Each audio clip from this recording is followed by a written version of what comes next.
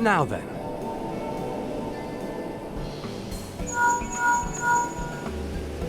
Tis I. The situation may be more complicated than we anticipated.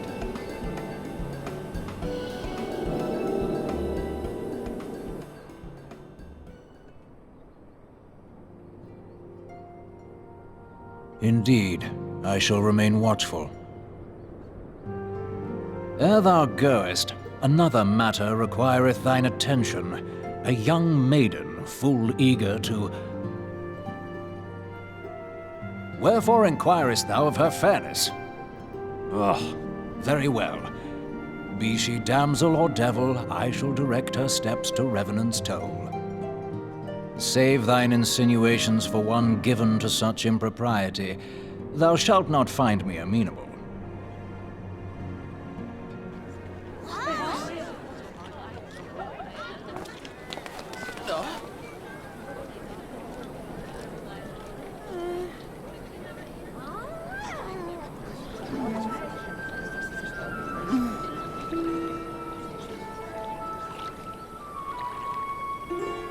Far across the sea from the land of Domar have we traveled.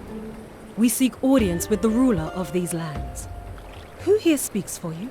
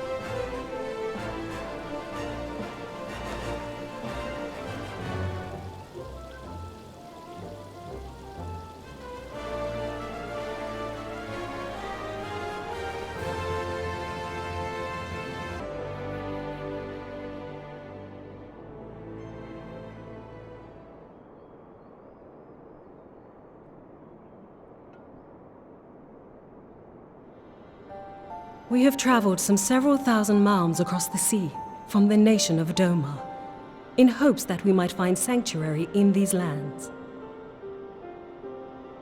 Sanctuary, Lady Yugiri?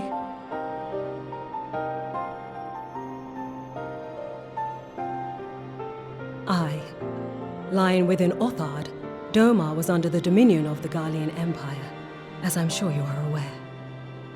When the War of Succession broke out in Garlemald, we espied an opportunity to free ourselves from the yoke of imperial oppression and took up arms. Only to be crushed. And so I gathered what few Domans escaped the reckoning and guided them hither to your shores. A war of succession? Then the Emperor... Forgive me. You said that Doma was under Imperial rule, did you not?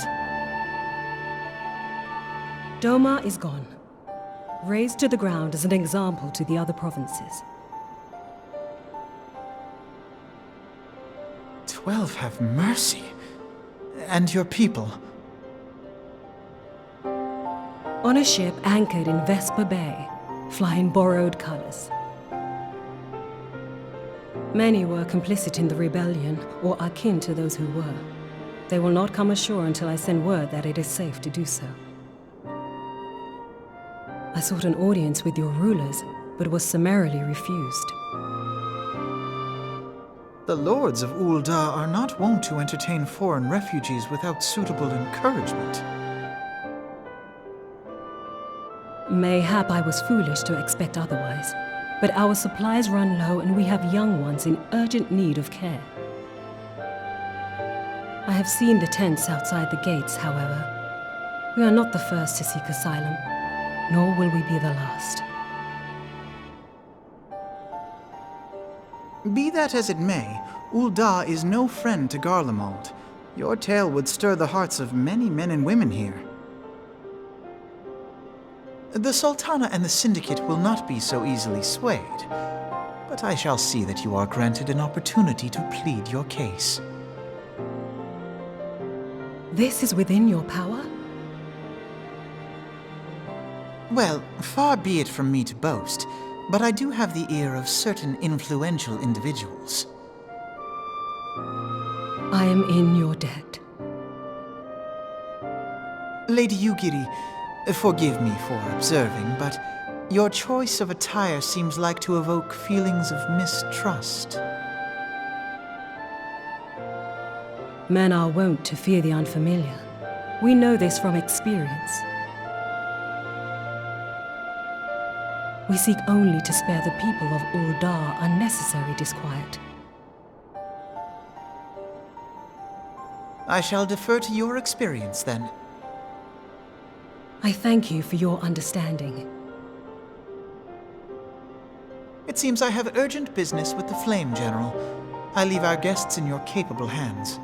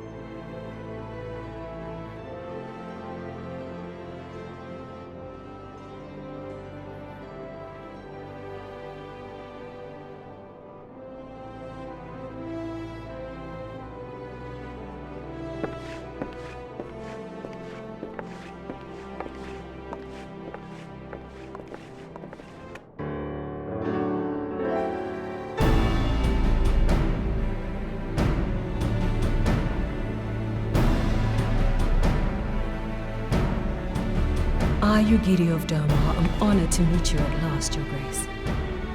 To mark this auspicious occasion, I should like to present to you the finest treasures our humble nation has to offer. Alas, the circumstances which have brought me here today have divested me of both time and dignity. I come before you as a pauper in direst need of aid, to request that you grant my people asylum. I, Nanamo, 17th in the line of Ul, welcome you to our city. Be at ease, Lady Yugiri. Although I myself have heard the tale of your misfortune, I would ask that you recount it once more for the benefit of the others here present. As you wish, Your Grace. For many years, my nation, Doma, suffered under the yoke of imperial rule, and my people yearned to be free. Thus, when a war of succession broke out in Garlemald, we sought to take advantage of the chaos and reclaim our liberty. Alas, our enemy proved less preoccupied than we had hoped, and our rebellion was put down in the most brutal fashion. Those who survived, how many do they number? More than 200 souls huddle within the cramped confines of our own galleon's hold. Yet this figure accounts for but one of a number of ships which escaped the purge. It is my hope that you will allow us all to dwell within your walls. Should that prove unfeasible, however, I humbly ask that you accept as many of my people as your resources allow. Pray understand, we do not beg a boon, but propose instead an arrangement. We would serve as soldiers or tradesmen until our debt is repaid. What are the Syndicate's opinions on this matter? I, for one, think it's a marvelous idea. Lady Yugiri and her people strike me as an industrious lot, and there are parts of the city which have yet to be fully restored. If they are willing to work, I see no reason not to let them. The head of the Mirage Trust is not known for his generosity. He sees profit in this. I agree.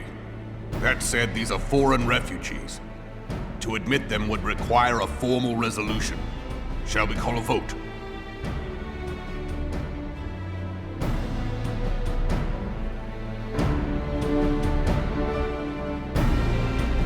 The law is the law.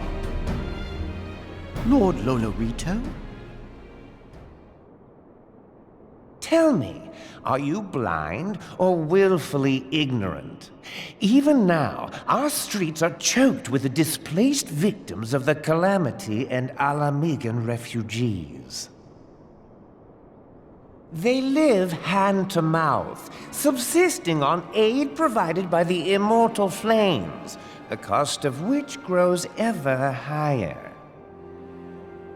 The wealth of Ul'dah is not without limits, my friends. And need I remind you that these refugees are prone to violence and criminal activity? You have all read the reports, I think. Without homes or employment, it is only a matter of time before men grow desperate and take that which they imagine has been unjustly denied them. Yet, knowing this, you would have us swell their ranks. Mayhap you think the brass blades and the flames are not hard-pressed enough? Some say the chairman of the East Aldenard Trading Company passes Gil thrice daily. This may explain how he came to be the wealthiest man in Ul'dah. Or it may simply be that he's ruthless beyond reckoning. Surely the Sultanate can support the few hundred domins Lady Yugiri represents. That our resources have been taxed, I do not deny. But we are hardly in danger of financial collapse. I move that an exception be made. An exception, Your Grace? I am suddenly reminded of a similar debate some years ago regarding a number of Alamigan refugees, if memory serves. What were your words that day? Yes. The law is the law. And so our visitors remained in Little Alamigo.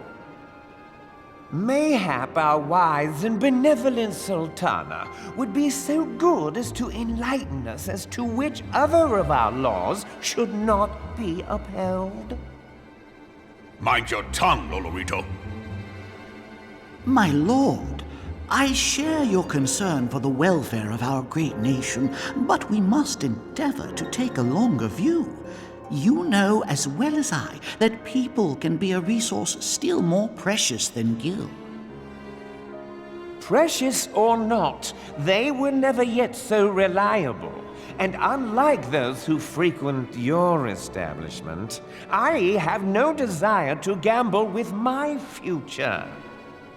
Uldar's greatest asset is, and has ever been, her material wealth. We risk this at our peril.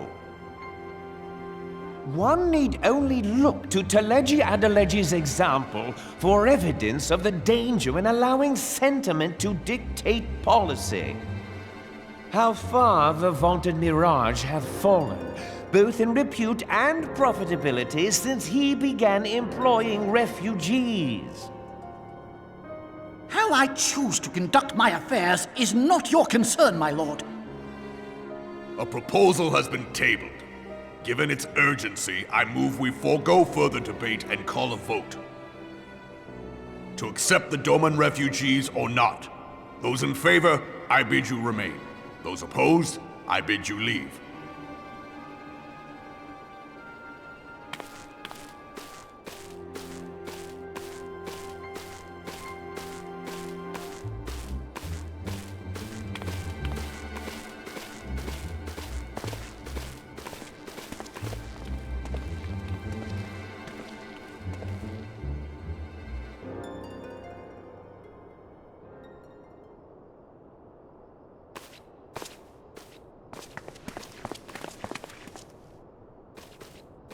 Would that it were within my power to welcome you and your people, Lady Yugiri.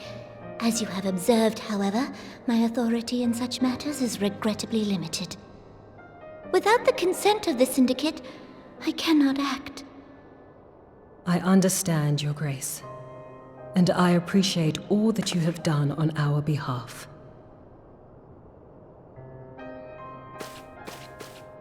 The nerve of the man! If that bastard had not forsaken the eastern trade route, Little Alamigo would now be thriving. Oh, that you should have traveled so far under such dire circumstances, only to be refused in this manner is utterly unconscionable. Pray, accept my sincerest apologies.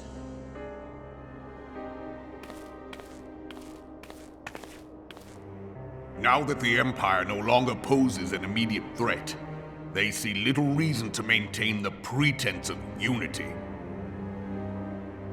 The monetarists have grown especially defiant of late. Lord Lolorito most of all. But this is neither the time nor place for that discussion.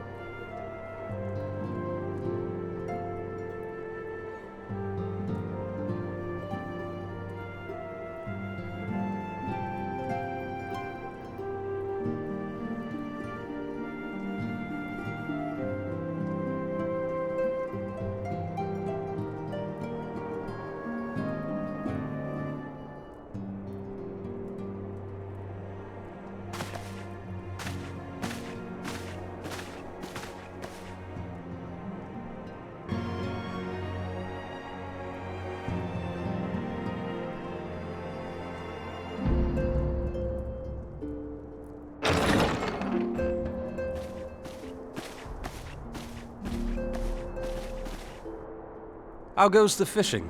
Caught anything slippery? Aye. Our suspicions were well founded.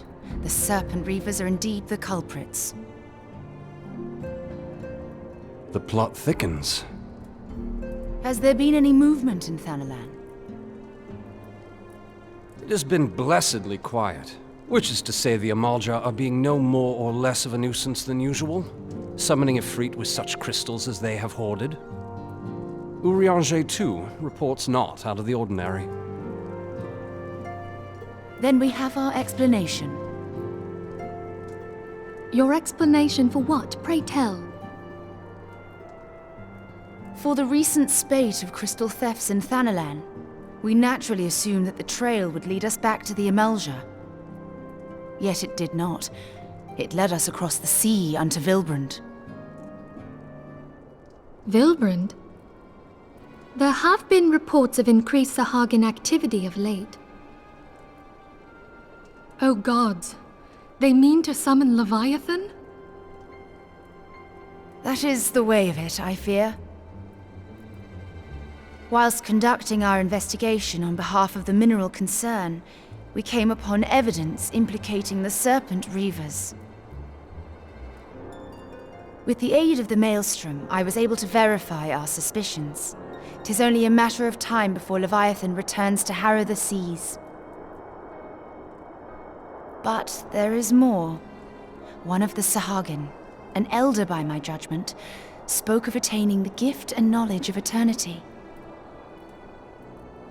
Ugh.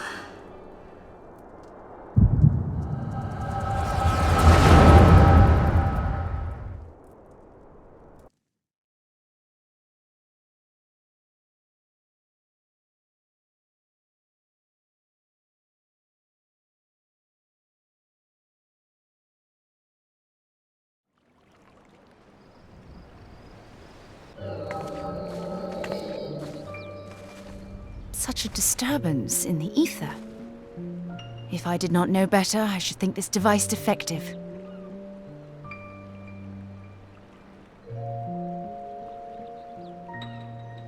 And there is the explanation.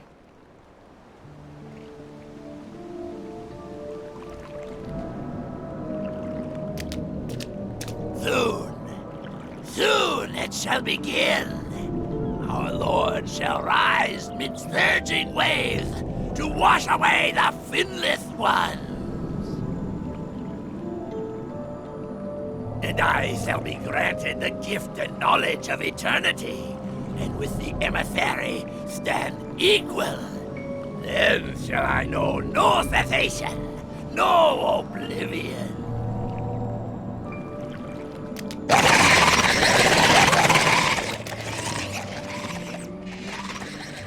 Whence comes this promise of immortality? The emissary? We have outstayed our welcome.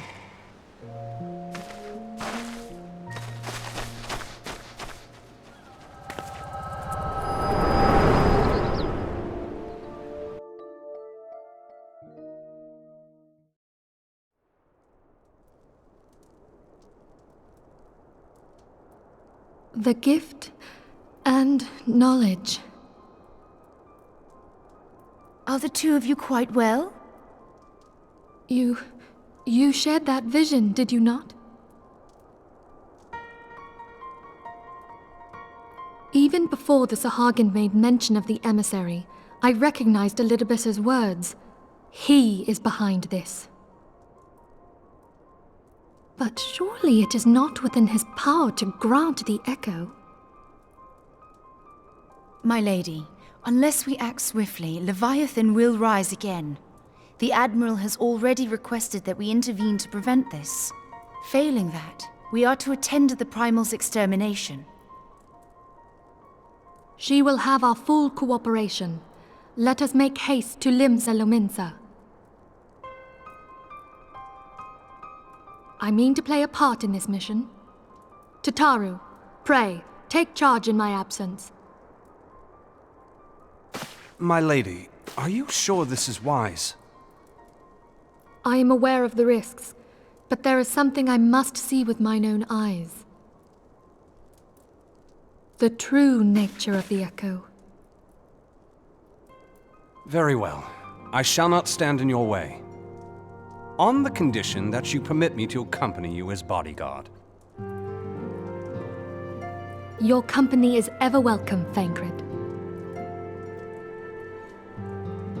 I take it something ill is afoot. Aye, a primal is about to be loosed upon Eorzea. A primal? A godlike being whose very existence is a bane upon the land. We scions of the Seventh Dawn are sworn to put an end to their kind.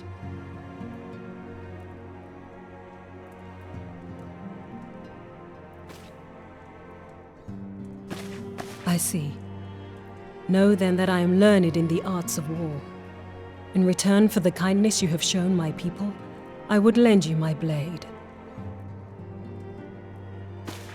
It would be most welcome. When contending with a primal, one can never have too many able allies. If you crave a more intimate understanding of the problems facing Eorzea, this experience is like to provide it. Be sure to come well prepared.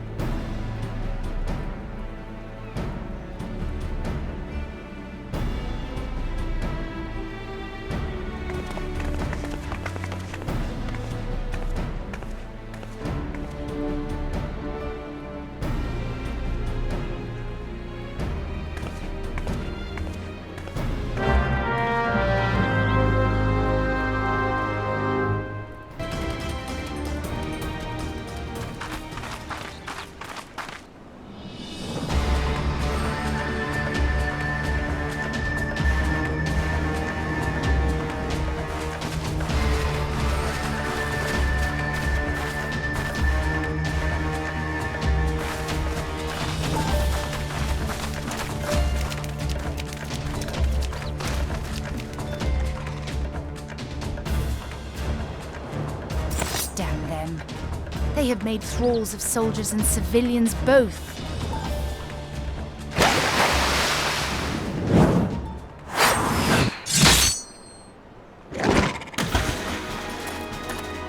Did I miss much?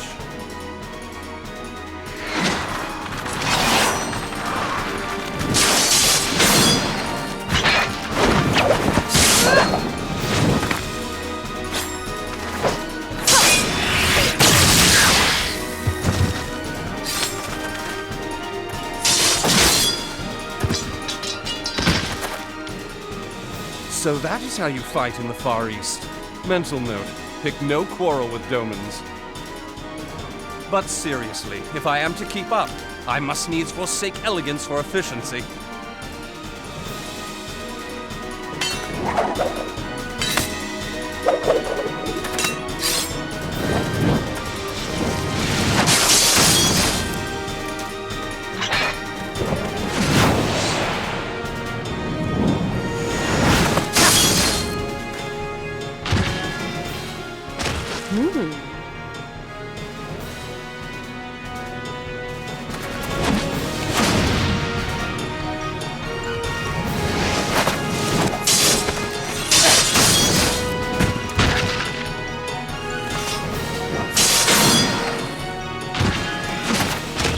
To the Aetheryte!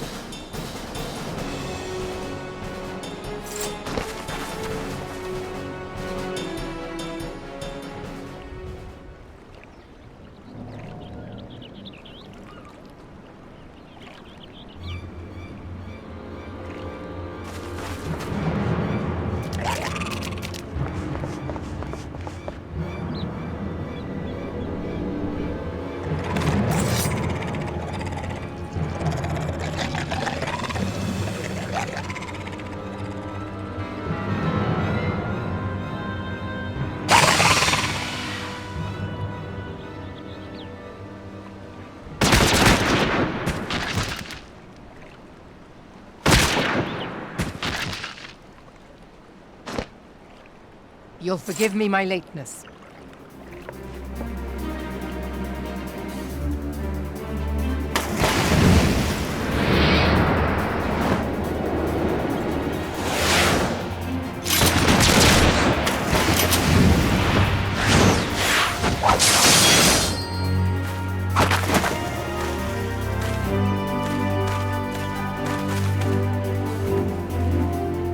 I've been something of a liability of late, I know.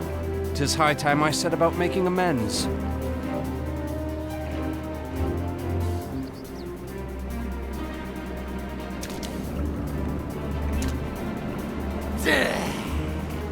Long have you shriveled Zorwalkers tormented our kind. But no more! Your time is at an end! You shall perish with salt in your wounds and sea in your lungs.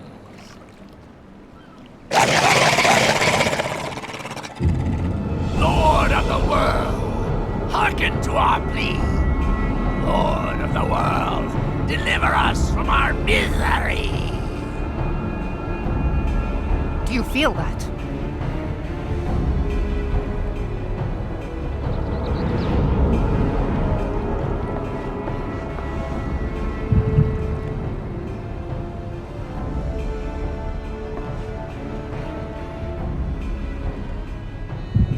I know this sensation. It's the echo. What?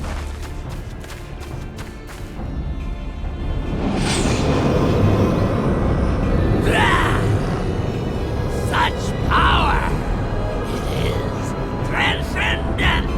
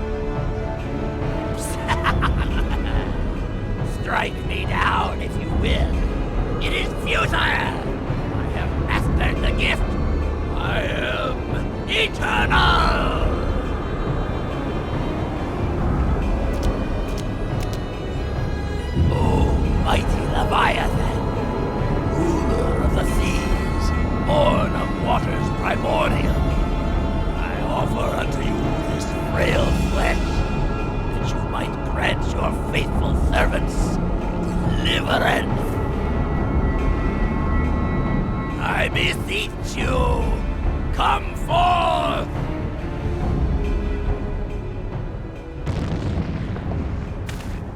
Die, damn you!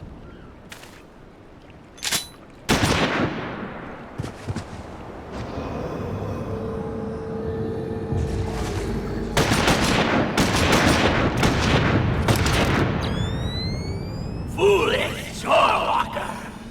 You cannot kill that which is eternal!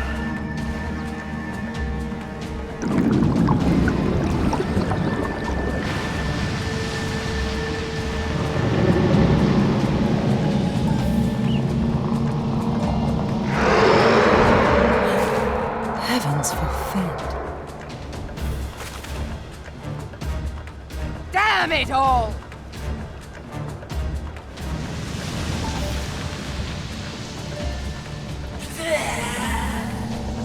My being am the way. But it should by right be infinite. Am I not immortal? Curse you, emissary! You promised me everlasting.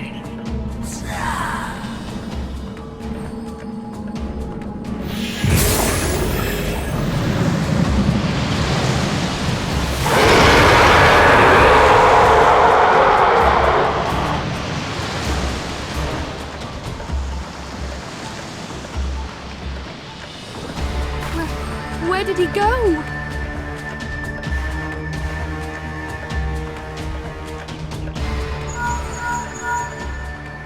What say you? Nary a single ship? Hells take that sea demon! Gather the survivors and get to shore. Leave the wrecks for the pirates.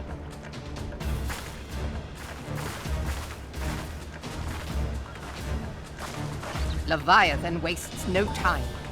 The diversionary squadron is lost. For a mercy, 'twould seem the Primal now makes for open sea. But why does he not press his advantage? Unless... God save us. He means to unleash a tidal wave.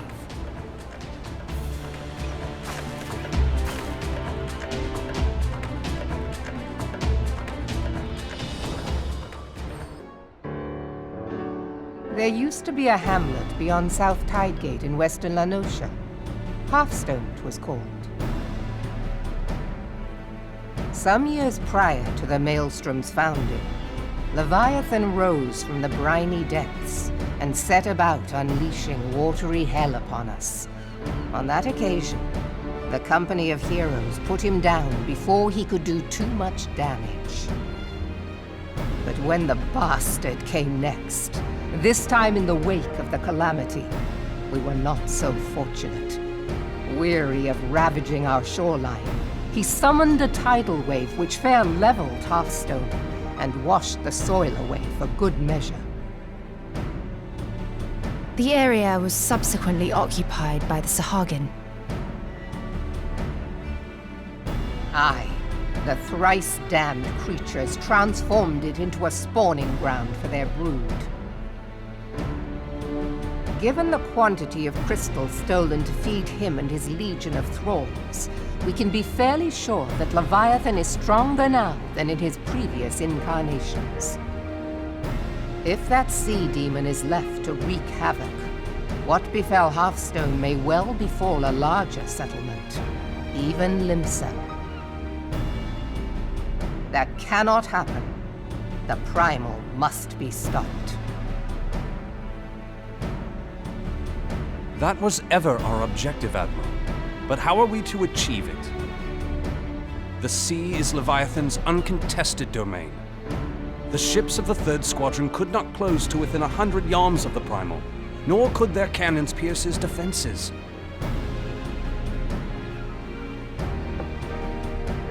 I have read the reports, Master Thancred.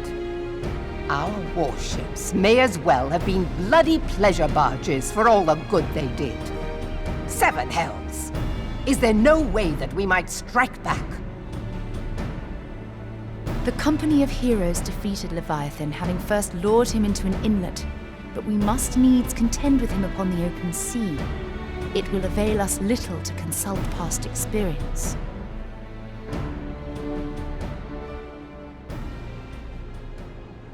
Admiral, if I may. Speak freely, Marshal. By all accounts, Leviathan's most formidable weapon is the very sea itself. Waves and whirlpools, tides and currents, all these things are his to command. The key to victory, I believe, lies in disarming our foe. This, in effect, is what the company of heroes achieved with their ruse. We cannot lure Leviathan from the sea a second time. But what if we could weaken his hold upon the element of water? I have heard of devices capable of such wonders. They draw upon the power of corrupted crystals, I am told. If mounted upon a ship, such a device might be used to prevent Leviathan from bringing the full force of the sea to bear against us, rendering him no more dangerous than any other sea serpent. Of course! Sid built a similar device to grant the Enterprise safe passage through Garuda's Tempest, did he not? Begging your pardon, my lady, but to give credit where it's due, this is something I heard from an old arcanist friend of mine. It makes little difference who thought of it first, so long as it works. Beg the specifications of this device from your friend, and I shall pass them on to our people at Naldic and Vermelis. But before we proceed any further, I would voice one concern. Piercing Garuda's defenses is one thing. Suppressing Leviathan's attacks, quite another. In matters of science, I am as a babbling babe, but I cannot well imagine that such a feat would be possible without a veritable mountain of corrupted crystals. The question being, do we have a ship big enough to bear such a burden? Mayhap not, Admiral, but two might. Recall you the tale of Mistbeard's greatest haul? It is said that he lashed two ships together, side by side, the better to bear his plunder. By your leave, we might attempt to repeat the trick. The gods know it would be quicker than building a new vessel. Mistbeard did this. Truly, Marshal, upon the subject of the Pirate King, you are as a scholar. Now, from what I have gleaned of these matters, the device will need to be in close and constant proximity to the target. To wit, we must lash our twin vessel to Leviathan. This in itself will be no small feat. Ramming speed will be required, but given the weight of the cargo, that will only be attainable with the aid of a towing vessel.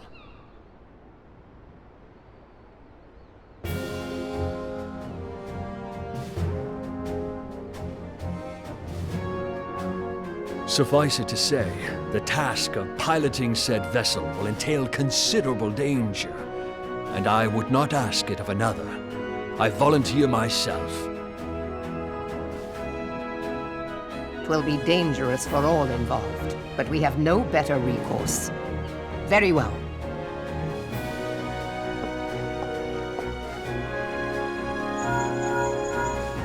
Commodore, assemble the remnants of the fleet at Morabee Bay. Give priority to our soundest vessels. The repairs can wait.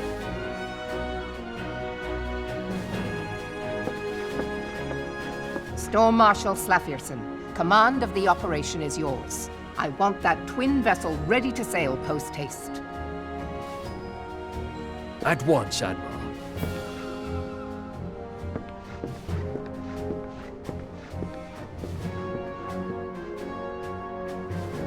And then there is the small matter of slaying the beast. The fate of Limsa Lominsa rests upon your shoulders once again. Go well, warrior of light.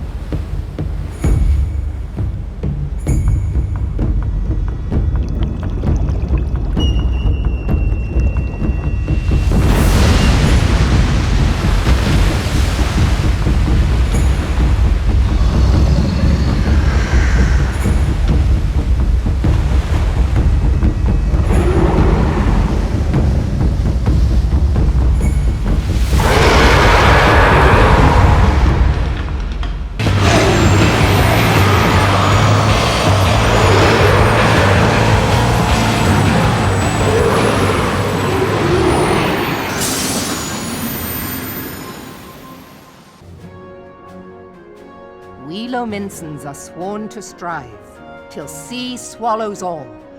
And swallow all it would have had Leviathan prevailed. That we still strive now, we owe in no small part to you. Not for the first time, you have delivered Limsa Lominsa from the wrath of a primal.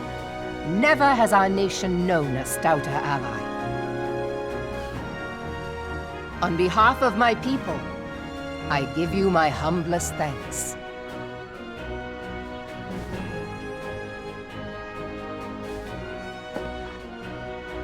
'Tis meet that I give thanks to old Mistbeard, too, for his fine solution.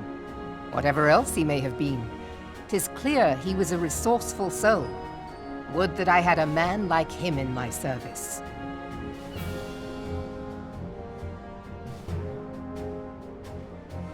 Before I set foot in these lands, I had no inkling that the people of Eorzea contended with such mighty foes. Suffice it to say, their existence came as something of a shock, as did the idea that they could be defeated. This experience has served to remind me of the vastness of the world and the boundless potential of man. Though I am but a refugee in this realm, I would fain be of use to you in your fight. Know that I am tutored in one of the foremost combat arts of the Far East. It may seem outlandish to the Eorzean eye, but should any of your people care to learn, I would be pleased to initiate them. And I will see to it that they are grateful. I have no doubt that your knowledge and skills will serve us well. Besides, your art is not so outlandish as you think. Would you not agree, Master Thancred? Naught escapes your searching eye, Admiral. Few are privy to this information, but Limsa Lominsa is home to a certain secret fraternity. Its members are trained in a form of combat not unlike your own. By my judgment, it should not be beyond such individuals to adapt to the techniques I witnessed you employing with such admirable deftness. I am heartened to hear this. I too noted a kinship between your style and mine own, though it seemed to me that you fought differently in the beginning. I suppose I did. What can I say? I'm a man of many talents. Though you may labor to believe it, Thancred was once something of a scoundrel who fraternized with the criminal class in these parts. Yestola! You jest, of course. But for a chance encounter with Alphino's grandsire, he might never have left Limsa Lominsa, or received an education in Sharlayan, or taken up his post in Uldar, which is where he trained in the blade, lest you wonder.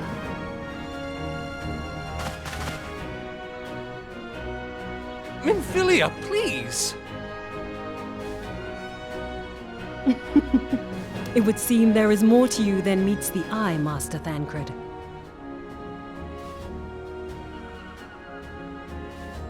Lady Yugiri, I am told that you and yours came to Eorzea seeking permanent resettlement, and that many domins have since been engaged as frontier hands at Revenant's Toll.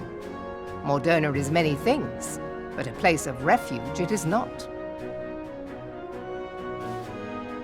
Know that I would like nothing better than to furnish your people with a new home here on Lominsan soil. Alas, racked by instability as we are, our nation is in no fit state to take you in. Yet I'll not have it said that we turned a blind eye to your suffering. Until such time as we can do more, I pledge to send provisions. We are in your debt, Admiral.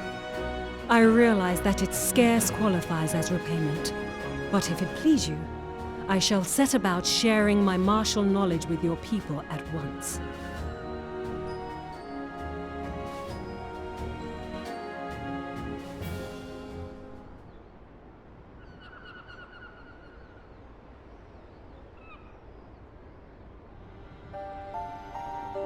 You wished a word in private.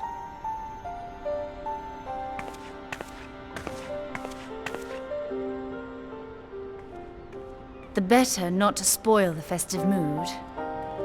History repeats itself, Admiral.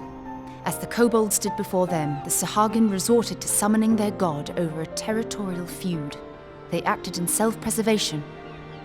It may be that the Sahagin initiated this particular clash, but how it begins does not interest me so much as how it ends.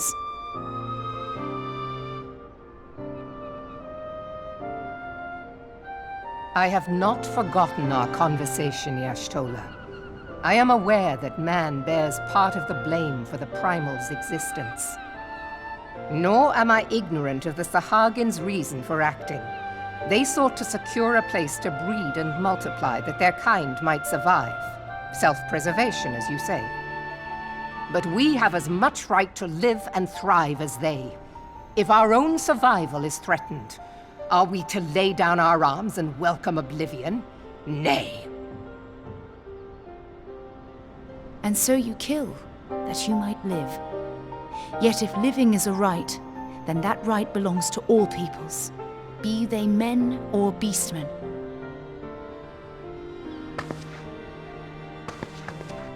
I'll not deny your reasoning. But when a storm gathers, it falls to me to see my people safely through it. That is my duty, and I shall do it.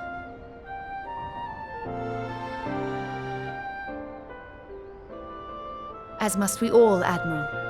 Stay the course, then, but know that it will lead to no good end.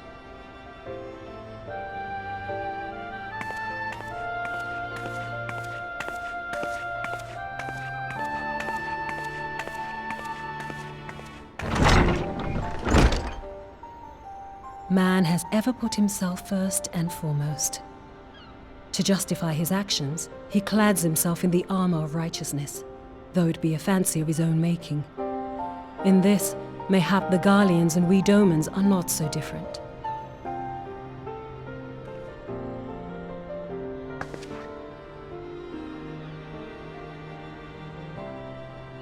Eorzea has become as a raging sea. If we are to keep our heads above the waves, we cannot scruple to drown the man next to us. When hopes of coexistence founder, strength must determine who has the greater right to live.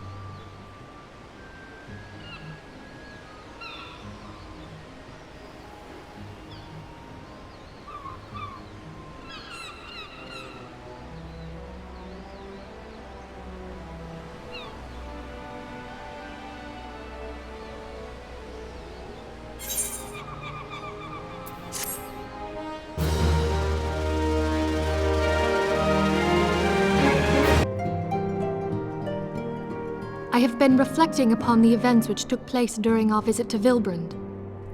If you have a moment, I would share my conclusions with you. Please, bear with me. When the Sahagin Elder summoned Leviathan, he employed the power we have come to know as the Echo. Though I cannot well explain the how of it, it would seem he became immortal in so doing. When the Admiral subsequently slew him, his spirit emerged from his lifeless flesh, a consciousness shorn of physical form. Thus transfigured, he took up residence in the body of his minion with the ease of a man donning a favorite glove. Long have I known that the Echo allows one to pass through the walls of a man's soul. But never did I imagine that it could free us from our own flesh, nor less that our souls could then occupy the next corporeal vessel to take our fancy. It was of this that Elidibus spoke, an existence which knows neither cessation nor oblivion. And yet, though the Sahagin had mastered his gift and thereby become immortal, he was by no means invulnerable. As we both bore witness, he was ultimately absorbed into Leviathan. And the import of this observation? If the Ascians' mode of existence is indeed the same, it can be inferred that they too are not invulnerable, that they can be destroyed. There exists a legend which tells of souls who are reborn upon the cusp of each umbral calamity, that they might stay the encroaching darkness. To most, it is but a fairy tale, yet recent events have given me cause to wonder, could the legend in fact refer to the Echo? Much and more yet remains unknown, but I am confident that all will become clear in time. For the present, however, what matters is that the key to defeating the Ascians may at last be within sight. With Urianger's aid, it is my hope that I shall fathom this matter ere long.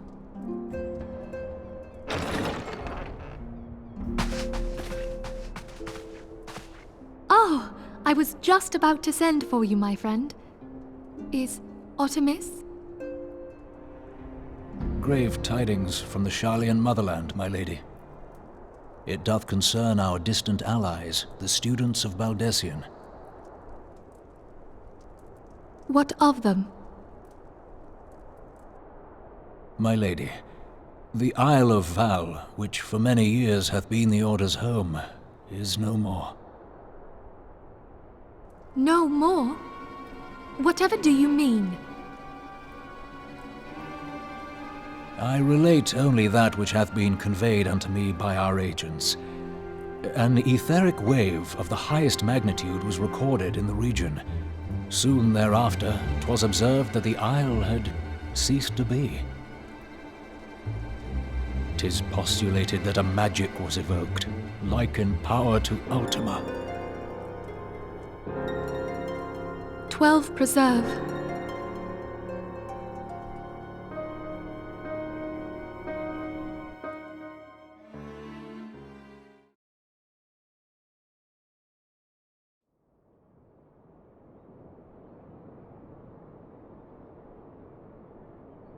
If there are no other matters, I move that today's meeting be adjourned.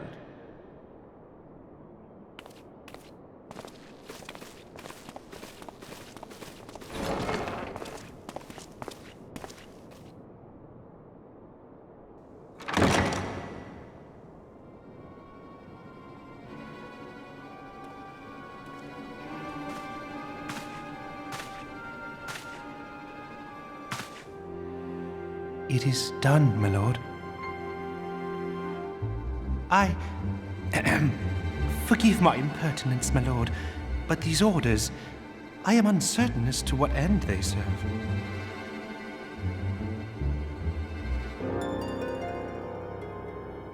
Revolution.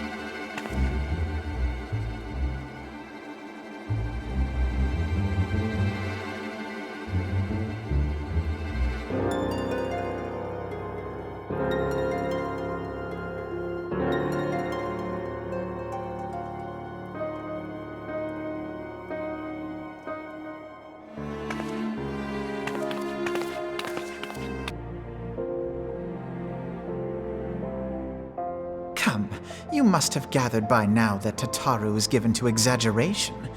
As you can see, I am quite well. Ul'dah, on the other hand, is not. This riot was anything but an isolated incident. There is a restlessness in the air. Tensions long simmering are at last threatening to boil over.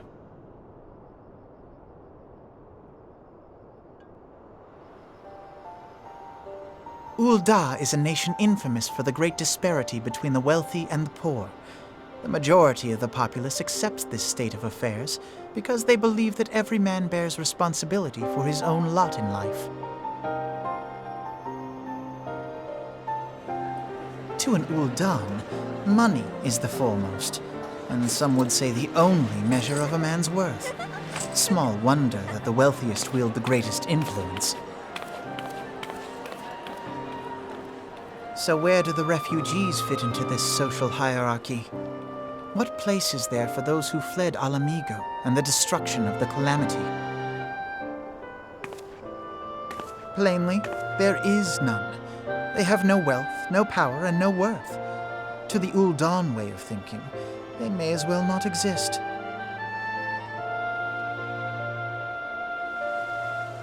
Choosing to ignore their existence, however, is patently not an option. General Rauban and the Sultana understand this, which is why they ordered the Immortal Flames to provide the refugees aid and succor. Yet none would dispute that the expenses incurred by this policy grow by the day, with no end in sight.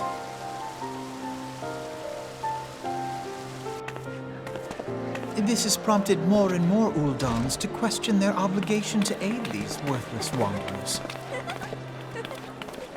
while more and more refugees have come to resent their treatment at the hands of the sneering citizenry.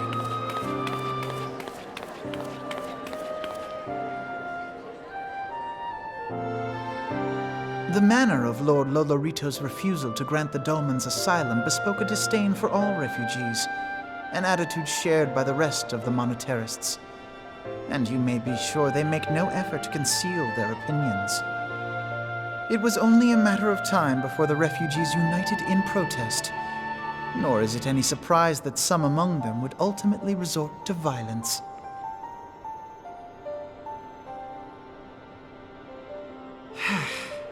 That the Immortal Flames should choose this of all occasions to engage in joint training exercises with the other Grand Companies.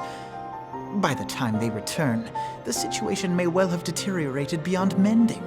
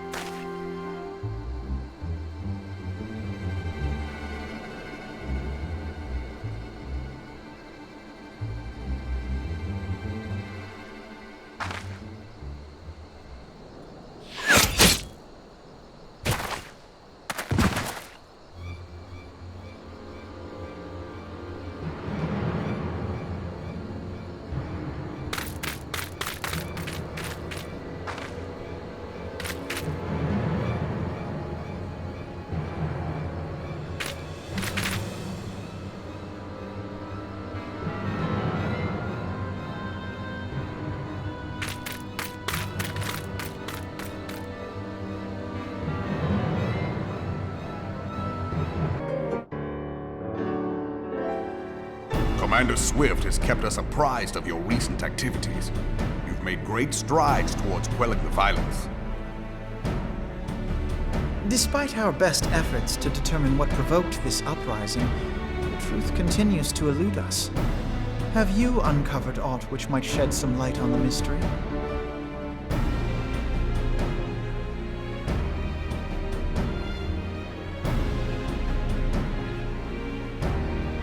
This information does not leave this room. The Syndicate's decision to reject the Doman refugees' appeal for asylum had lasting repercussions. A number of those displaced by the calamity claimed it was proof of a policy of discrimination. Together with a group of Alamegan refugees, they organized a series of demonstrations to protest against the Sultanate. Demonstrations which became heated, but did not descend into violence. Until a certain incident served as a call to arms. A unit of brass blades sent to supervise a demonstration loosed arrows upon unarmed protesters. It was this atrocity which prompted the refugees to take up arms. I need not tell you what followed. We assumed at first that the attack was born of a miscommunication. When emotions run high, they happen. But suspicions were raised regarding the unit's commanding officer, whom I ordered interrogated. Sure enough, our fears were soon confirmed. The dog confessed that a merchant had offered him coin to give the order. A merchant in the employ of Teleji Adeleji. Teleji Adeleji? But he spoke in favor of the Doman's cause, and has ever seemed sympathetic towards the refugees' plight. Why would he do such a thing? Know you of the Cartano Reclamation Bill? It is a proposal to annex the Cartano Flats so that refugees may establish permanent settlements. When last I looked, that was disputed territory. Aye. Some might even call it a battlefield.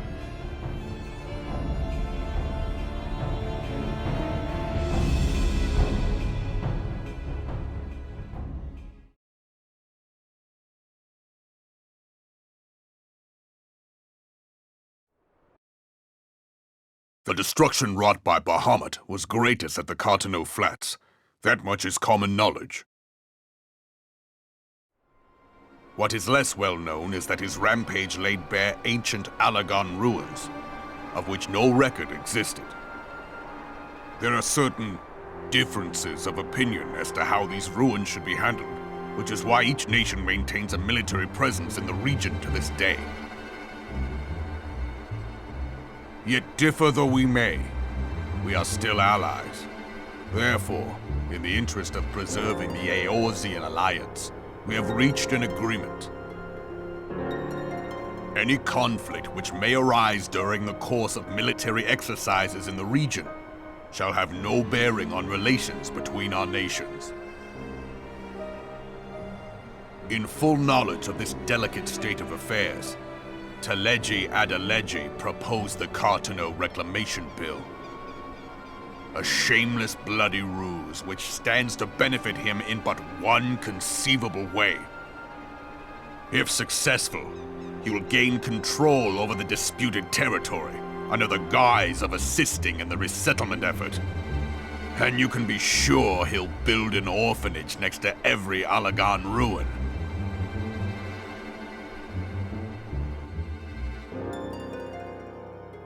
The man would threaten the unity of the Eorzean alliance and risk countless lives for personal gain. He walks a path all his own, independent of any faction and beholden to none of his fellows on the Syndicate. By inciting the less fortunate to violence, he hopes to convince others that the Cartano Reclamation Bill is the only viable solution. His sympathy for the plight of the Domans was not but posturing to gain credibility with the refugees. Of that there can be no doubt.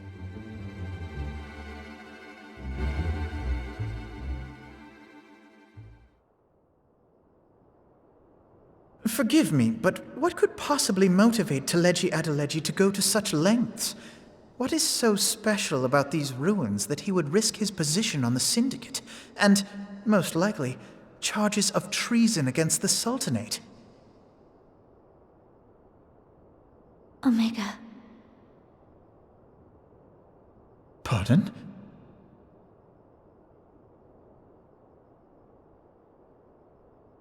An Allagan monstrosity, not unlike the Ultima weapon. Mayhap larger, we know not. It has yet to be fully excavated. Allagan inscriptions indicate that it was created to fell Bahamut himself. If accurate, it might explain why Nail Van Darnus chose to bring the Red Moon down upon the Cotonou Flats.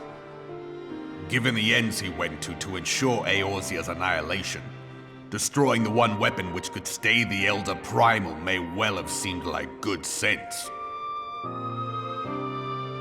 When first I bore witness to the power of the Ultima weapon, I doubted the evidence of my senses. And now you tell me there is another such weapon, one which could contend with Bahamut. Bahamut! Aye, we were skeptical ourselves. Truth be told, until the Ultima weapon's existence came to light, we thought the inscription had been mistranslated. At present, Omega is more akin to a fossil than a tool of war, having long since ceased to function. As such, its true potential cannot accurately be gauged. However, if someone were to restore it, as the Garleans did the Ultima weapon, I have little doubt that he would wield untold power. Power enough to subjugate Uldar like as not, and the rest of Eorzea besides, which is doubtless why Teleji Adeleji yearns to have it. That he should aspire to world domination. He who has ever walked 2 paces behind Lord Lolorito in matters of commerce. 'Tis in acknowledgement of his own limitations that he seeks this power. Woe betide us all should we allow him to have it.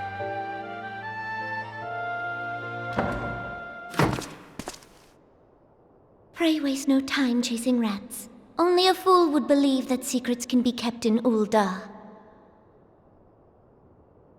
It would seem the implications of the Sultanate's refugee problem are rather more far-reaching than we assumed.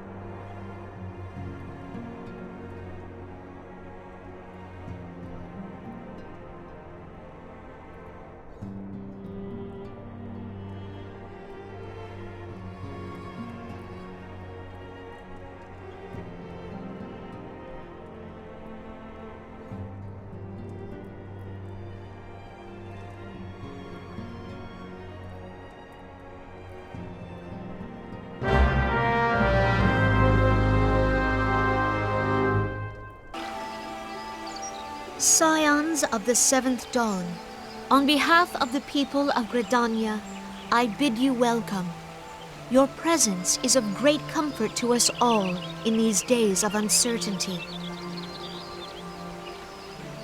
I summoned you here to share tidings of a most urgent nature. But a short while ago, the great elemental spoke, and his voice was clarion in its intensity. Ramuh is returned unto the forest. Scarce had his words ceased to echo in mine ears when we were visited by an emissary from Little Solace.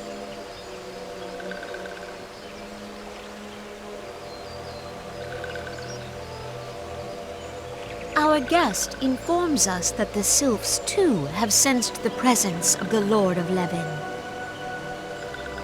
Though his exact whereabouts remain unknown, we may safely assume that the primal was summoned within the heart of the Sylphlands.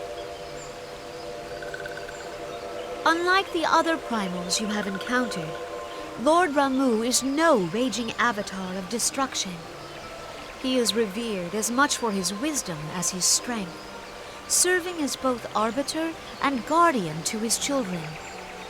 Given that we and the Sylphs found a way to share the Twelveswood, it is my hope that this sagely immortal will be amenable to reason, and that conflict may be avoided.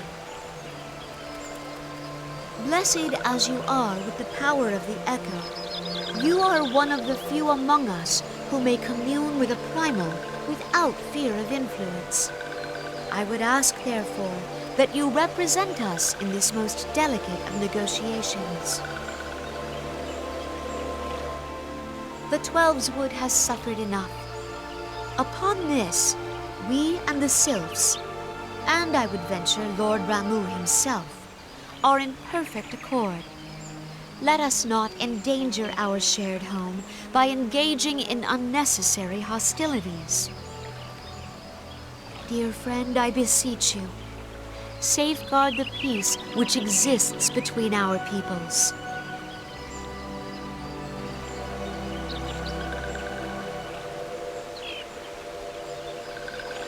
You have my thanks.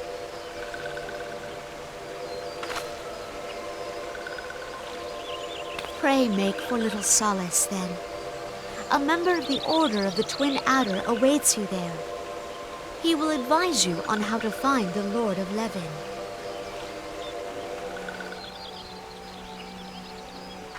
An ill wind blows through the forest. Yet, it is not only the Twelveswood that flinches at its coming. All the lands of Eorzea shiver in dread anticipation. Have care.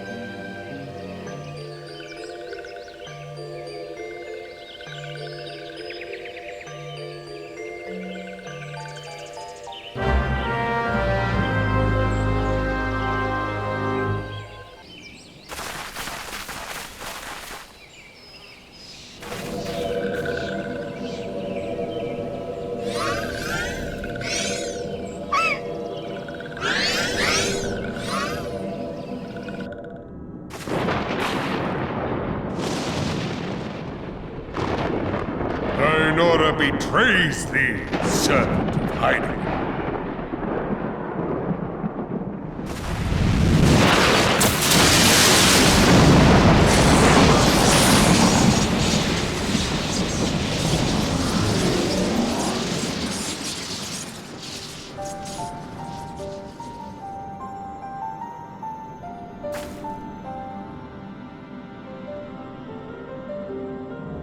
Thou art the bringer of light, bane of Ifrit, Titan, Garuda, and Leviathan. am Ramu, guardian of the children of the forest. Thou tramplest upon sacred soil, bringer of light. By what right doth man intrude in this sanctuary of the sylphs?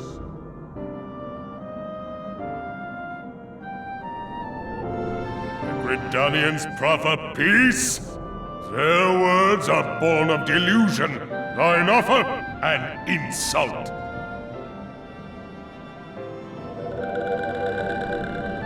Thou speakest of harmony, yet carest naught for my children's desires. They did but wish to dwell beneath these boughs in solitude.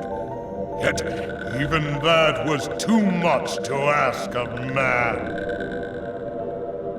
Thus did they turn to me for succor. The sentence I pronounce upon thy kind is just. Gridanian or Garlean, it matters not. The good intent of one excuseth not the misdeeds of the other. Thy conflicts have brought naught but anguish and misery unto the forest. All blame doth lie with the darkness that resideth in the breast of man.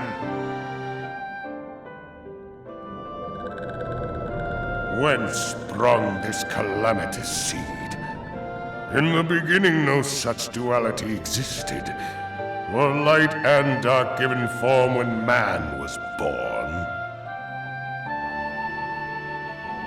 It would explain much, not least why strife and sorrow follow ever in thy wake. Thou canst not deny the urgings of thine own nature. Knowing that thy mere presence here portendeth tragedy, wilt thou persist in this pretense of peacemaking?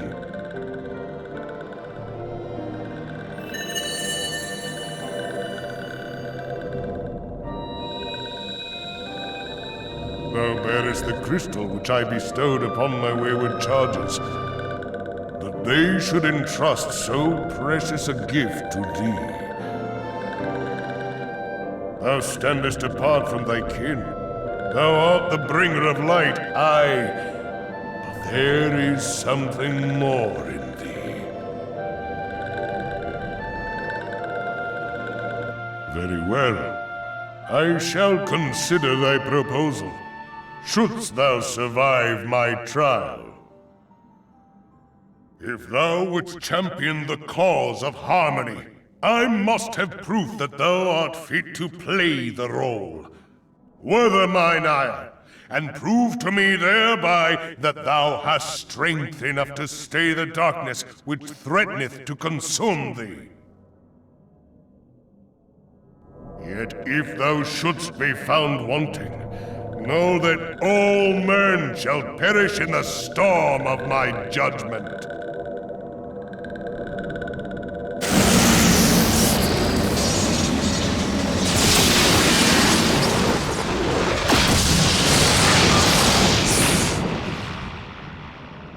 Come to me, bringer of light. I shall await thee on the field of battle.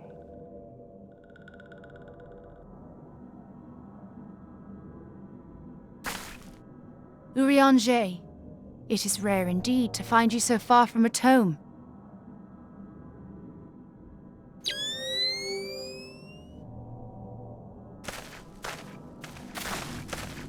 The Lord of Levin himself. Never till this day had I looked upon his visage, save in painted renderings made faint by time. Ever shall this scene remain etched in my mind's eye. Beg pardon, my lady.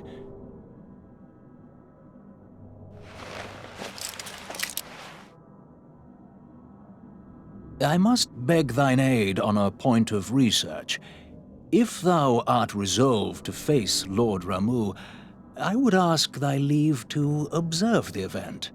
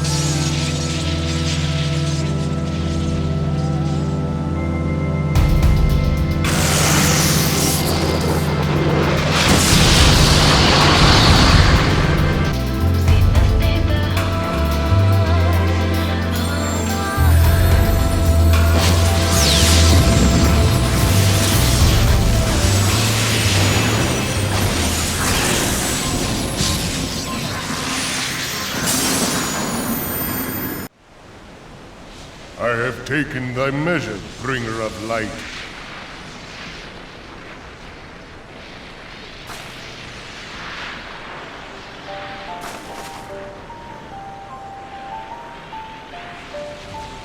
And I judge thee a worthy champion. The task of excising the sin that hath taken root in man's heart is thine. Shrink not from employing thy strength in service to the forest and the wider realm beyond. Like hungering shadows do the enemies of harmony gather, and meekness will but feed them. If man is to be delivered from the dark, it shall be by thy guiding light alone. Stray not from the path, for if thou dost, thy people shall be truly lost.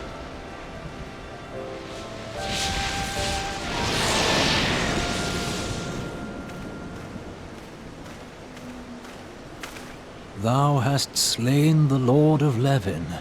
A regrettable act, but a necessary one.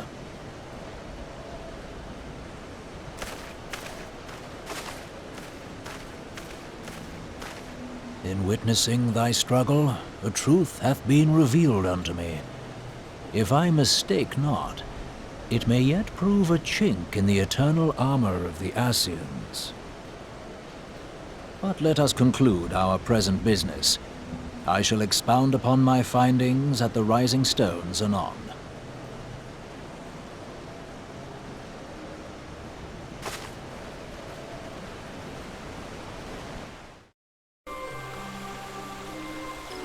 You are returned to us, dear friend, and none the worse for bearing the heavy burden which I did press upon you.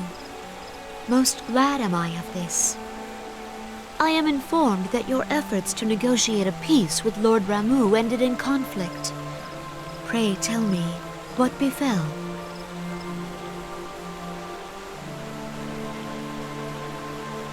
Ramu made trial of you? I fear there is truth to his claim. It is the darkness within us that attracts the darkness without.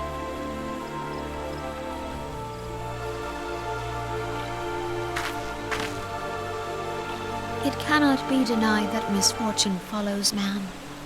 For evidence, one need only look to the conflict brewing in Cartano, or to the rising flood of refugees. Our shared struggle against the Empire should have served to seal our union. Yet the ties which bind the alliance strain under the weight of gross self-interest. As the scars of the calamity begin to fade, so too does our sense of common purpose. Yet now is scarce the time to forget our shared responsibility. If this new-sprung realm is to survive beyond its infancy, it must needs be nurtured by all. Eorzea must be as one. Yet I fear that dream is still far off.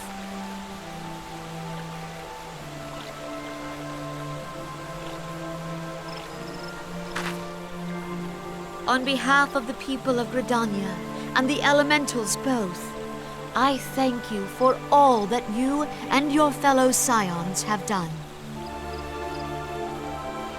Full oft have I been compelled to look to you for aid of late, and offered all too little in return.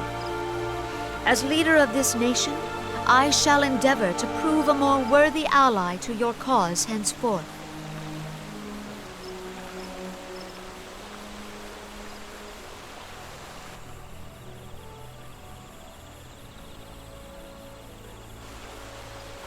Lord Ramu has departed, yet the keening of this ill wind grows no less insistent. Voices of the forest, pray speak and I shall listen.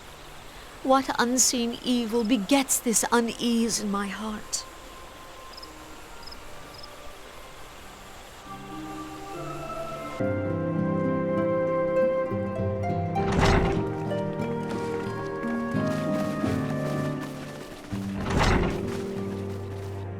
If everyone is ready, let us begin. Urianger, the floor is yours.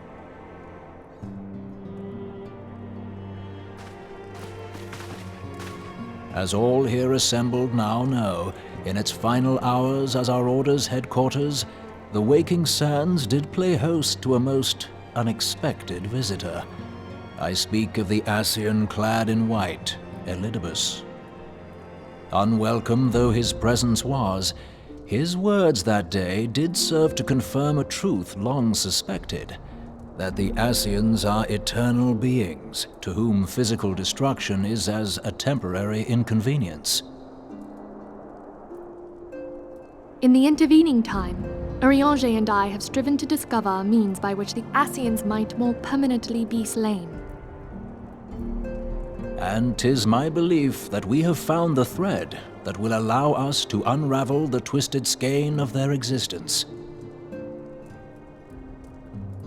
In the moments prior to Leviathan's most recent manifestation, the Sahagin elder who summoned him was observed to undergo some manner of ascension.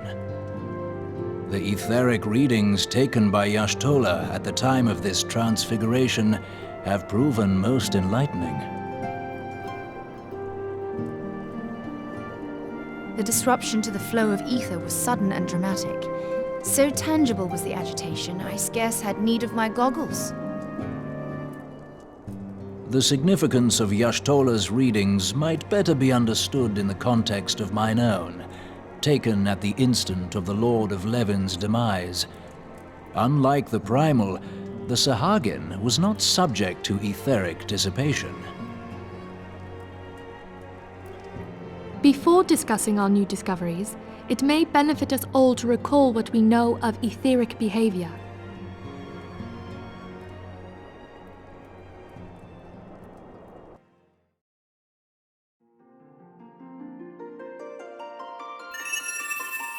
Let us begin at what some might call the end. When we who dwell in the material realm die, our spirits dissolve into the flow of ether and are returned to the ethereal realm. In turn, the restless energy which suffuses that plane streams back into our world, giving rise to new life. 'Tis as the heavens did decree, the way of all mortal souls. Twixt this world and the next do the ethereal currents swirl, bearing the very essence of life. Thus doth the cycle of birth, death, and rebirth continue unabated.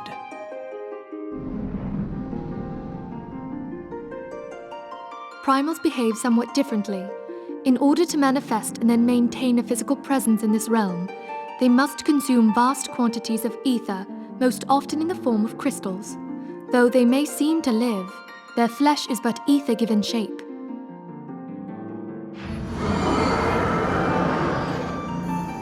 Thus, a defeated primal leaves behind no broken corpse.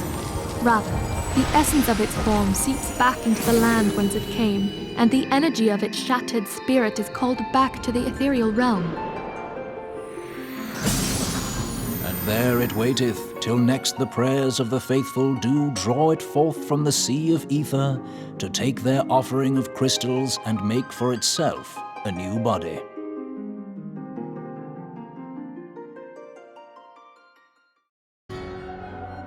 Which brings us on to the third group, the so-called immortals.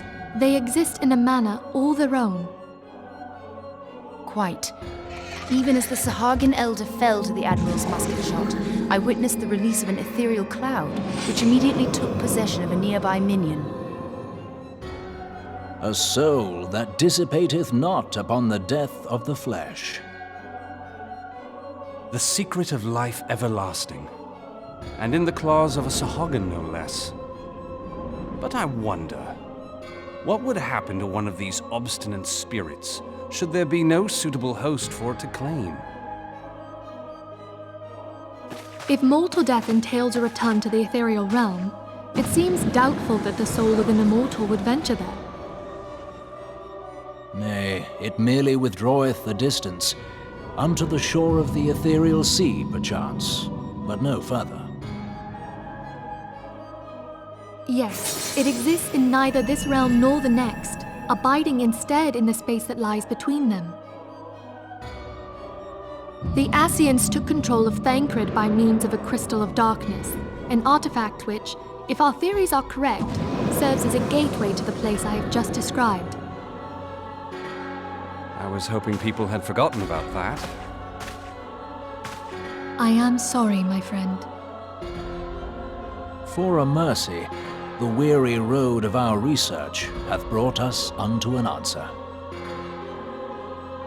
The Sahagin ascended to an immortal state, but he did not possess a crystal of darkness through which to flee this realm. Thus was he consumed by Leviathan. If we could entrap the spirits of defeated Ascians in like manner, and thereby deny them resurrection,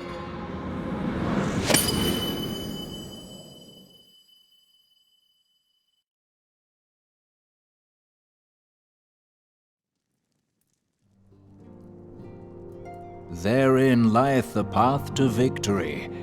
Thou art most perceptive, my lady. Only when we have trapped the bodiless soul within an ethereal prison can we hope to defeat its unnatural constancy. Thus might even an eternal paragon be consigned to oblivion. These feats are, of course, far easier said than done. At present, we lack a viable means to entrap and extinguish an Ascian soul. Yet, I believe it to be possible. The pieces of the puzzle lie before us. We have but to put them together.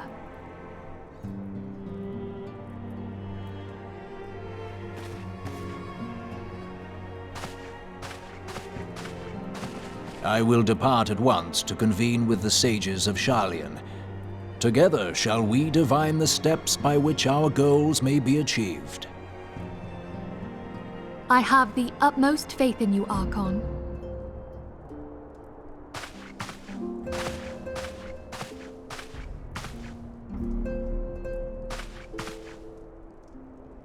Beg pardon, antecedent, but I would raise one final matter. Even now, a Sharlayan survey party seeketh to ascertain the fate of the students of Baldessian. Their findings shall soon be known to us. Though you harbor feelings of dread, I bid you surrender not to sorrow, but abide instead in hopeful prayer. I shall, Archon. Thank you.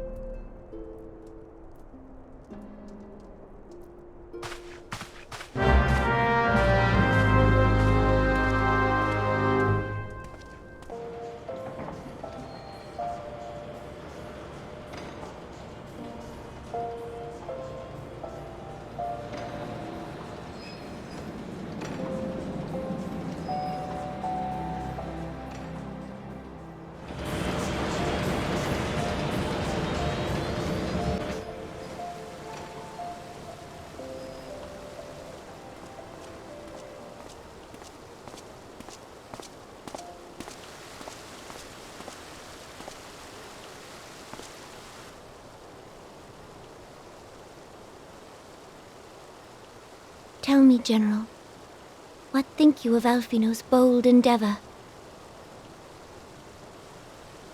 I think it is more than bold, Your Grace. His organization would pave the way for a united Eorzea. Well do I understand his impatience, since facing the common threat of the Ultima weapon, our nations have seemed farther apart, not closer together. Considering the many problems we face, should we not be glad that someone else is taking the initiative? We have all pledged our cooperation, yet the grumbling continues behind closed doors. Ul'dah is not alone in her duplicity. I myself have doubts as to the good this organization will achieve. With the inclusion of the finest soldiers of the 3 grand companies, it promises to be a fearsome military body. But whom will it serve? Even under the watchful gaze of the Scions, it is not unthinkable that such a force could perpetrate a great wrong. Does it not concern you that a significant proportion of its financial backing came from the coffers of the Syndicate? That those unprincipled worms might forge this extraordinary gathering of warriors into a private army? I have trust in the Scions, Your Grace. They have spared us no end of trouble at the hands of the Primals. If they seek reinforcements, I deem it unwise to deny them. As for their finances, full many gave generously. And though our nobles proffered a sizable sum, their coin did not spill from the pockets of Lolorito and his cronies. And what of the presence of our stalwart adventurer friend in this endeavor? I doubt the Warrior of Light would betray our cause.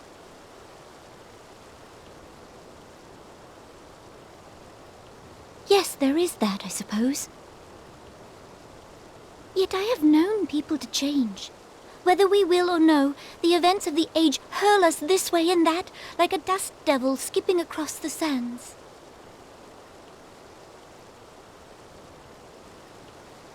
Cannot be done about Telechi? I have explored all avenues available to us, Your Grace. But as Ul'dah law now stands, we lack the evidence to convict him of any crime.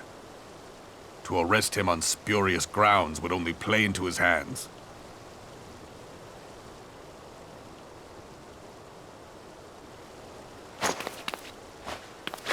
He has all but committed treason, and yet we can do nothing?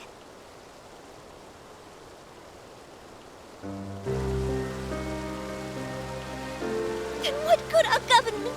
What worth the royal house? How deplorable this mockery of justice!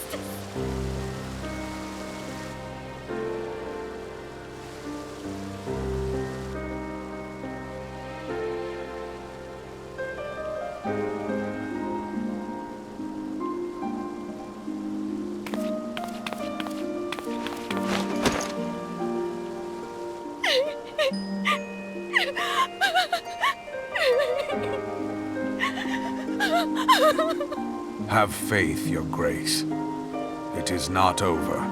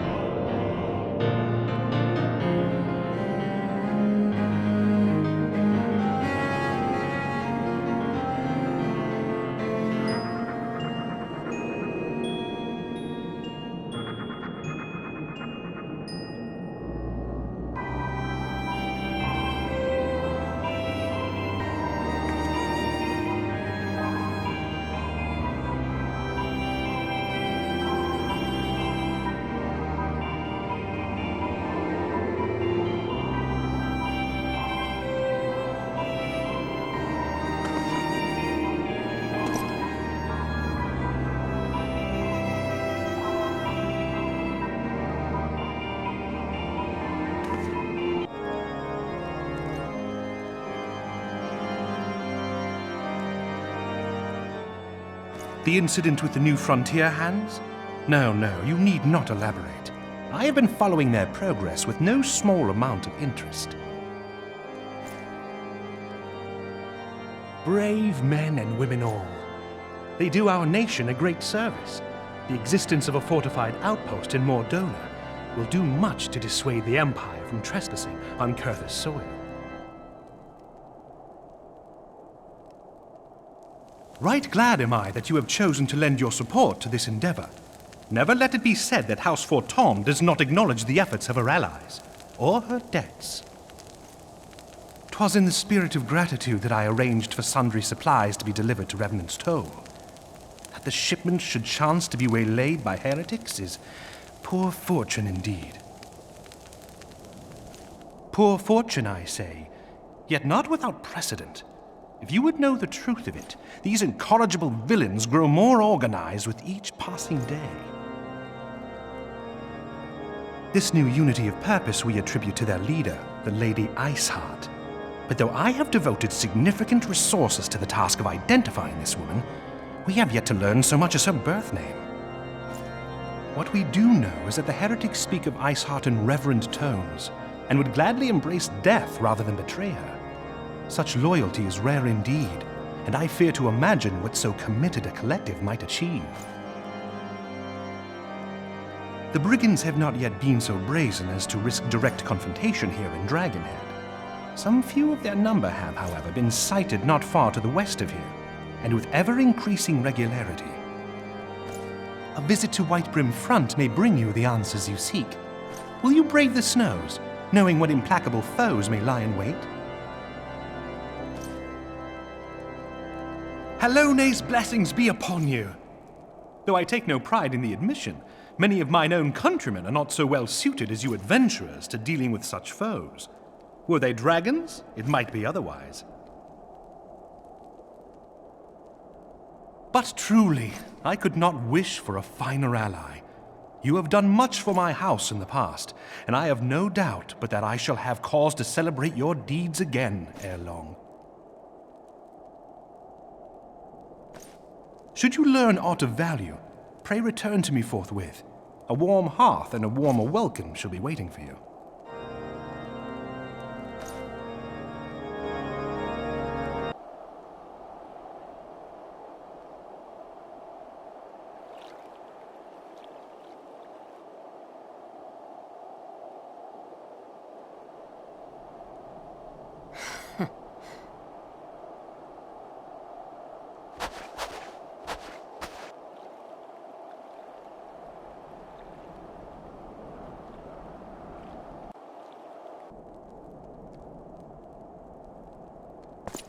Your return is most timely. Of their own accord, my thoughts had turned to your task and the progress thereof. I confess, my imaginings tended toward the grim and bloody.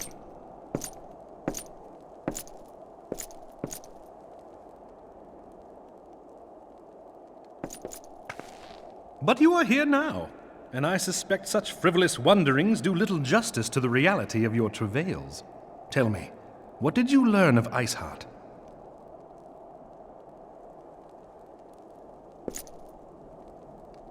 Indeed, and this transpired at Snowcloak? Of all the highlands, that towering wall has borne the worst of the region's brutal shift in climate. So inhospitable has Snowcloak become that we have still to survey the area in its entirety. Could its frozen heights conceal the heretics' hideaway? Mayhap a more robust reconnaissance effort is in order. Putting such considerations aside for the moment, we still know far too little of this Iceheart. That she is capable of commanding such a band of fanatics bespeaks natural authority, and no small measure of charisma. As much as I would like to fathom this mystery with you, the situation has grown beyond my personal purview. I am bound by duty to inform the Temple Knights and request that they bring this matter to its conclusion. Giving the glowing reports the new commander has garnered thus far, I am certain that they can be relied upon to take appropriate action. Though Iceheart's true identity yet eludes us, You have provided us with a point from which to begin. Sometimes it takes but a single stone to prompt an avalanche. On the matter of the stolen provisions, I have already made arrangements for a second shipment to be sent to Revenant's Toll. I could not well allow such an honorable venture to be undermined by one miserable setback.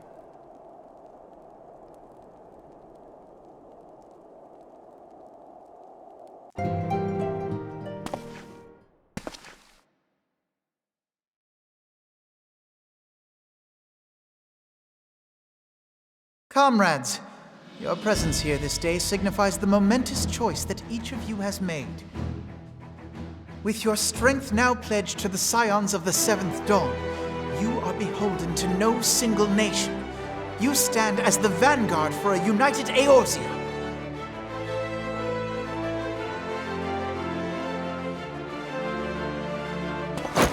From this moment forth, I declare you Crystal Braves. Let us mend this fractured realm and face our enemies as one.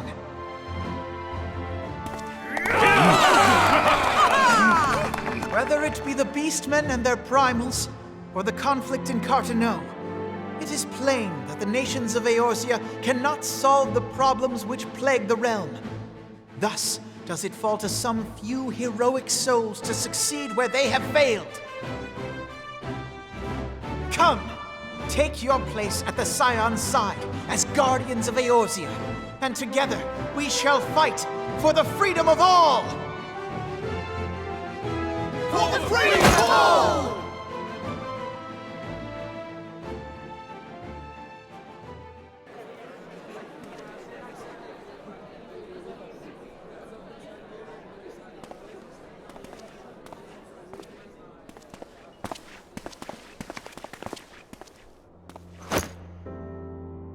A rousing speech, Alphino. Or should I say, Crystal Brave Commander Leveilleur? Please, Antecedent. The title is honorary. I shall not be leading the troops into battle, as it were. We are of the same purpose. Let us join hands and do what must be done to save this land. The Scions stand ready.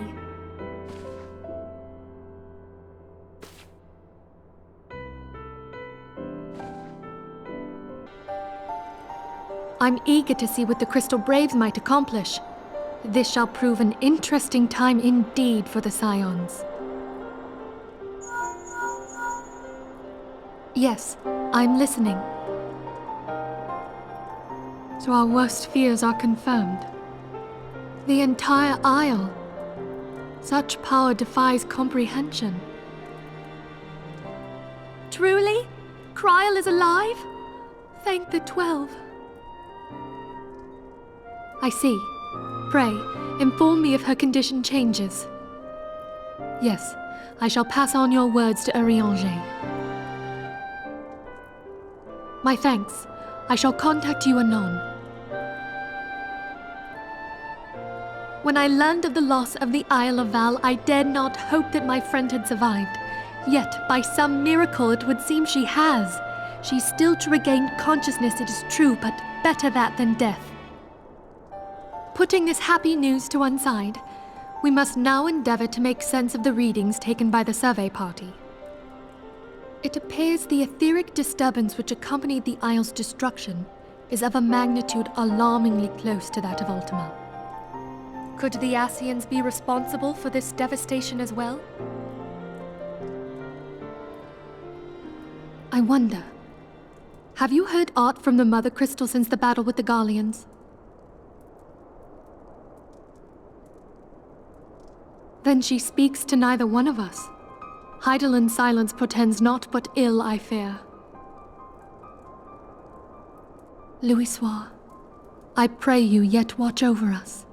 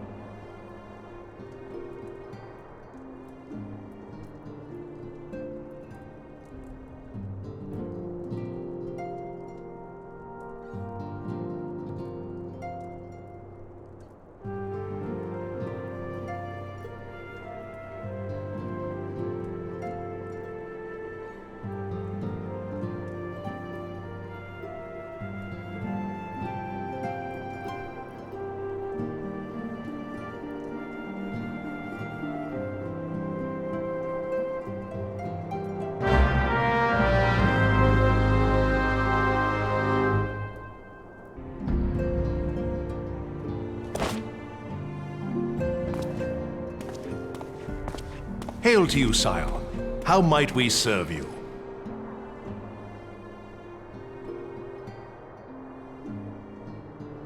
Commander Leveilleur bade you serve us? These are welcome tidings indeed. Given the sensitive nature of the task, I could not rely on one of my own.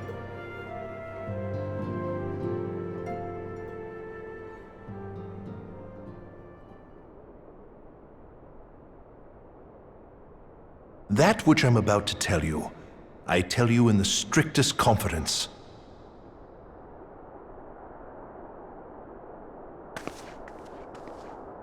Some days ago, we received certain documents from an anonymous source. They notified us of the presence of a Garlean agent within the ranks of one of the grand companies. Following some discreet inquiries, we identified a suspect among the Immortal Flames, whom we detained for questioning. Alas, the man was not our agent. He was but one of many men in the agent's employ.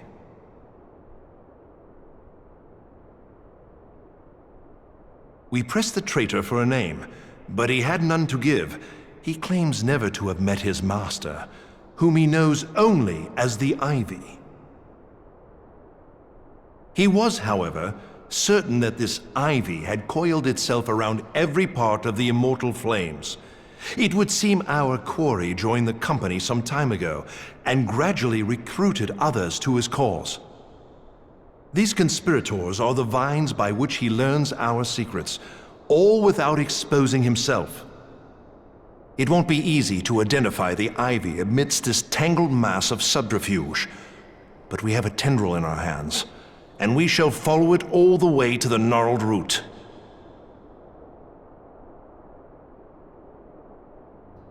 Now, much as I would prefer to proceed with due discretion, circumstances demand that this matter be settled post-haste.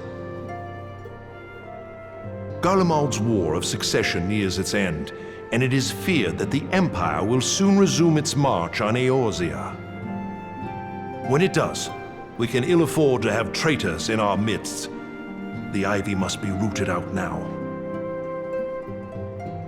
We must begin by apprising General Roban of our findings. I would ask that you accompany me to the Hall of Flames and remain on hand to see that things go smoothly. Assuming the Ivy's tendrils are as widespread as we believe, he will be aware that an investigation is underway, and if that is the case, he may well move against us. We must be prepared for anything, while taking care not to betray our purposes by seeming prepared. A simple enough task for a one-woman army like you.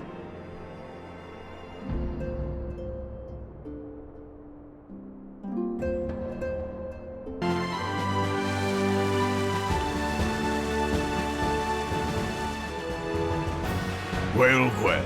What brings you here, my friend?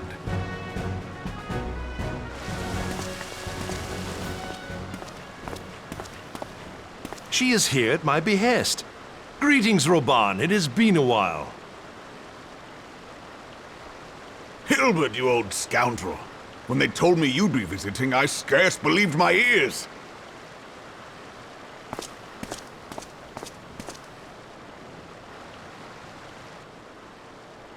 But look at you! The honored captain of the Crystal Bloody Braves. Who'd have imagined, eh? Not many, but fewer still would have imagined your destiny lay in politics, old friend. Aye. We've both come far, have we not?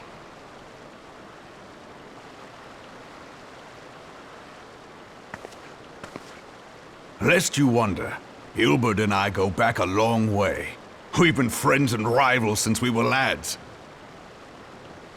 The last time we saw each other, Alamigo had just fallen, so you can guess how many summers it's been. And in all that time, not a word from the fool.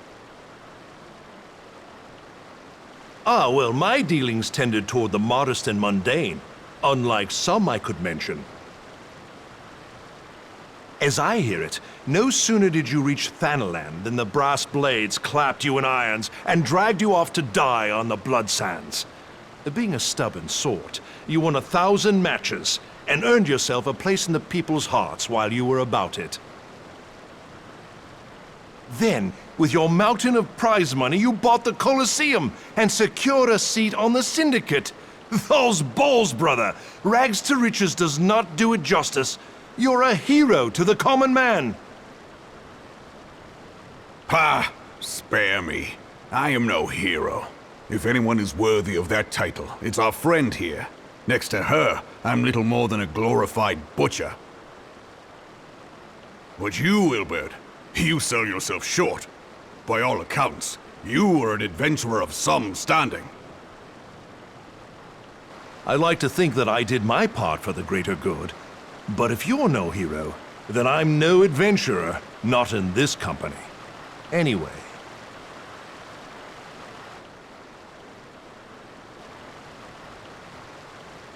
I have tidings. So there has been progress. I've let it be known that this meeting is a reunion between old friends. None will give your visit a second thought. To convene elsewhere would only attract attention. Let us speak here, in plain view of all.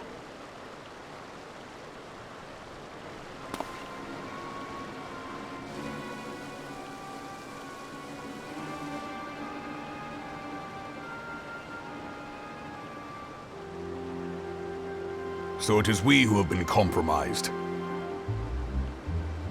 Teleji Adeleji's machinations have shaken Ul'dah to her foundations. In such uncertain times, a man's loyalty may be bought for a fistful of gil. But if this snake has truly been in our midst for as long as you say, we must needs consider a far graver possibility. Conspiracy. Could it be that the Monetarists have been in league with the Empire from the first? Very well. I will have my most trusted men investigate the matter. Continue your inquiries in the meantime. It does me well to see you again, old friend. When next we meet, let it be over a flagon of ale. I look forward to it. Let us reminisce of bygone days, and drink to the future of our homeland.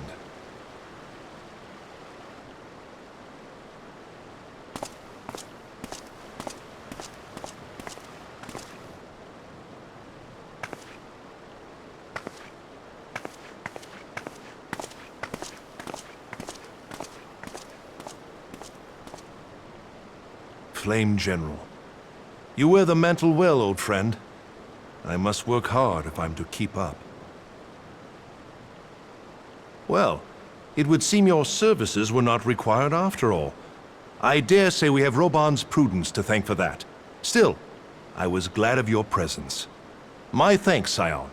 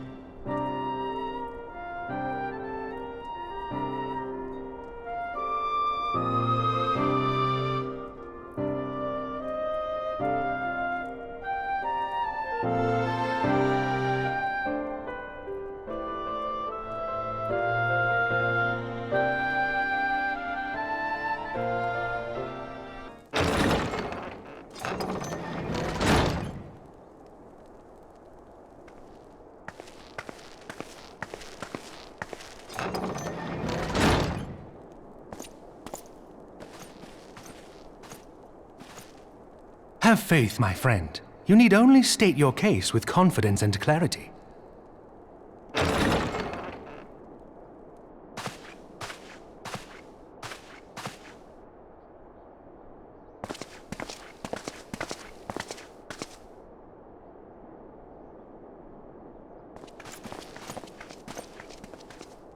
Commander Leveilleur, it is both an honor and a pleasure to meet you.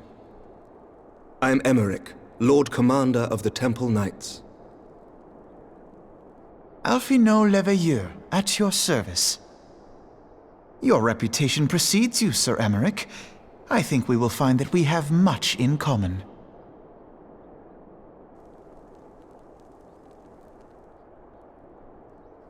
Speaking of reputations, yours towers over us all.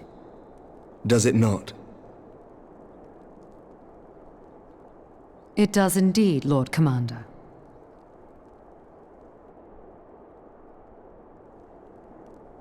I am not too proud to admit that I have followed your activities with an interest bordering on fascination. Full glad was I to learn that you would be joining us. Now then, shall we begin?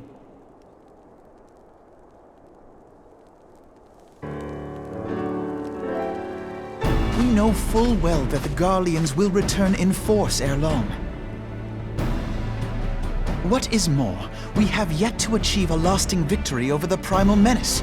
The beast tribes continue to summon their gods, and each incarnation is stronger than the last. Ishgard is not immune to these threats. I must reiterate that it would behoove your nation to rejoin the Eorzean Alliance. Once again, I must respectfully disagree.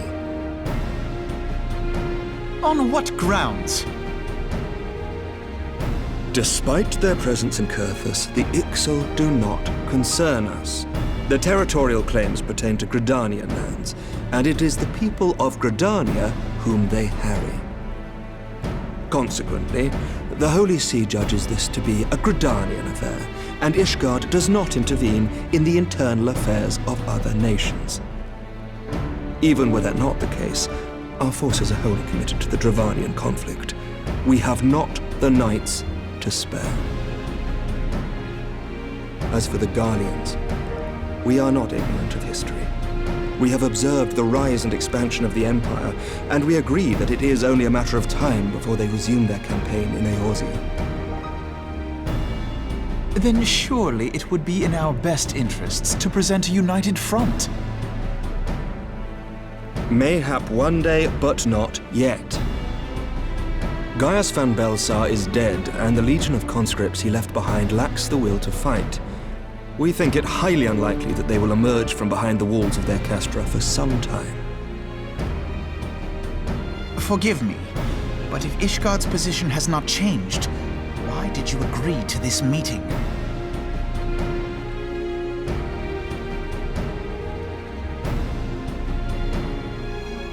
It was not only as a representative of Ishgard that I came here. Pardon? It is not within my power to change Ishgardian policy, regardless of my personal feelings. There is, however, one area in which I may exert a measure of influence. Concerns have been raised over the supplies House Fortin has offered to Revenant's Toll. These have led to calls for restrictions on the provision of aid to foreign powers.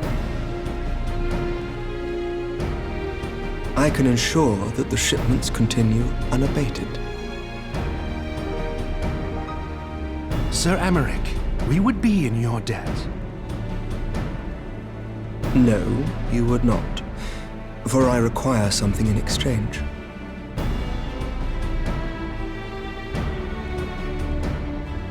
Of late, there has been a flurry of Dravanian activity, the purpose of which was not immediately clear.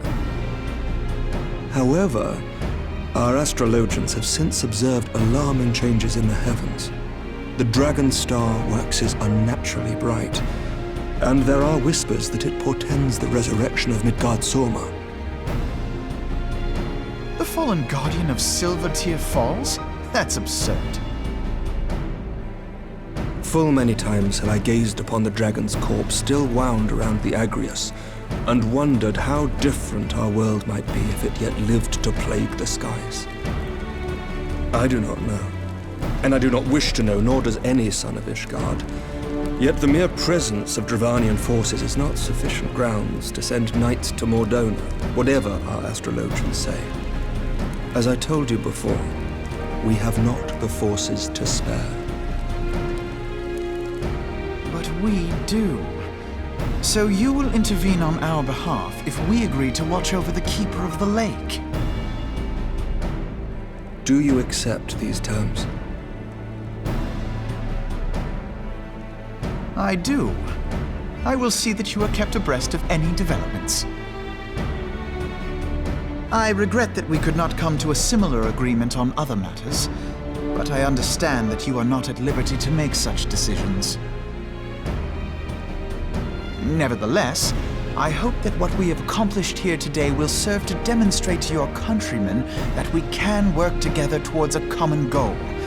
Mayhap one day we shall look back on this moment as the first step towards a united Eorzea. Mayhap we shall, Commander.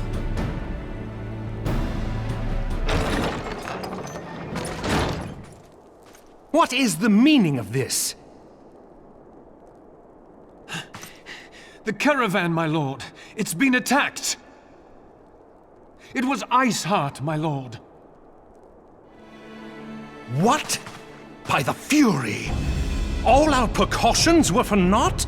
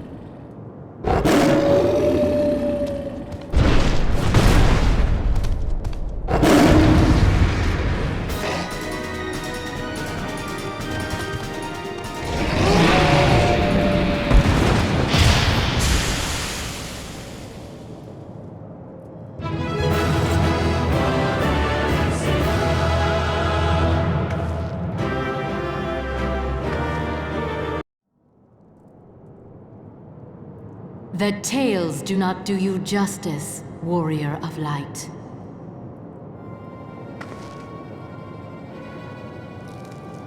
Yes, I know who you are, and you know who I am. I was given the name Izel, but I earned the name Iceheart.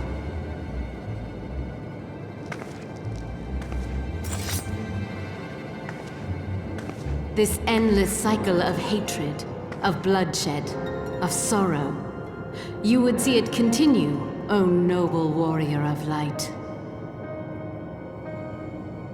I would not. I will not. I will bring an end to this war between dragon and man, no matter the cost. In time, you will come to understand that what we do for the greater good. For Eorzea, for Hydaelyn.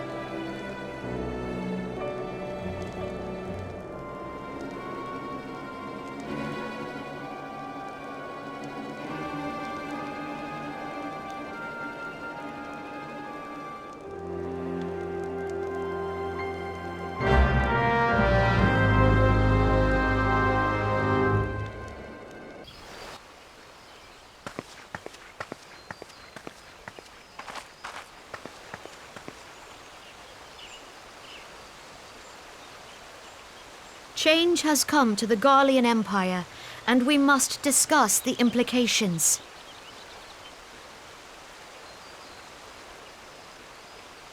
The rumors are true, then? The War of Succession is ended? It is.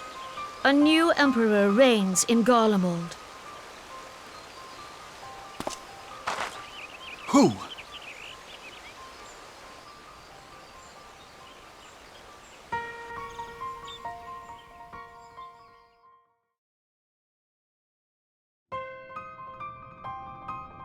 The birth and all too rapid expansion of the Garlean Empire is commonly attributed to the strategic brilliance of Solus Zosgalvis, yet he did not rule alone. Several members of the royal household also distinguished themselves during his reign. Nevertheless, it was the eldest son who stood to inherit the throne, until his most untimely passing. I thought us fortunate when I learned that the Emperor had died without naming a successor.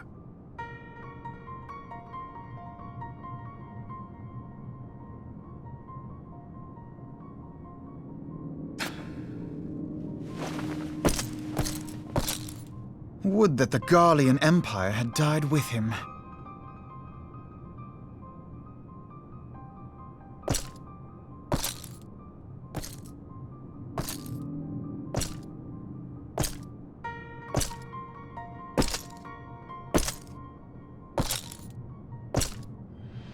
Twas the grandson and his uncle who had the strongest claims, was it not?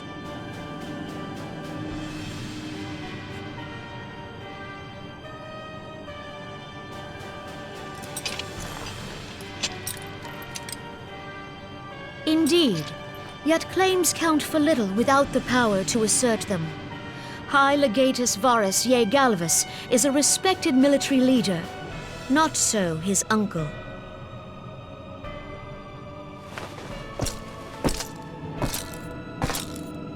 So, young Varus has torn the crown from his uncle's grasp and taken his place at the head of the Empire.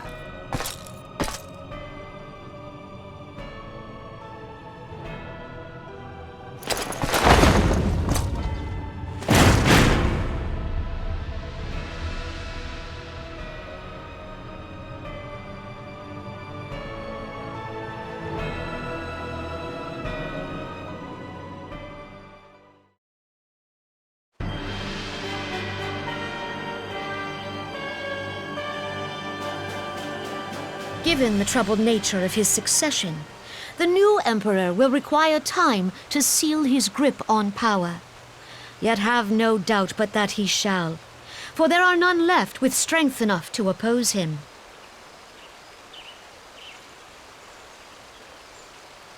Since the success of Operation Archon, the remnants of the 14th Legion and the forces occupying Alamigo have done naught but fortify their positions.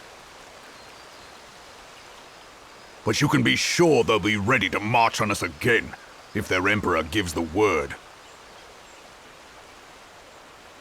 When, not if. They say this Varus was so set upon Eorzean annexation that he spoke out against the Meteor Project. Plainly, the new emperor's intentions are of great concern to us all.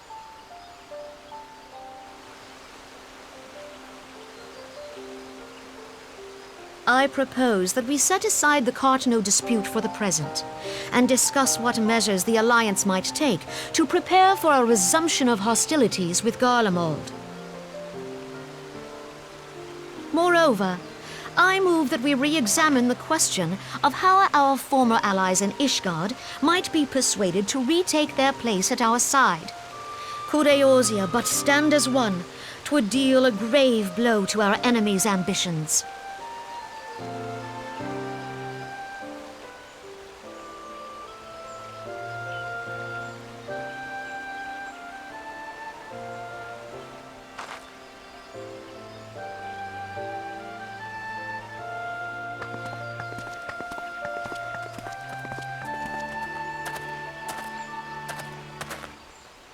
Well, I suppose we should be grateful that they have finally acknowledged the inevitability of Imperial attack. Who knows? They may even do something about it. If only the leaders of Ishgard would follow their example and stop hiding behind their gates, praying for the coming storm to pass them by.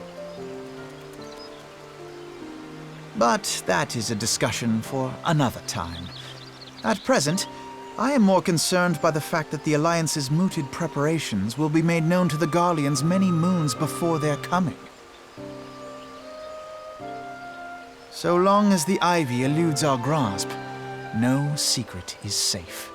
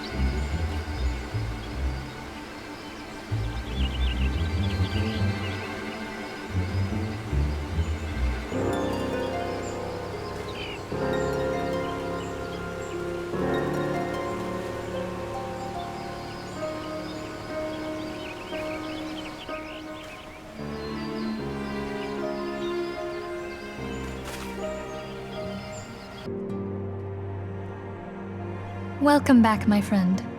I have already received word from Alphino. To think that Flame Marshal Huayu was the Garlean agent. I know not what to say. Together with Robon, Aline lent us much-needed aid at the time of our Order's founding. She was particularly passionate about the need to tackle the primal threat.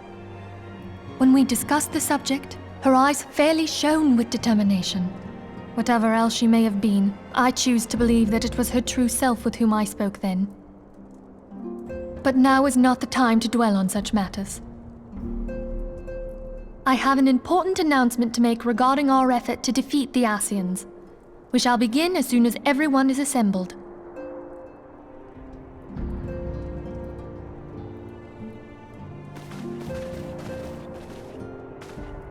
My thanks for coming, friends.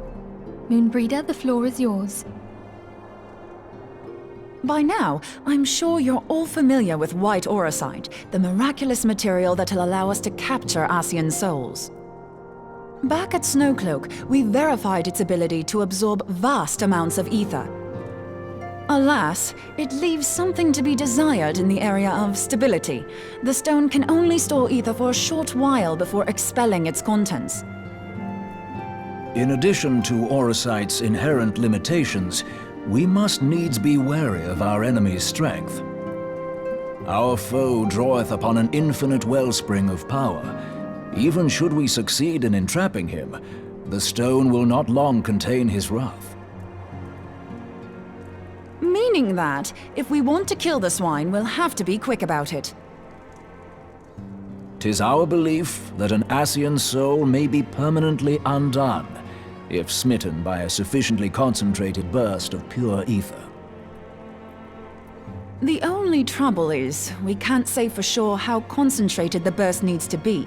Without knowing how much ether an Ascian soul is composed of, we're basically guessing. Our sole clue lieth in thy struggle with La Habrea. During that encounter, Heidelin bid you forge what she called a Blade of Light, a weapon which took the form of a luminous stream of energy. Based on your description, we believe the blade with which you vanquished your foe was composed of ether. Admittedly, your victory proved ephemeral, as La Habrea was able to use a crystal of darkness to flee into the space that lies between our world and the void. The fact remains, however, that Heidelin placed the means to destroy the Ascians in your hands. Be that as it may, it would be unwise to assume that she will do the same when we next encounter such a foe. Quite so, my lady. We must needs find the means to forge our own blade of ether, one to equal that which Heidelin did benevolently bestow upon her champion. That is all well and good, but it seems to me that producing such a blade will require a prodigious quantity of ether. Whence will it come, pray tell? Oh, what if we had 2 pieces of white orosite? One to trap the Ascian, and the other to store the ether for the blade. Oh, nice try.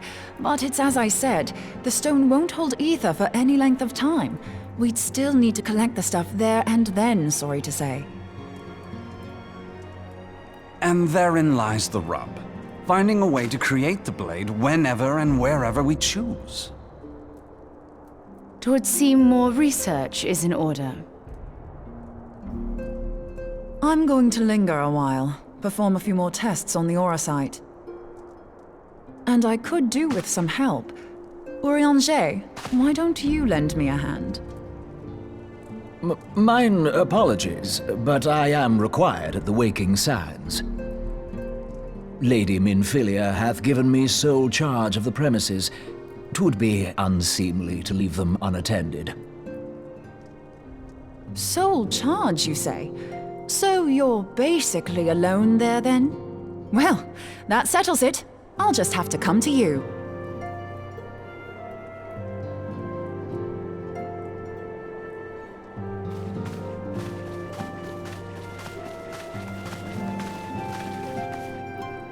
While you were afield, word arrived from the Sharlayan motherland. You will recall that a survey party was dispatched to investigate the incident at the Isle of Vow. What they discovered was troubling, to say the least. According to the report, the Isle has been erased from existence. 'Twas as if a hole had been torn in the very fabric of reality. Aye, yet the mystery endeth not with the Isle's disappearance. It hath come to light that a number of scholars in various other locales were reported missing at a similar juncture. What's more, they all had something in common with the head of the students of Baldessian.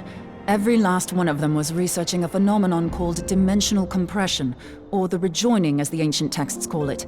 I'll be damned if that's a coincidence. All indications suggest Ascian involvement, but I sense that a force greater still is at work. The entity the Dark Beings call the One True God.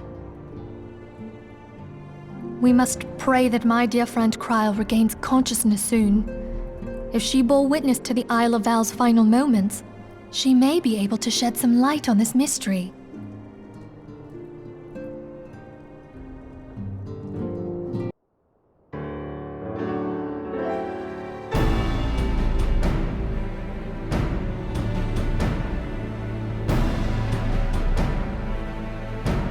Following the calamity, the forces of the 14th Imperial Legion entrenched themselves in strategic locations across Eorzea. So swiftly did they accomplish this, it was suspected that they had received help. To think that it came from Huayu, my right hand. There is more. We have reason to believe that Huayu didn't deal exclusively with the 14th. She also answered to a higher authority in Garlemald. But this higher authority could not have been the Emperor. By consenting to the media project, Solus Zos Galvus showed himself to be more concerned about preventing the spread of primal influence than claiming Eorzea for the Empire. He would happily have seen the lot reduced to ash. We believe a number of high-ranking figures within the royal household were against the decision, but that they knew better than to oppose the Emperor openly. Of course, this didn't prevent them from making clandestine provisions, in which Huayu played a part. Alas, these provisions did not prevent Dalamud from falling, and the ensuing chaos changed the face of the realm forever. Yet Eorzea survived. To all intents and purposes, the Meteor Project had failed, and the Empire was left to rue its lack of a decisive means to eliminate the primals. Until, that is, it stumbled upon the Ultima weapon. Even before the accursed thing was dug up, it seemed to me the 14th had the might to overwhelm our weakened armies. Yet they chose to hide behind their walls. Why? The Black Wolf was wary of making the denizens of Eorzea desperate, lest more primals emerge to bleed the land. The discovery of the Ultima weapon, however, emboldened him to resume his war of conquest in earnest. But there was one in Garlemald who believed that Van Belsar's actions were premature. One who stood higher in the Imperial Army's chain of command. He ordered the Legatus to halt his advance, only to find that the Black Wolf had slipped its leash, and that the 14th now acted alone.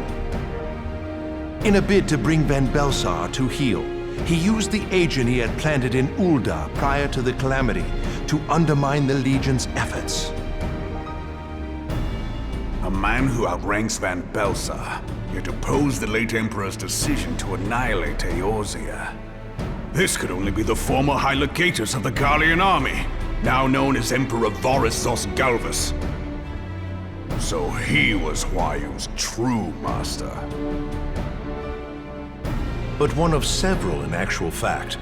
We've learned that even as Huayu served the Empire's interests, she sold Imperial secrets to a certain faction in Eorzea. In so doing, she helped to maintain the status quo, thus prolonging the conflict. Considering who stands to profit from war, it isn't hard to imagine who her other masters were. 7 hells! You mean to say that she was a double agent? Triple, if you consider her services to Van Belsar and the new Emperor as separate. As neatly as these pieces seem to fit, one aspect of the puzzle remains unclear to me. By whose will was the Marshal feeding intelligence to the heretics? And try as I might, I fail to see how aiding their cause would profit either her Imperial or monetarist masters. Could it be that another hand is at work here? If so, Huayu must be made to reveal whose it is.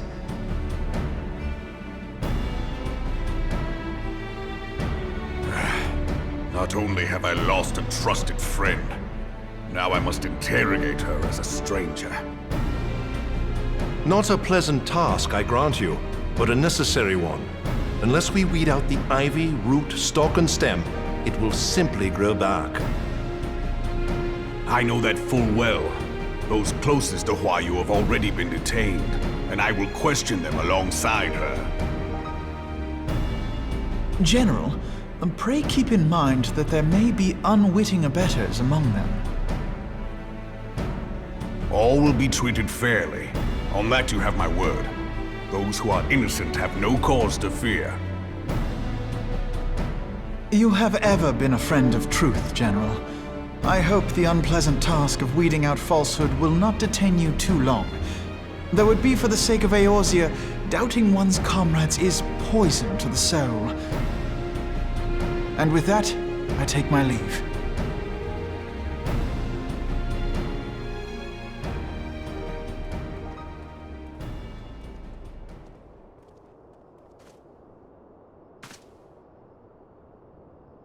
All these years, I've been made to dance to their tune. How could you, Huayu? How could you side with them? Those cankers who take from this land and give naught in return, who use their power to disempower and grow fat while the people starve. I know you can hear me, monitor as scum! Your crimes will not go unpunished! Today I will purge this land of your sickness before the eyes of the 12, I swear it!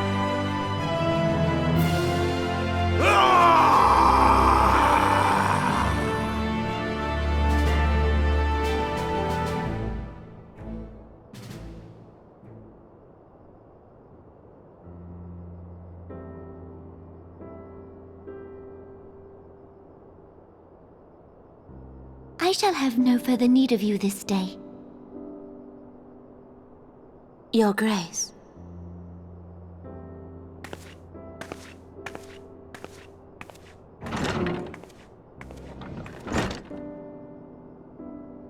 I fear that not even mine own chambers shall remain private for long.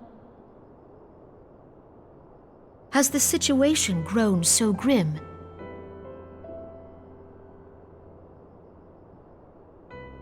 Ever since he proposed the Cartiner Reclamation Bill, Teleji Adeleji has risen to greater prominence upon the backs of impoverished refugees. The monetarists were ever united in their pursuit of profit, but the man's actions have torn a rift in their ranks. They snap at each other as rabid dogs.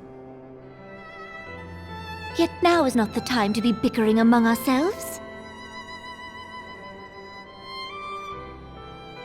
If this bickering is a threat to law and order, might you not have grounds to dissolve the Syndicate? Would that the solution were so simple, Admiral. Alas, my moving to dissolve the Syndicate is certain to spark outrage among the influential merchant class, whom the Cabal represents. This would serve to exacerbate the current unrest, and peace would slip still further away. Be they rich or poor, natives or refugees, all who reside in Ul'dah have a right to pursue happiness. It is the duty of a ruler to protect this right. If I am to perform my duty, I must needs tread warily. It would not do to make enemies heedlessly. Were Lord Lolorito here, he would doubtless say that I have my head in the clouds. A ruler is required to take a wide view. Try as we might to cater to all needs, some will inevitably be overlooked. As such, there shall ever be citizens who feel aggrieved. It cannot be helped. But as you have informed us, the monetarists take no view but their own. They hunger for power while the masses starve. In the absence of a common cause, it seems beyond any one individual to make Ul'dah whole. And the presence of a Garlean agent within the Immortal Flames only makes matters worse. Even accounting for Ul'dah's historic reliance upon mercenaries, such a grievous breach of security is unprecedented. I fear this business will provide the monetarists with a rod to beat Rauban.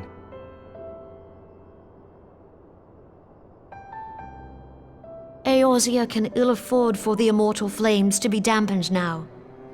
Ere long, the Garleans will turn their ravenous gaze toward our lands once more. If we are to resist their might, our nations must stand together. Yet for this to happen, our nations must be whole. Cannot be done to improve the situation in Ul'dah.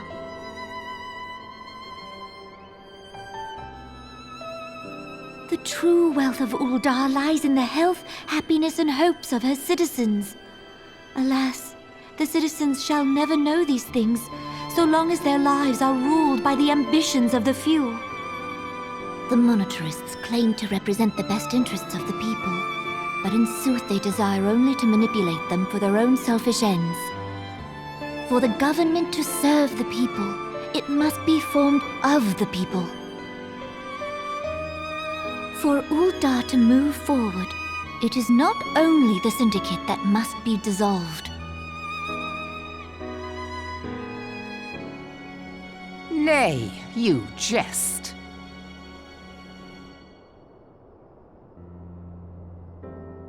My friends, it was for no other reason than to make known to you mine intent that I requested your presence here. When I make my declaration to the people, chaos shall inevitably ensue.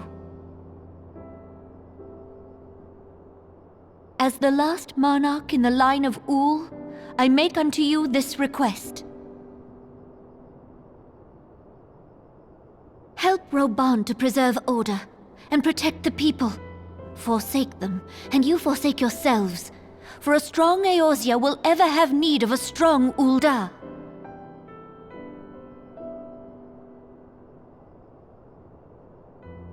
Your Grace, are you certain of this? There is no other way. When the time is ripe, the nation shall become a true republic. Both royalists and monetarists shall cease to be. Uldar will no longer belong to kings or queens or merchant princes, but to her people.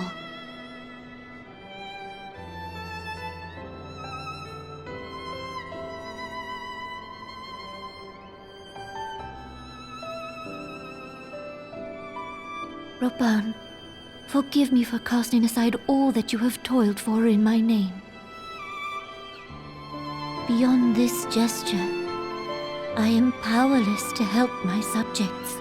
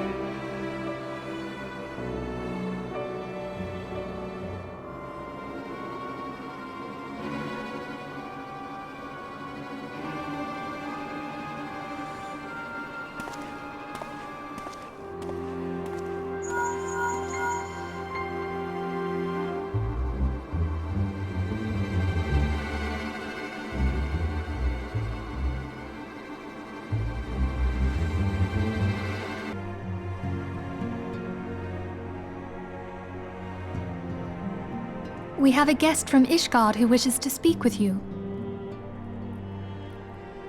I believe the two of you have met. We have. I had hoped to speak with Commander Leveilleur as well, but I cannot afford to wait any longer. The Lord Commander sent me hither to request your aid in a matter of grave import. You see now why I had Tataru summon you. Now that we're all assembled, perhaps you would be good enough to elaborate on the nature of the matter which brought you to us. The Observatorium's astrologians have sounded the alarm. Last night, the Dragonstar burned with an intensity not seen in 15 summers. Not since the Dravanians engaged the Empire in the Battle of Silvertear Skies. The northern sky doth burn full bright upon the Wormlord's call. The red behemoth beckoneth, and flame consumeth all. The old Curthan rhyme, aye. The brightening of the Dragonstar is said to accompany the roar of a great worm. The astrologians believe that it was Midgard Soma himself who cried out on this occasion. After an absence of centuries, the King of Kings did return to lead his kind against the might of Garlemald, only to fall in his duel with the Agrius, proud flagship of the Garlean fleet. Devoid of life, his corpse remaineth entwined about the Magitech monstrosity even unto this day. Ariange has the right of it. Whatever this alteration in the Dragonstar portends, the Great Worm has shown no sign of life. Tataru, have the Domans reported aught out of the ordinary?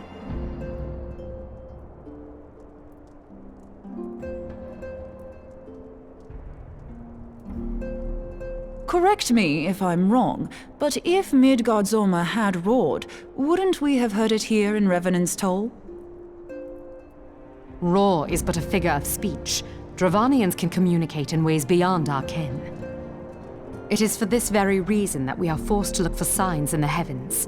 We cannot say with any confidence that a great worm roared at all, much less that it was Midgard-Zorma. Only by directly examining the Keeper of the Lake can we be certain. However, it will take too long to gain the Holy See's approval to dispatch the Temple Knights. Therefore, Sir Emric would entrust this task to you.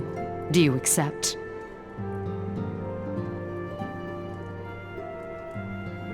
We knew you would not disappoint us. Now, if you would excuse me, I must return and assist the Lord Commander. We have precious little time to prepare. To prepare for what, pray tell? When a great worm roars, his brethren cannot choose but answer. We prepare for battle.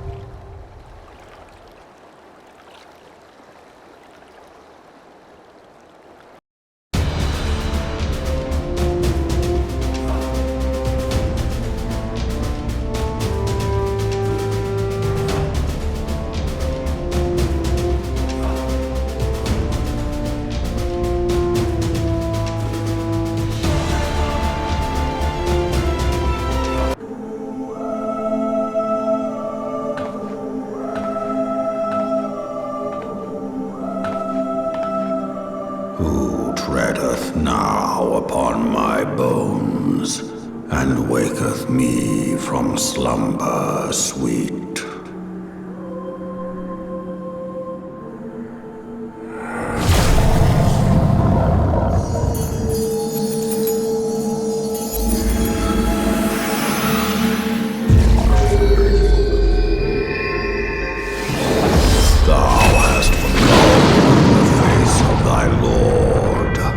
Remember, mortal, and fear me.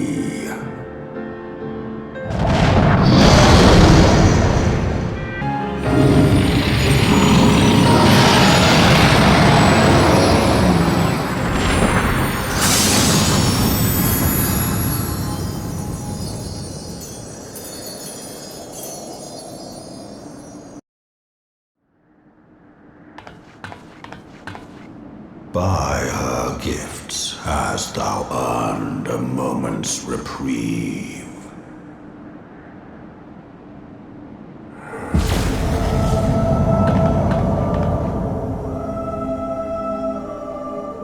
Speak, mortal, and I shall listen.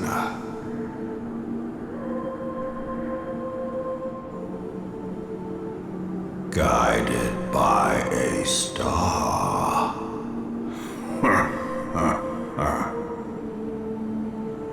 My people have heard the song. Ishgard shall burn.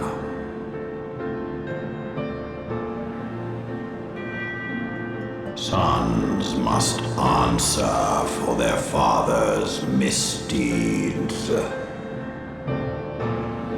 We do not forget. We do not forgive.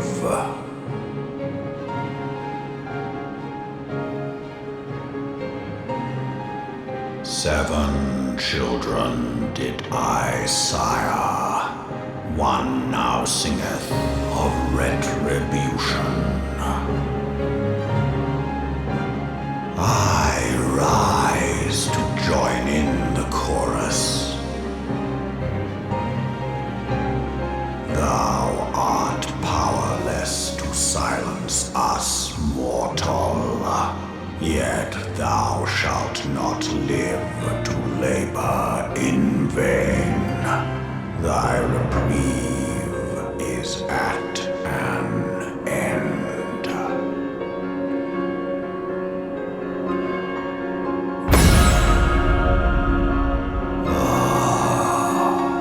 Trickery is thy shield. This frail, ignoble creature is not gifted, but chosen. Hearken to me, Hydaelyn. I remember, and I consent.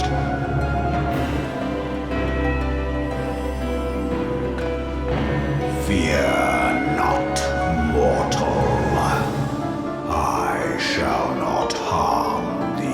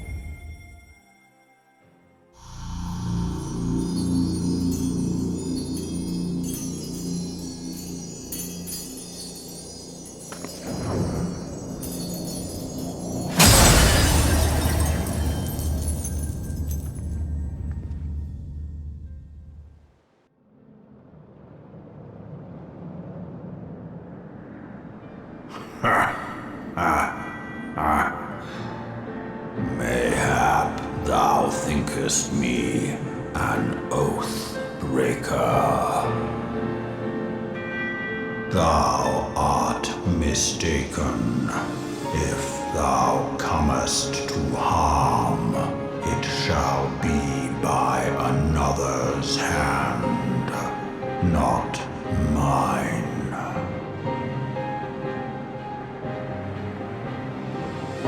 I did but strip thee of thy mistress's feeble blessing.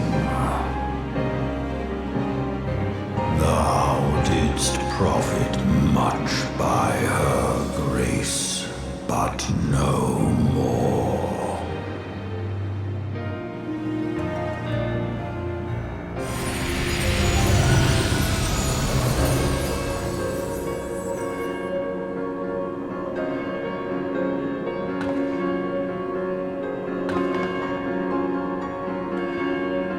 The covenant binds me to thee.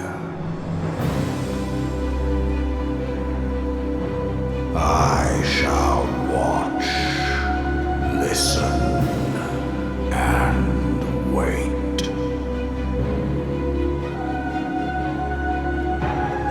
Fight and struggle, if it be thy will. Man hath ever coveted that which lieth beyond his grasp.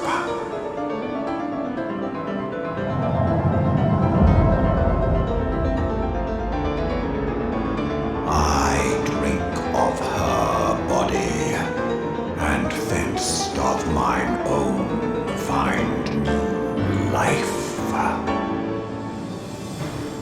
When it hath grown whole, the loyal and penitent shall rejoice.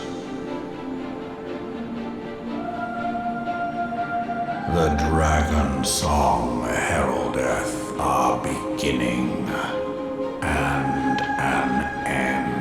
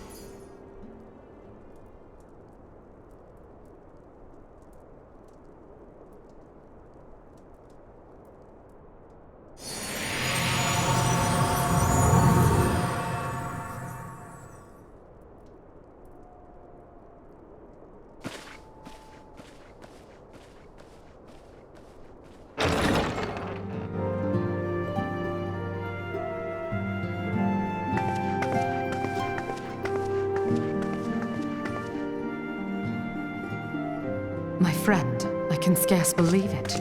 You confronted the Worm Lord and lived to tell the tale.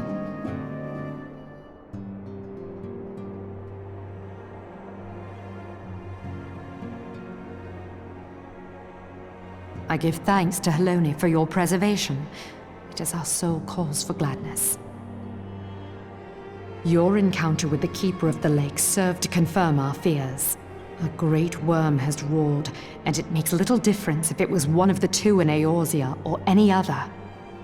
The Dravanians are coming. I am told that Ishgard has magical defenses against Dravanian attack, though I am not privy to their exact nature. Will they be enough to repel a massive force? Ishgard has weathered countless assaults over centuries. This will be no different. And now that you have confirmed the threat, none can ignore the Lord Commander's calls for the wards to be strengthened. I dare not presume to speak for him, but I expect the Lord Commander would sing your praises. I must away, but we shall meet again soon.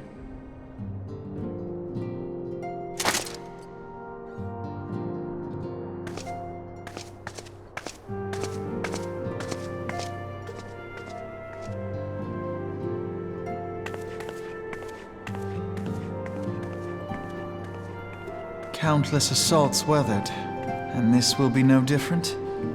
Why am I not convinced?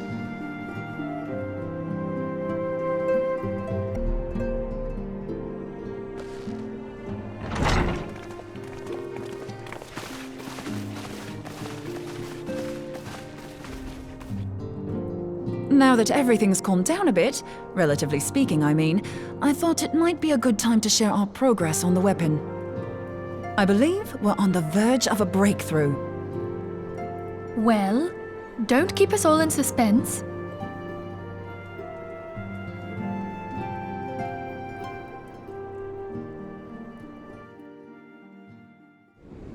Just in case anyone's forgotten, let's start by reviewing what we already know. So, an Ascian is an immortal because its soul doesn't return to the ethereal realm when its host is defeated. Instead, it flees to the place that lies between our world and the void. Therefore, the first step to permanently defeating an Ascian is preventing its soul from making this journey. And if you recall, when we last gathered here, I had verified that white auracite has adequate capacity to entrap the beings, albeit only briefly. Which left the small matter of their extermination. Aye. To unmake an Ascian soul, one must needs smite it with a concentrated burst, or blade, of purest ether. However, we wanted for both the data and the means to forge such a weapon. Short of experimenting on an actual Ascian, you see, there's no way to gauge how much ether its soul is made of. As such, we don't know what etheric density our blade needs to have in order for it to work. So we'll just have to make the densest blade we can and hope for the best. Though that would require a lot of ether. Hang on a minute! Why didn't we think of this before? White auracite can hold an absolute heap of ether, can't it? Please tell me you're joking. God's sakes, Ida. I feel as though I'm reliving the same scene over and over with you. How many times do you need to be told that white auracite cannot store ether for long periods? Being intangible matter, ether is given to dispersion. Only in its crystallized form is it a stable source of energy. I will test you later on this, so see to it you do not forget. Right, yes. It's all coming back to me. So our hopes rest on good old crystals again, do they? While they are certainly reliable, they leave something to be desired in the area of portability. Indeed. I am reminded of the quantity of corrupted crystals required to thwart Leviathan, and the extraordinary lengths to which the Lamentsons went to transport them. What if it should prove that a similar quantity was needed to destroy an Ascian's soul? Or still more? I do not envy the poor sod who has to lug all of that around on the off chance that an Ascian appears. That's the very problem we set out to solve, and I reckon we've found the answer. If it isn't practical to lug around the ether we need, we'll just have to draw upon another source. And the only viable source is the land. If you mean to tap the Great River of Ether, know that it will entail considerable risk. Meddling with the currents may well induce a surge like to the one which despoiled Mordona. Give me a bit more credit, will you? Why would we need to tap the river when there are veritable reservoirs jutting out all over the land? I speak of corrupted crystals. It might be that their aspect is out of balance, but a crystal's a crystal. It contains ether, and we can help ourselves to it. While corrupted crystals are indeed abundant, there is no guarantee that they will be in close proximity at a crucial moment. But what if we don't need them to be? What if we could tap their power from afar? A malm away, say? If we could do that, we'd have ready access to ether aplenty in almost every corner of Eorzea.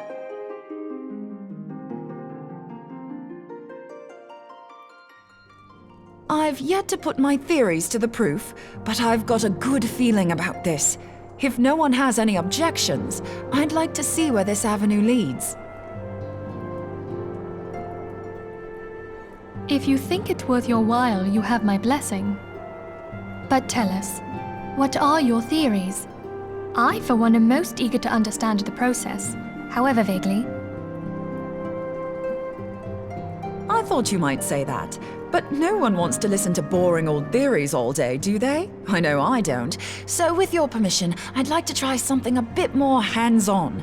I've already built an etheric siphon especially for this purpose, and I've been meaning to try it out. Thing is, the profusion of corrupted crystals in Mordona makes it something of a high-risk testing ground. If anything goes awry with the siphon, it would be better if it didn't happen within spitting distance of quite so much ether. Ideally, I need an isolated specimen. Does anyone know where I can find one? May I suggest northern Thanalan? There you will find corrupted crystals of middling size, standing a reasonable distance apart. Ideal for your needs, I should have thought. Oh, and if you do elect to visit the place, I should be much obliged if you would assist me in another matter while you are in the area. Has something happened? Movement has been observed at Castrum Meridianum. During Operation Archon, the Alliance dealt the stronghold a heavy blow. Its facilities were extensively damaged, and its garrison reduced to a fraction of its former strength. Not long after our forces withdrew, however, their ranks were replenished by reinforcements from Castrum's sentry. They now seek to rebuild, and to this end they have their sights set upon the ceruleum processing plant. Having lost the Empire's support, the 14th Legion lacks the resources to sustain itself. To them, this is a bid for survival, and they will doubtless fight like desperate men. Though I have dispatched the Crystal Braves, I fear their strength alone may not suffice to stay the Imperial assault. I would request the Scion's aid in the defensive effort. If I didn't know better, I'd say you were trying to inveigle us into fighting your battle with the promise of shiny crystals. Well then, consider me inveigled. I won't lie, the crystals you speak of sound perfect, so the Garleans have to go. Besides, we can't afford to beat about the bush. There's no telling when the Ascians will next appear. Thine eagerness to hurl thyself into the jaws of danger cometh as little surprise. Exercise due caution, I prithee. Though you have become a Crystal Brave, you are yet a Scion, Alphino. We could hardly refuse you. Pray, join the Crystal Braves and lend them your support. Thancred and Papalymo shall accompany you.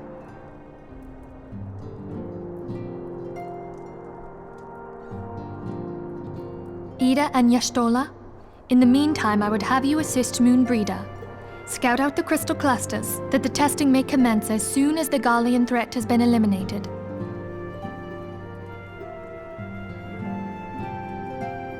If it please you, I shall continue mine own experiments on white orosite. Thank you, Urianger. Everyone, pray see to your preparations and depart as soon as you are able. Go well, and be safe.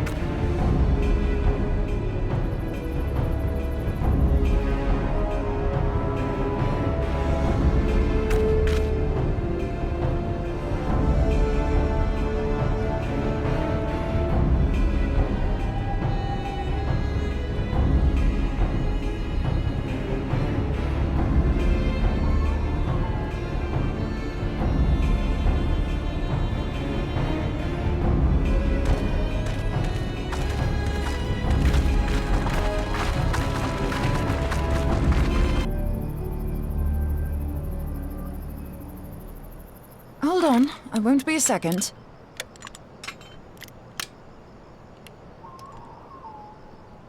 The beast seemed peckish, so I gave it a taste of my axe. I know. As Urianger never tires of reminding me. An axe ill becometh the hand of a scholar. What can I say? I like axes. To hear my mother tell it, I came into this world holding one. And it's not as if it stopped me picking up a quill, is it? I often think of the man who introduced me to the joys of learning. He's one of the reasons I decided to come to Eorzea. Him and my excruciatingly stiff childhood friend. Considering how unalike we are, it's a wonder we ever got on. The world's a strange old place, isn't it? Aye, that ought to do it.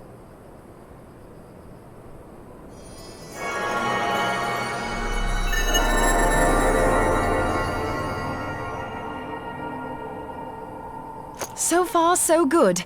At these concentrations, it shouldn't matter too much if something goes awry. Just enough ether to make it interesting. Did you see that? The way the crystal glowed? The siphon works, I'm happy to say. With a few refinements, it should satisfy our appetite for ether, which just leaves the small matter of forging our blade.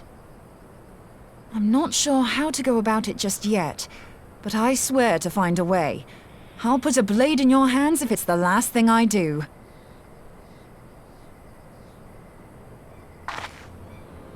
She senses me.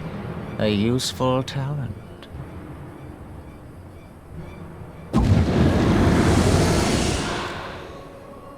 Anasian, are they onto us?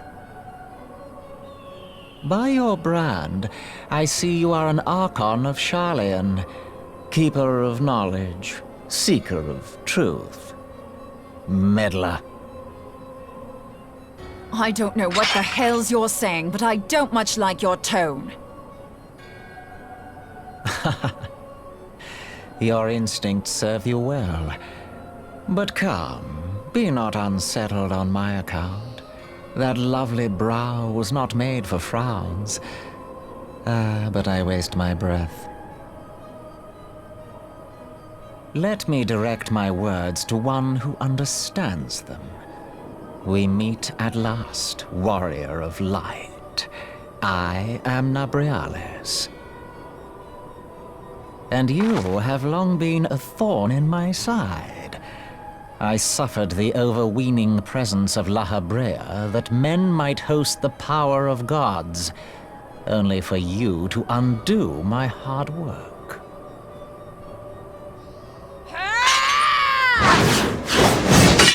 Oh, bugger. Do settle down. You must concede that I acted in self-defense. But what's this? I do not sense the blessing of light. Oh dear. Could it be that frail Hydaelyn has forgotten her champion? This I did not foresee. Shorn of light as you are no longer a threat. And better yet, the seal is broken. Now is the time to claim the staff. With it in my grasp, I shall rise above them all and take my place at Lord Zodiac's right hand.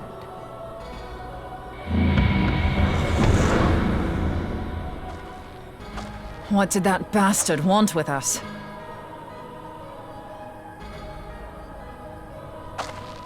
Nabriales, he calls himself. With charm like that, I'll bet he has maidens falling at his feet, unconscious. But this staff, you say just talking about it had the bastard grinning like a brat on his name day. Must be quite a staff. Oh, gods. He means Tupsimati, Master Louis Soir's staff. Minfilia's in danger! We have to get back to the Rising Stones!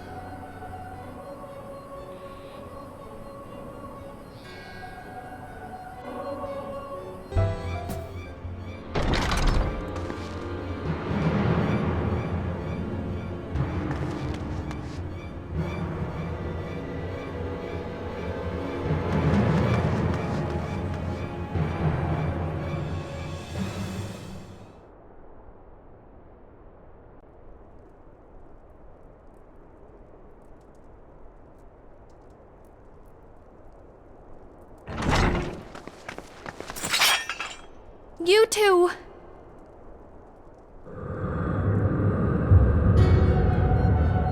So, you were able to divine my intent. What now, warrior of light? Ah, but that name is no longer fitting. You have become decidedly dull, and quite incapable of barring my entry. What do you mean? You truly do not know? Then I suppose it is only right that I enlighten you. The blessing of light kept you and your fellow meddlers safe. It was that which prevented my kind from entering your domain. My kind, I say, though it had no power over the likes of Elidibus and La Habrea. Being of this world, they could come and go as they please, while I could only look on. But I need look no longer. Now that the seal is gone, I mean to act. Unlike the others, I am not given to waiting. I shall take that staff and bring about the next rejoining. Rejoining? Then it was your doing. The Isle of Val, the scholars, all of it.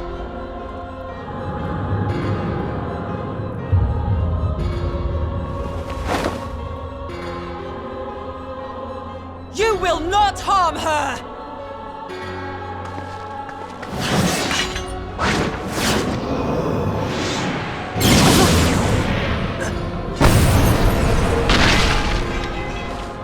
Moonbreeder! Why must you insist on forcing my hand? Did you learn nothing from our last meeting? Ah, but I forget. My words fall upon deaf ears. The staff is but a broken relic, a memorial to the departed. What possible use could you have for it?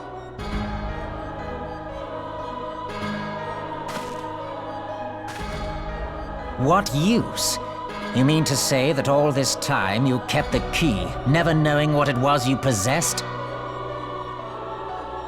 The staff Tupsimati, or rather the stone tablet it bears, is host to a great power. Together with the horn, it can be used to draw vast quantities of ether from its bearer's surroundings. How else do you think Louis Soir was able to invoke the power of the 12 without making them an offering of crystals? Summoning requires not only prayer, but a profusion of ether. Even a child knows that. If I did not know before, you may be certain I do now. But above all, I know that we cannot allow the staff to fall into your hands. I will die before I let you take it. Insufferable woman. I would happily end your miserable life here and now. Alas, Elidibus would never let me hear the end of it. Very well. If you will not part with the staff, I will take you too.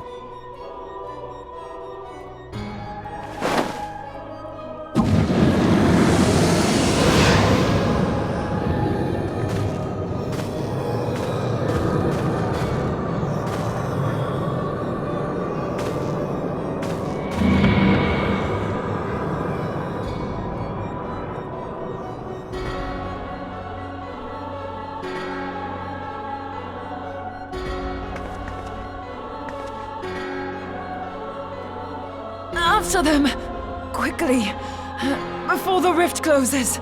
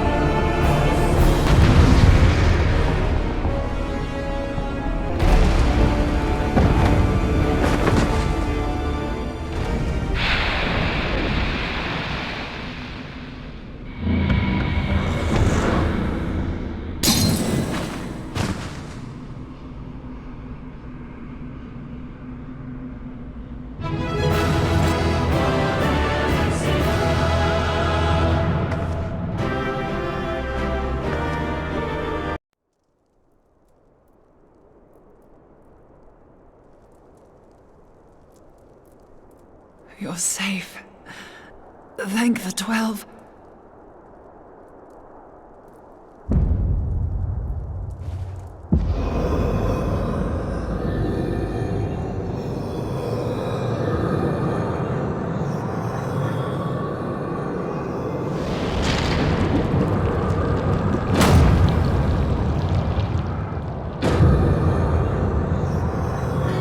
You may have bested me this day, but what of the next?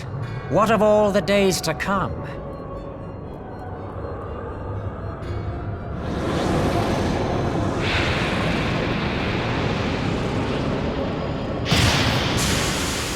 Remember, light no longer holds sway here.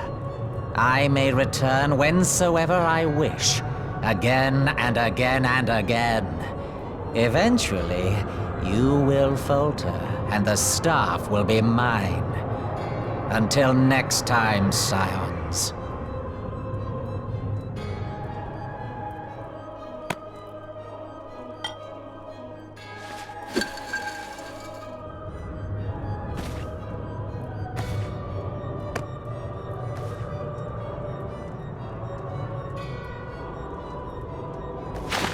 There will be no next time. This is the end.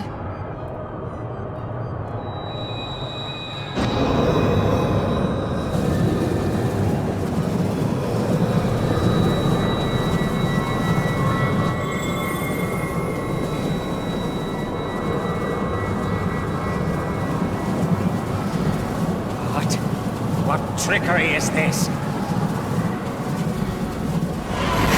No. No! Cannot! No!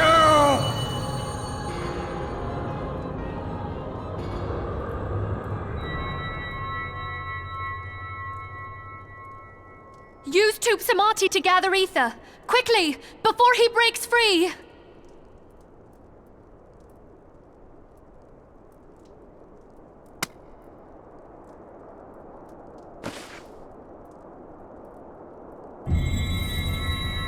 Concentrate! Call to mind the time you struck down La Habrea with the Blade of Light.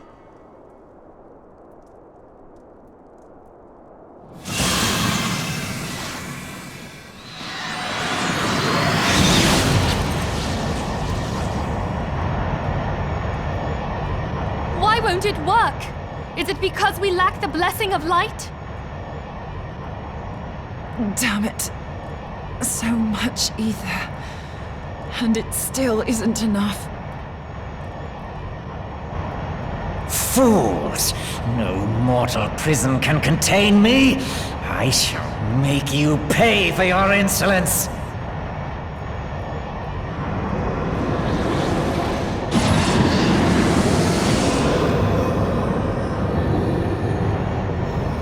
Please, Mother Heidelin, hearken to our plea. lend us your divine light. Why can you not hear us? Do our words no longer reach you?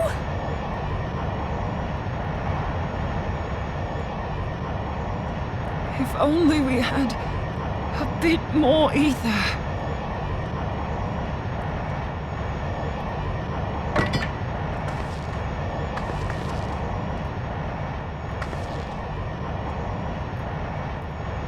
Moonbreeder, what are you doing?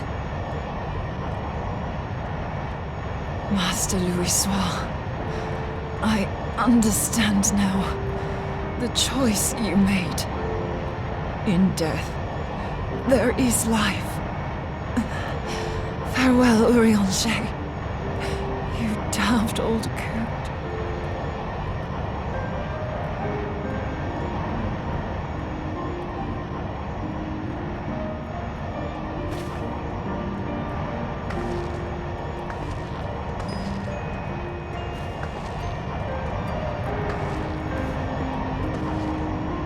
Moonbreeder, no! You mustn't!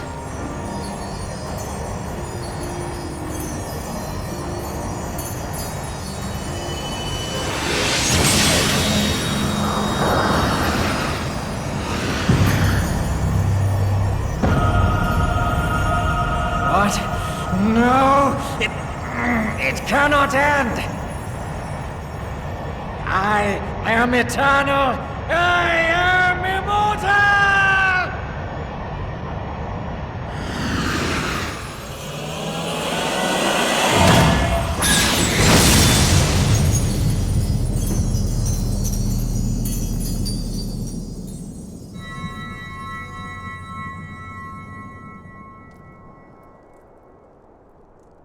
Moonbreeder.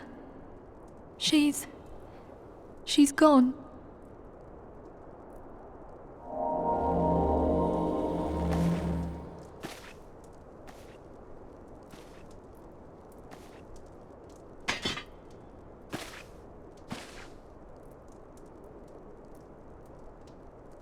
You did it, my friend. The Ascian is dead.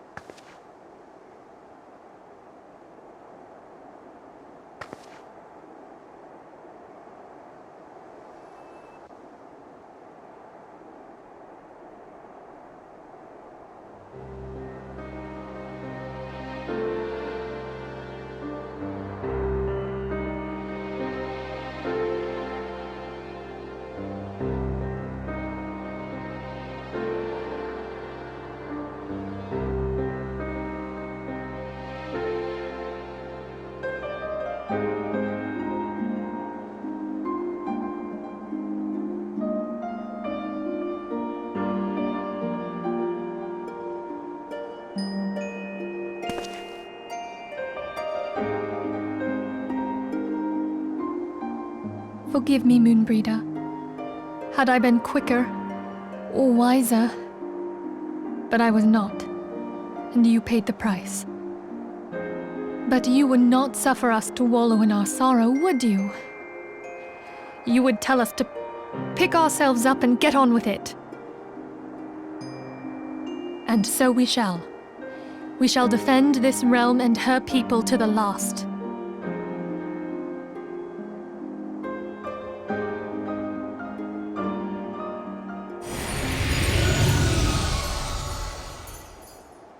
Life For death, a fair exchange. Other bargains will be struck.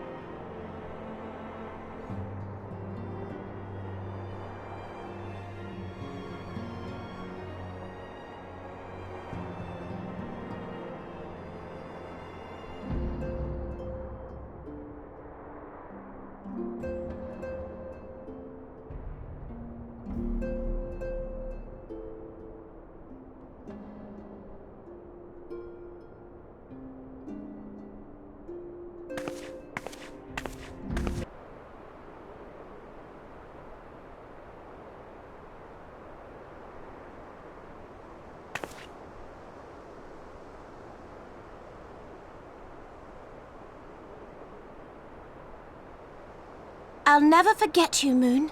None of us will.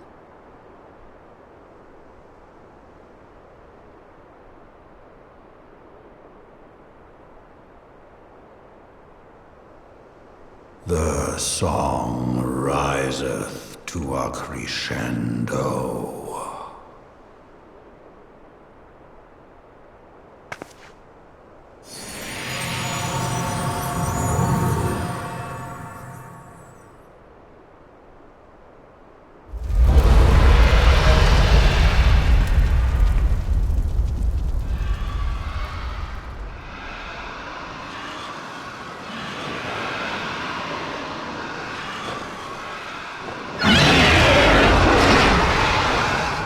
Is that what I think it is?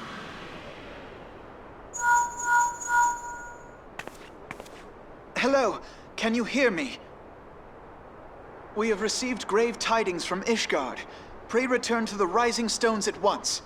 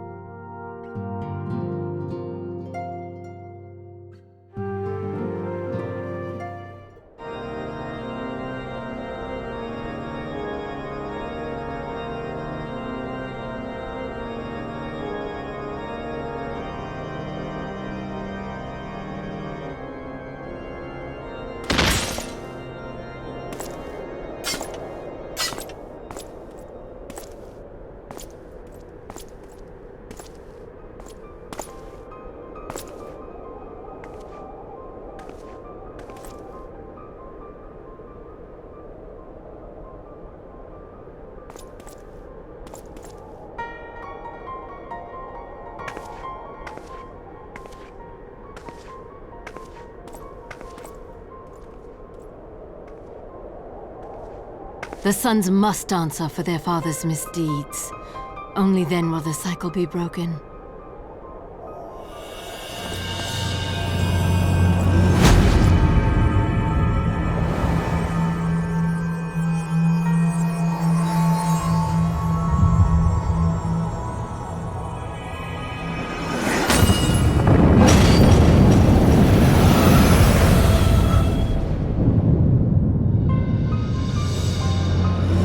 Brothers and sisters of the heavens, we raise our voices and join you in the chorus.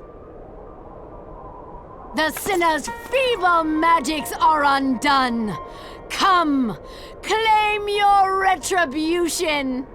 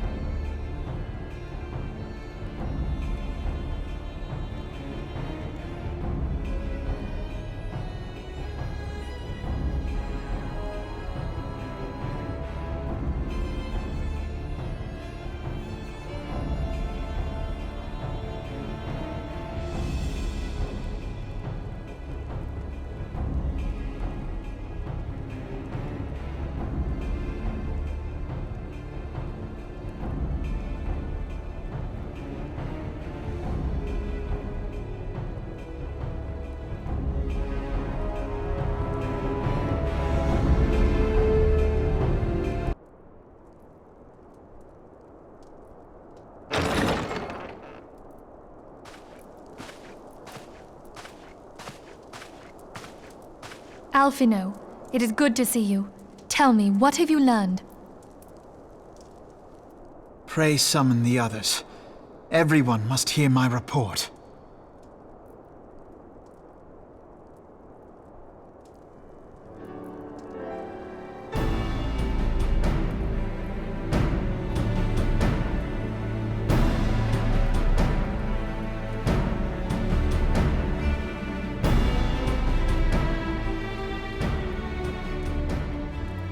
So this was all but a taste of what's to come. Indeed. The main host advances upon Ishgard as we speak. Whose vaunted defenses have been nullified. Shorn of its wards, the city will bear the full force of Nidhogg's fury. All those people. Alphino is right. The Dravanians cannot be allowed to prevail. If Ishgard falls, all of Eorzea will suffer the consequences. Then you agree that we have no choice but to intervene. For the good of the realm, the Scions of the Seventh Dawn and the Crystal Braves must join the defense of Ishgard. Let there be no ambiguity about what has been proposed. We would be directly intervening in the war. But if all here believe the cause to be just, then to war we shall go.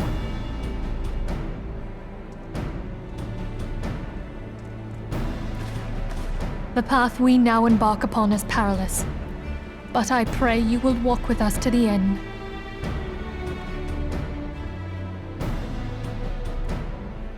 For those we have lost, for those we can yet save.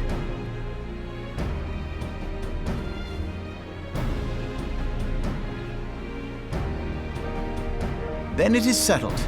I shall inform the Council of our intentions and request that they contribute their own forces to the defense of Ishgard.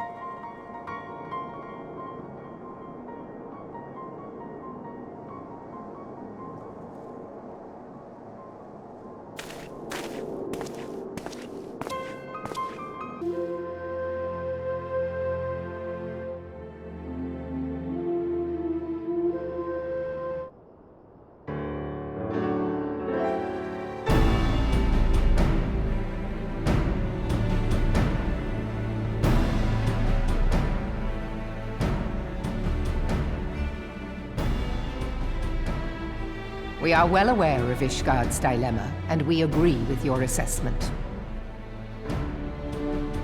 Then I trust there are no objections to the Crystal Brave's intervention. Uldar has none. Gridania does not object. The Crystal Braves are yours to command, Alphino. Do what you will. We shall pray for your success. It was my hope that you would offer more substantial aid than prayer. I know it is within your means. Do not presume that you have knowledge of our every concern. The Garleans and the Beast Tribes are but two of many. We are not in a position to contribute greatly to the defense of Ishgard, not when our own homes are still under siege.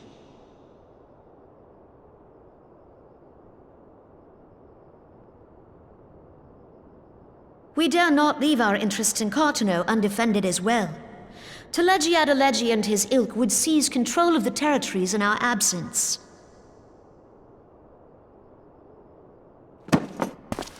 The enemy is at their gates, and you would cower behind yours? No one is cowering, boy. We will offer what support we can. Aye, support. A handful of men and no more. Would that we could commit more than a token force to this cause. Yet there are others to whom you might turn. The free companies ever want for work. Ah, yes. The free companies. They're not like to turn you down. I beg your pardon? You would entrust the survival of Ishgard to sell swords? Crises like these are the very reason why this alliance was formed. It is our duty to aid our fellow man. My duty is to my country and my people. If you expect us to place the welfare of a foreign power above our own, you're going to be sorely disappointed. Lest you doubt, Limsa comes first, then the Alliance, and finally, circumstances permitting, Ishgard and the rest. If you cannot understand so simple a concept, then you have no place at this table.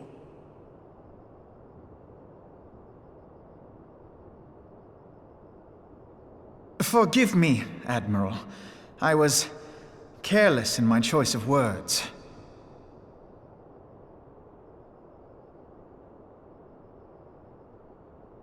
I suggest you assemble a party of elite adventurers, assuming you haven't already. Your fellows served us well during Operation Archon. I dare say they will do so again.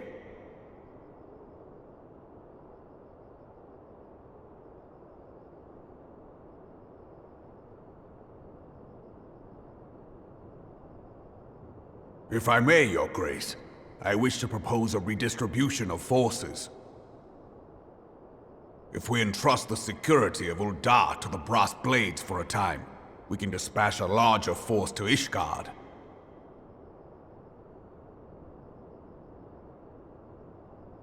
Your Grace?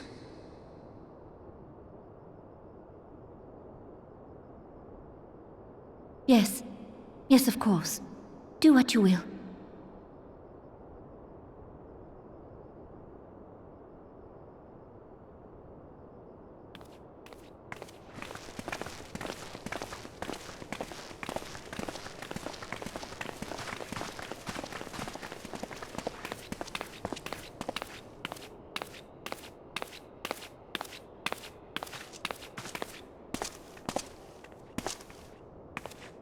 Is Her Grace not feeling well? To the best of my knowledge, Her Grace is in perfect health.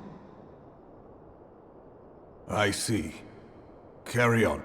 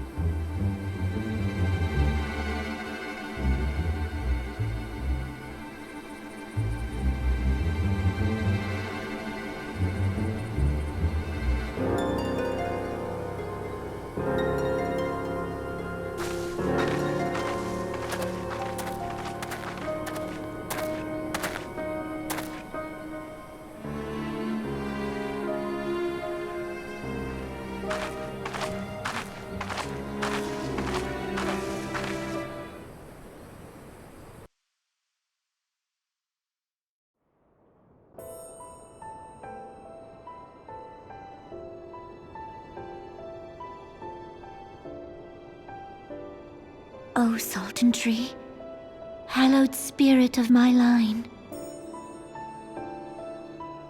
Through my weakness, the glorious house of Ul has all but disappeared beneath the sands. For want of the strength to raise it up again, it were better that it fall. Forgive me, but I know not what else to do.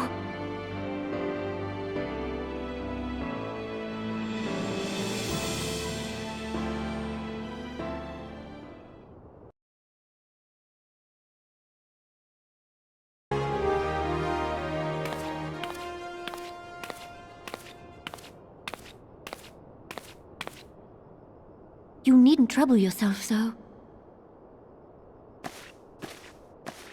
Your Grace is most kind, but it is no trouble to me, rather an honor. If your Grace is ready, I shall summon the Warrior of Light. I am.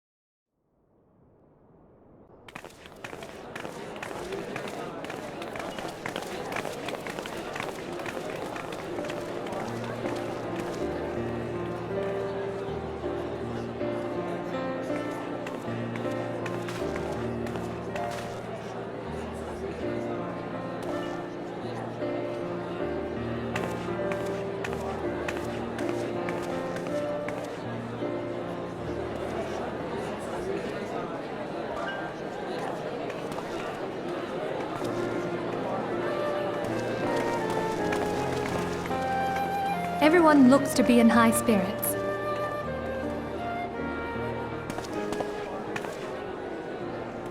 With good cause. A common victory may serve to unite even the most unlikely of allies. You've brought us one step closer to a united Eorzea. Your modesty knows no bounds, Antecedent. Were it not for your efforts, Sir Emmerich would never have become such a steadfast ally. When he convinces his countrymen to rejoin the Alliance, we shall all reap the benefits, military and economic. I tell you, we are on the cusp of a new era of unity and prosperity. Territorial disputes are all that divide us now. But I have faith that we will find an amicable solution in time. And failing that, I'll have my trusty Warrior of Light box the ears of all concerned. Speaking of whom... She will be joining us shortly. A matter at the quicksand required her attention, but it did not sound serious.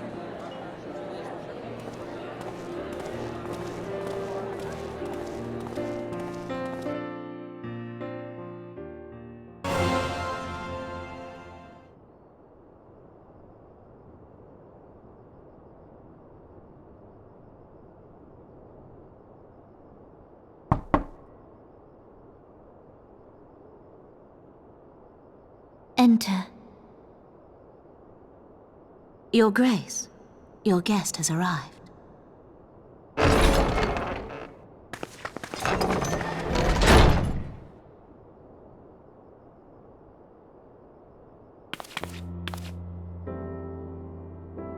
Pray, come in, and take your ease.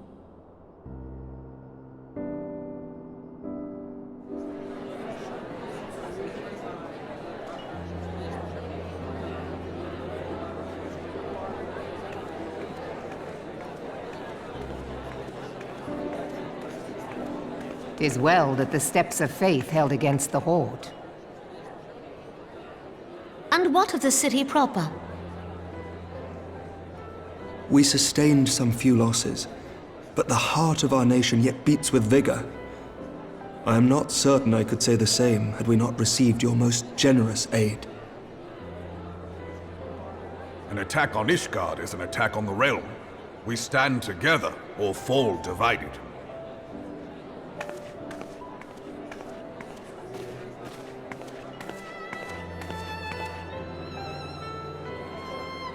Such noble words after the fact.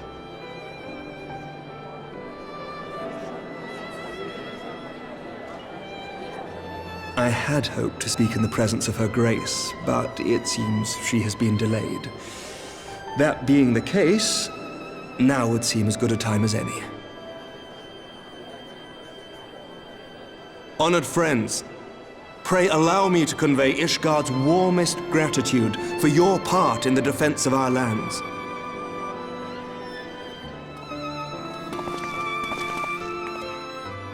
'Tis upon the success of this very alliance that my recommendation to throw open the gates of judgment shall be founded.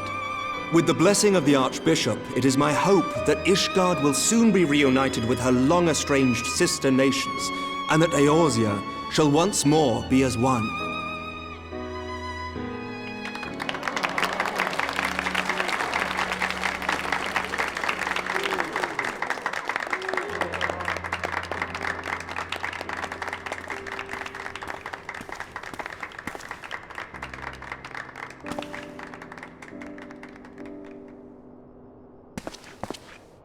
Very well.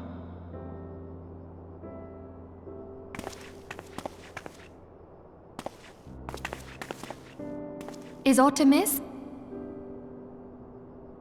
Nothing to worry about. I shall return anon.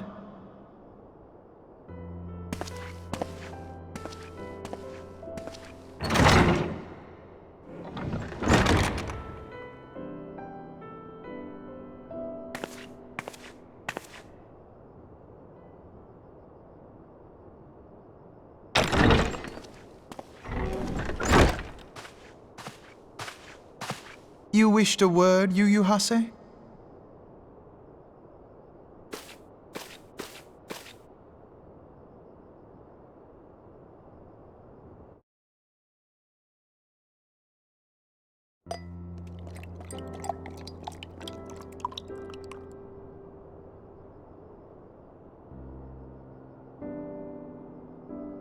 You may go. Your Grace.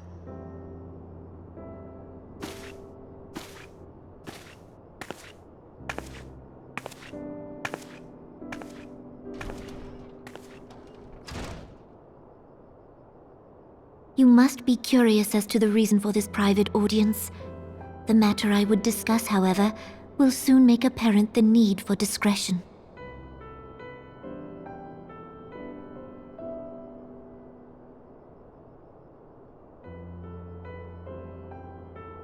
I intend to abdicate the throne and dissolve the monarchy.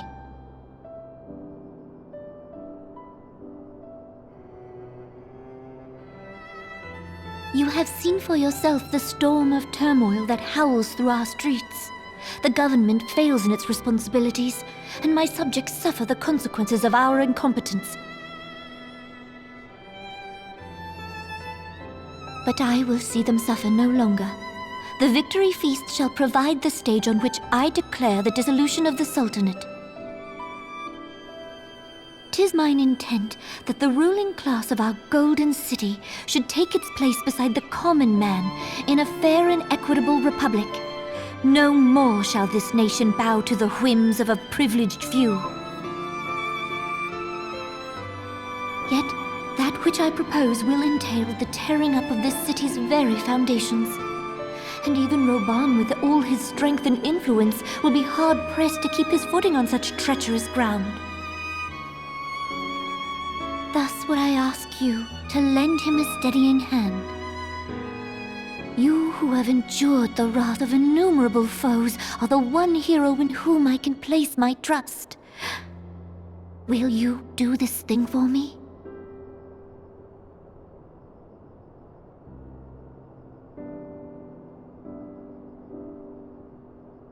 I am truly grateful.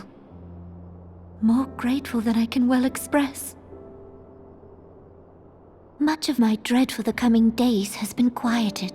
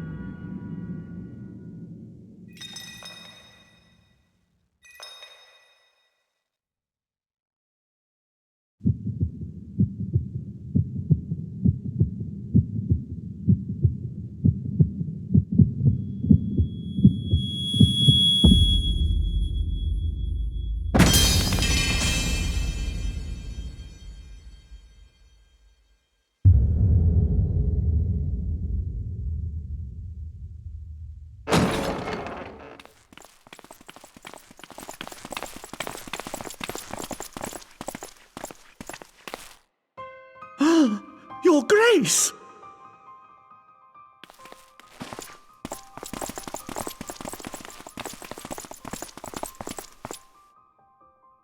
Her Grace, the Sultana, is dead.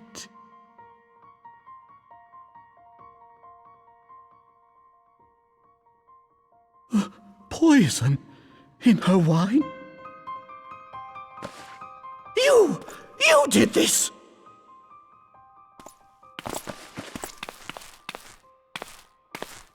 Spare us your denials! I see no other suspects, and the room has but the one entrance. I hereby accuse you of regicide. Men, arrest this viper.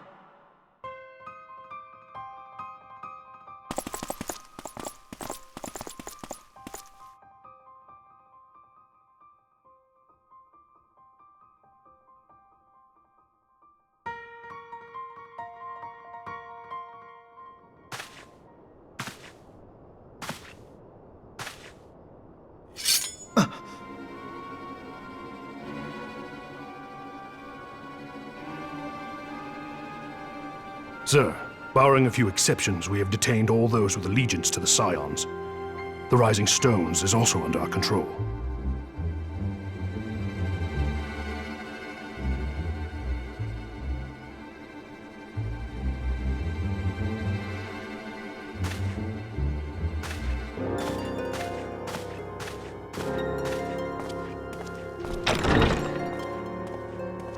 And what do you hope to achieve with this mutiny? Why, that which we have striven for all along, Commander.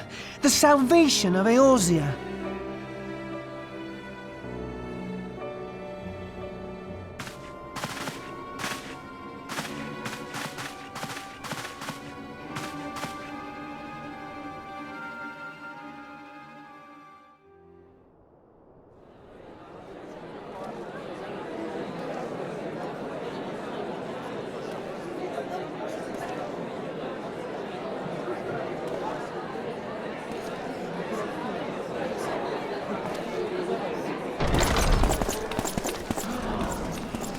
What is the meaning of this?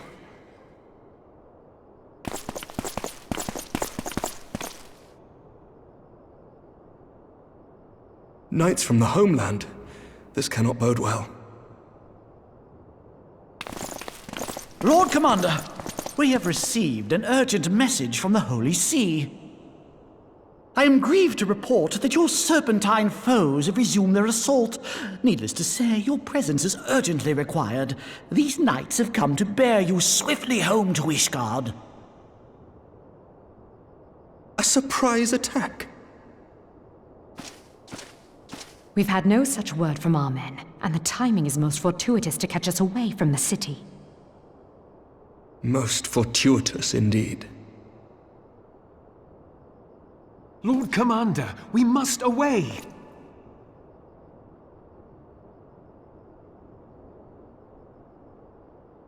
You have been a most gracious host. I hope that I might one day return the favor. Come, Lucia.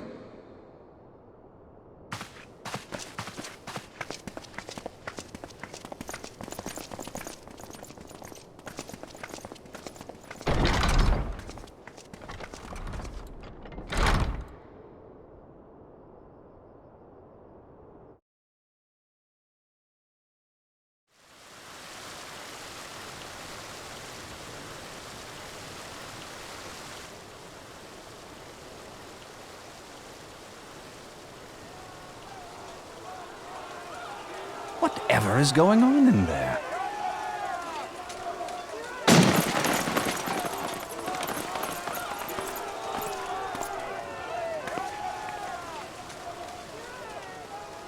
Ah, the ever-dutiful brass blades. I must apologize, but my dance card is rather full.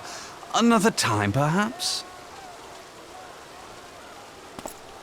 Thancred, of the Scions of the Seventh Dawn. You stand accused of committing acts of espionage in service to the Garlean Empire. Espionage? What in the seven hells are you talking about? Ah, if you're referring to that business with the Ultima weapon, then you must understand, I wasn't myself. Under interrogation, an Imperial prisoner revealed your involvement in numerous dealings with the enemy. We've also been investigating reports that you are a practitioner of forbidden arts. You'd best come along with us. You invite me to your party and now you want me to leave? I do so detest receiving mixed signals. Come then. I believe I've lost my appetite for this farce of a celebration.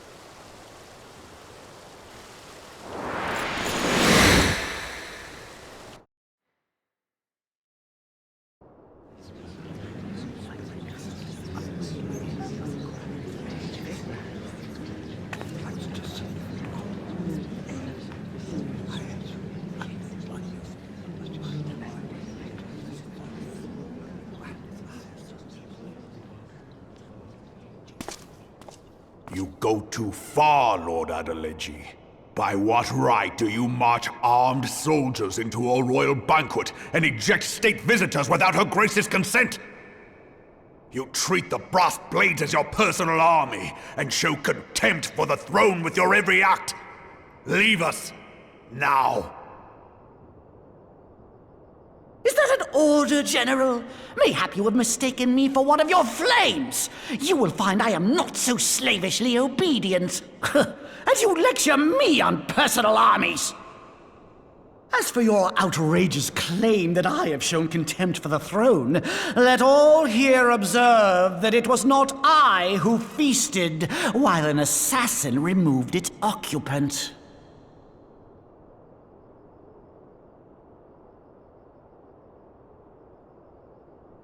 I expect this is your idea of defending the nation, is it? This and diluting our forces through these distractions in Cartano and Kurthus. I do begin to see how the ranks of the Immortal Flames came to be riddled with Garlean sympathizers. You are plainly unfit for command. Wait, goddamn you. Your words make no sense. What assassin? You mean to say you don't know? We caught the vaunted champion of the Scions in Her Grace's private chambers, not moments after the deed was done.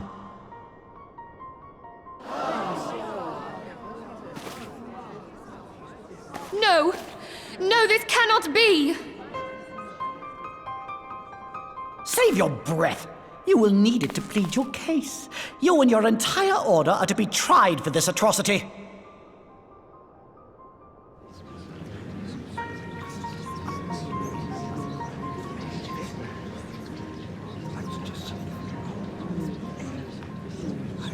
Bring in the prisoner!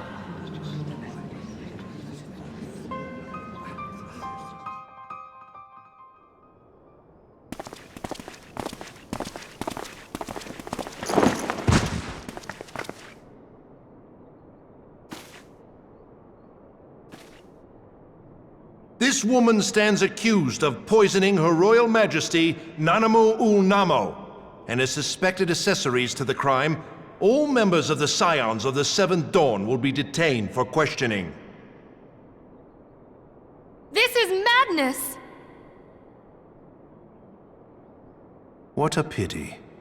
Who'd have thought your tale would end like this? Should you demand further proof, a vial with traces of the substance used to poison Her Grace was found upon the assassin's person.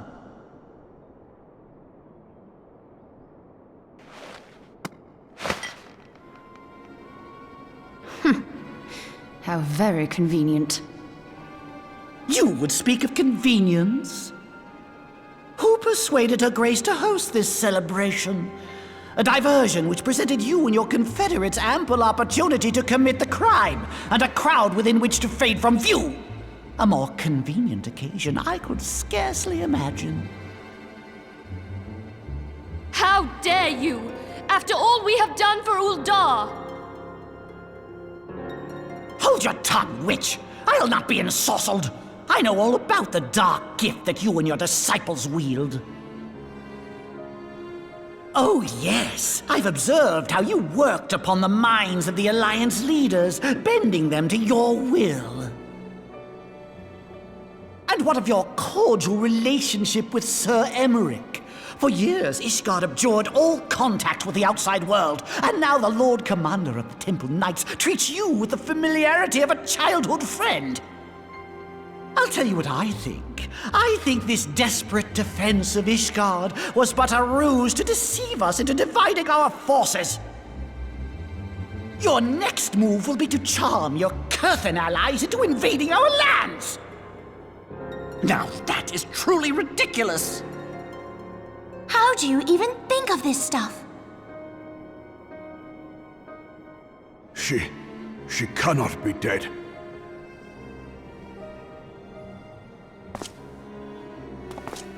Stand aside, Ilbert. I want to see the Sultana.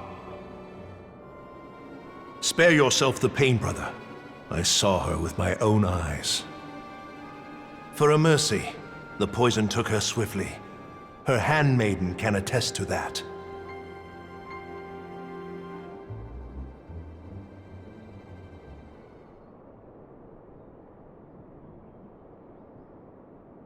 This cannot be. Nanamo. Nanamo.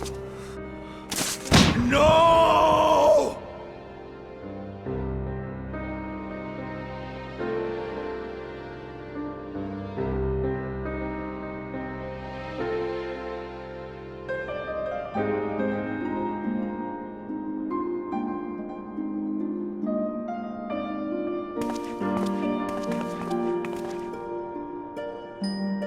Plainly, the Royalists can no longer be relied upon to keep our nation safe. And so it falls to the monitorists of the Syndicate to govern Uldar. But should you wish to help us, General, we would be more than happy to entrust the task of planning Her Grace's funeral to you. It seems only right that you should bury your precious Sultana, and we will be glad to be rid of that burden.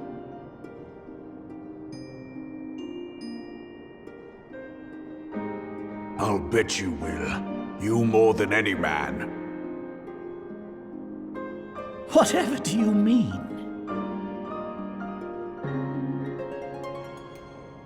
I mean you had her killed, you black-hearted bastard!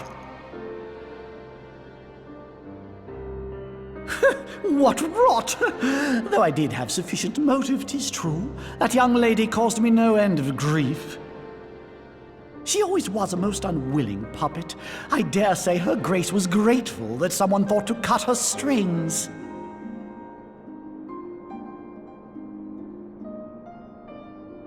You would mock her, then mock her from hell!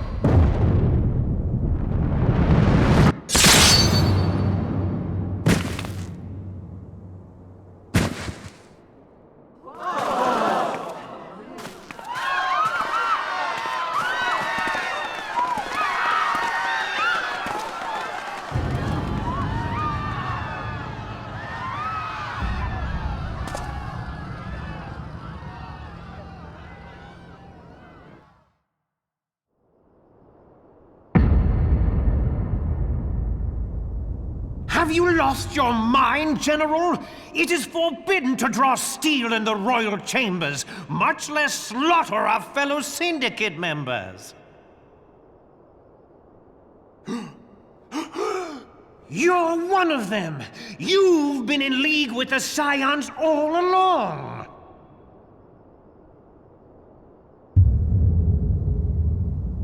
You're next, you scheming bastard!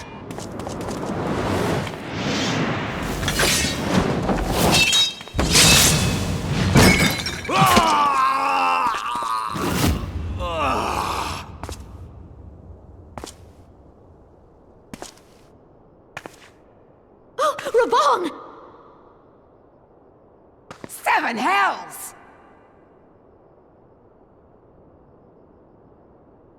Admiral, we must leave.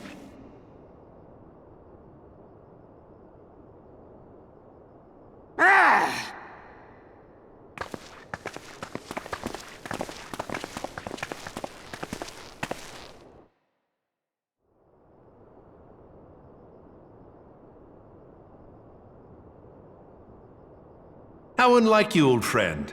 I did not expect to take your arm so easily. Take the Scions into custody. They have conspired to commit regicide. And arrest this traitor as well.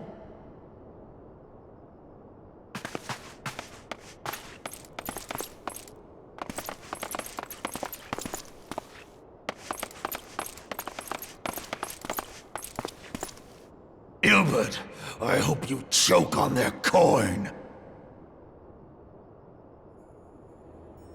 'Tis better than the dirt I've supped on these long years. We can't all abandon Alamigo and become great war heroes as you have.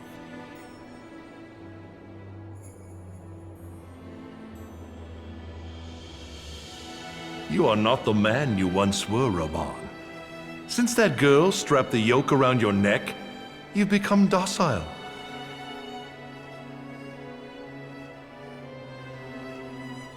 She took the mad bull and cut off his balls, and a bull that cannot rot is fit for naught but slaughter.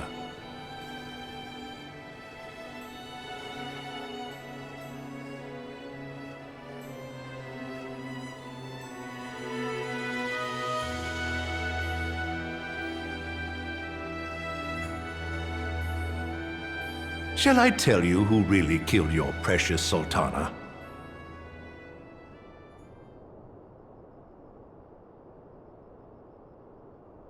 It was me.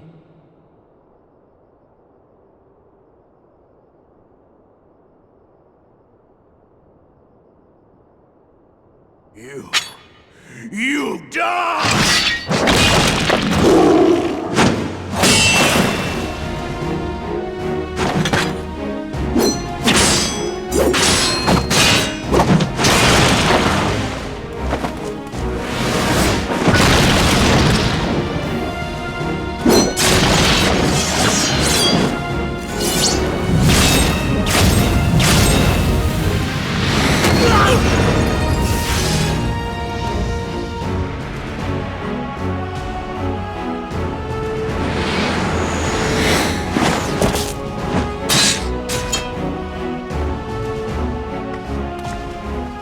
I never doubted you, not for a moment.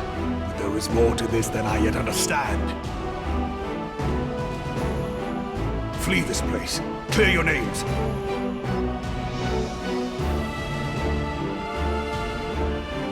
Find out who is behind this plot. It is the only way. Now go!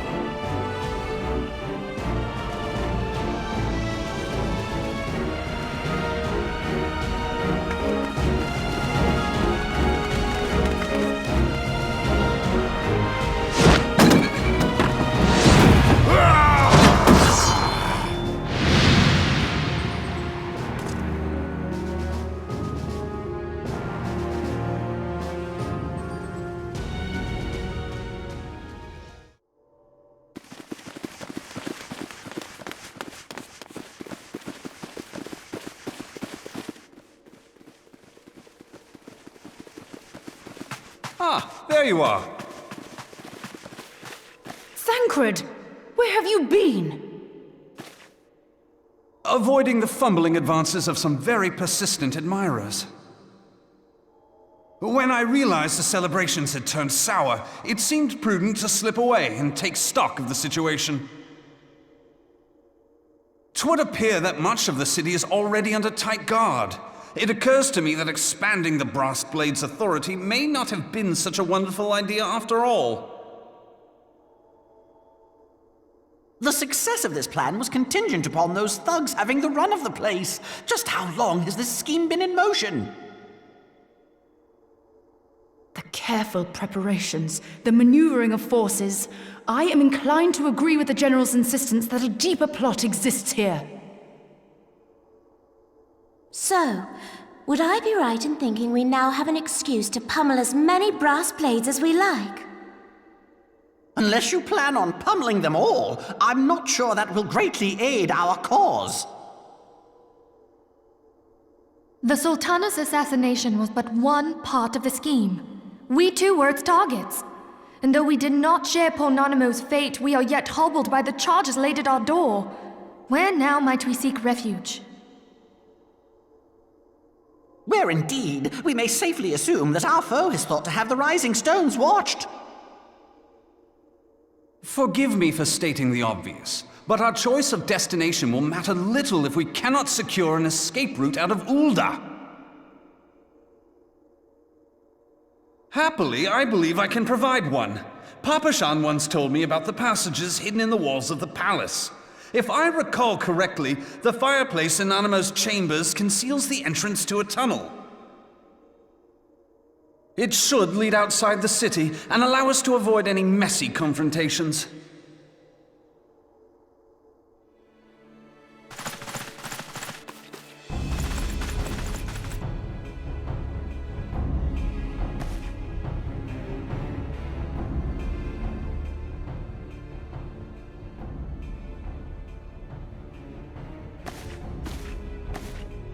The rest of you, go on ahead.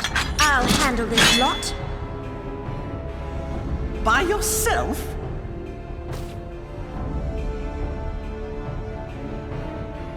I suppose I shall just have to join you.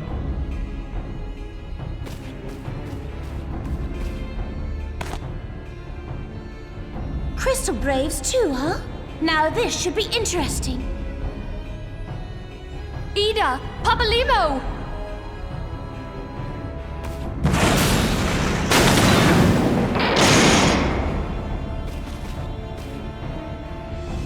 We will hold our pursuers here. Hurry, now! Find this tunnel of Thancreds.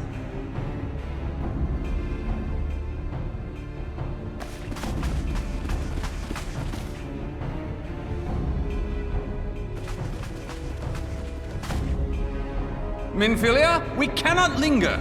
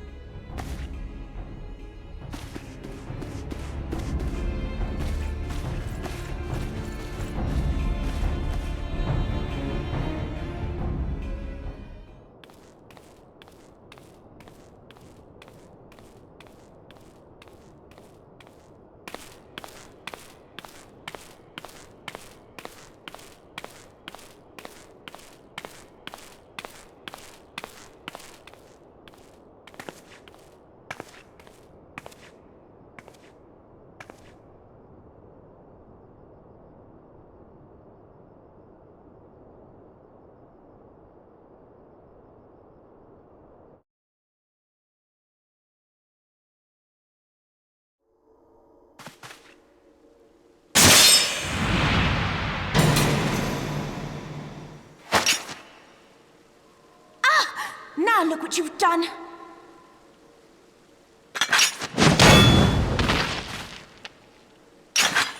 Ida, are you all right? There are just too many of them. I'm fine. I could do this all day. How about you? Nearing the end of my tether.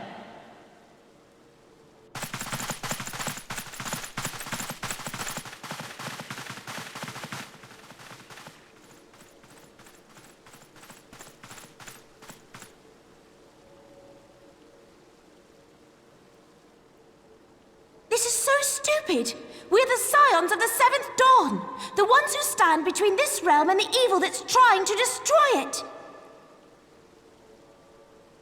And if you think we'll leave the stewardship of Eorzea to the likes of your masters, then you're sorely mistaken.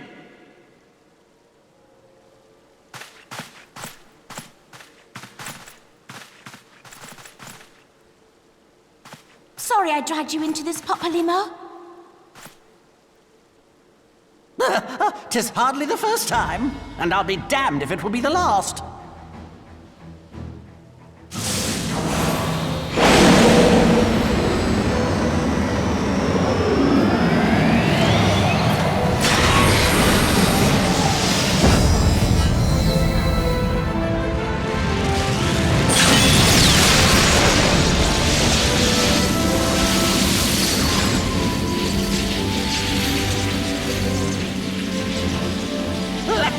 it, Ida! I was hoping you'd say that.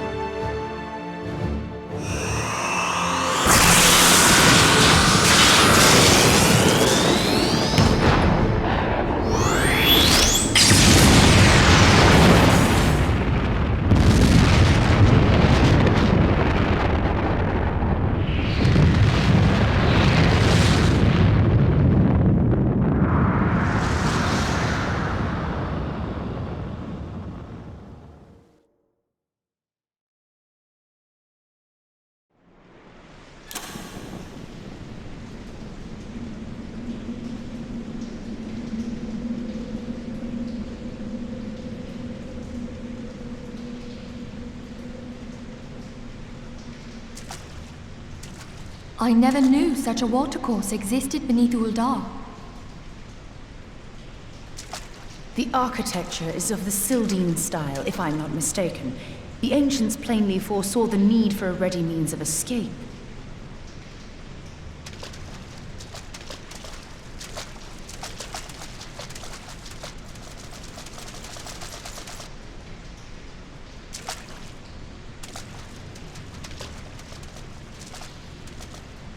This way! Well, that didn't take long. It seems these tunnels were not as secret as I'd hoped. You two, go on ahead. Thancred and I will deal with this. What do you mean to do? Only that which is required to ensure that the dawn's light survive to brighten the morrow. Fear not, antecedent. You haven't seen the last of these fair features. My friends.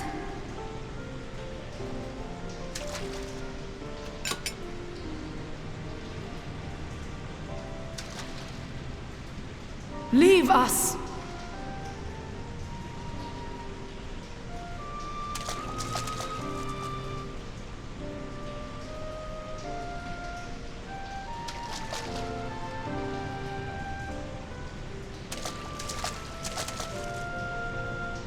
What is the plan, milady? Shall I take the dozen on the left and you the dozen on the right? The odds are not exactly stacked in our favor. Numbers will count for little when I bring the tunnel down upon their heads. Though I cannot say I relish the thought of being entombed with you for all eternity. You wound me. I will have you know that many a maid would kill for the chance to spend forever at my side. Now, may I have the last dance?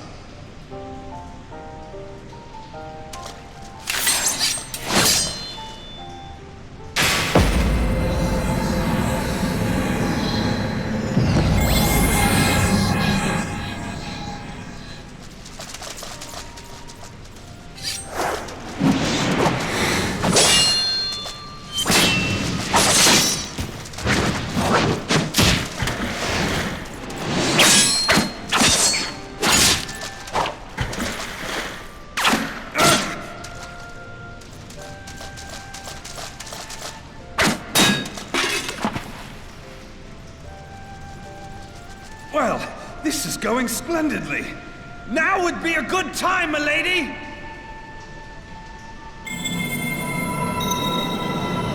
"'Tis done.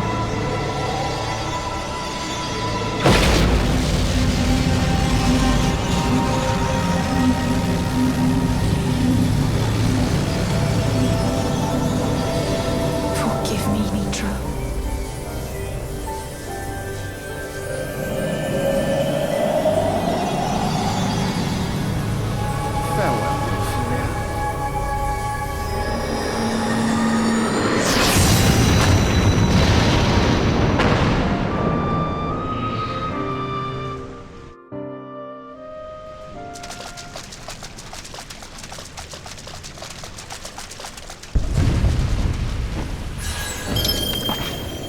Hydaelyn, she speaks to me.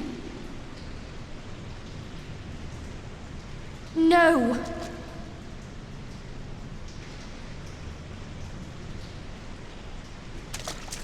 I must remain behind. But you cannot stay with me.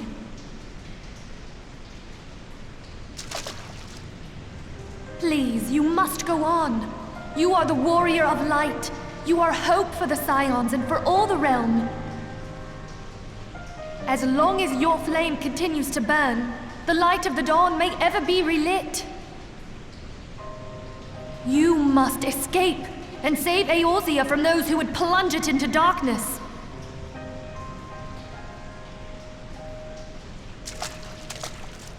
"'Tis the only way.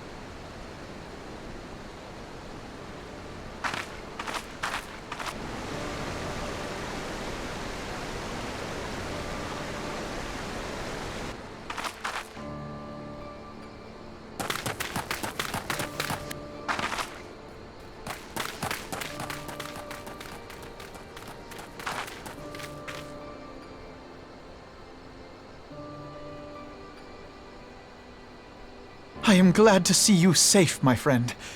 What of the others?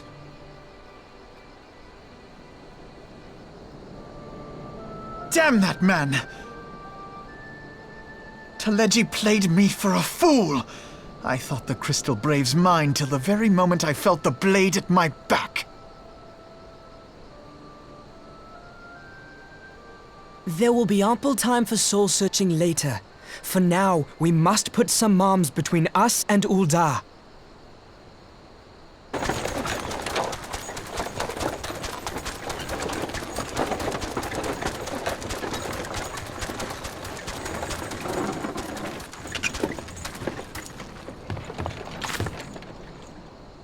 Well, would you look who it is?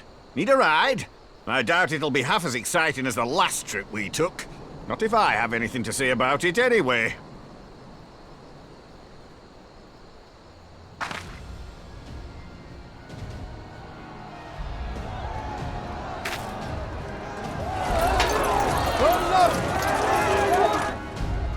Let's not dawdle, eh? All aboard!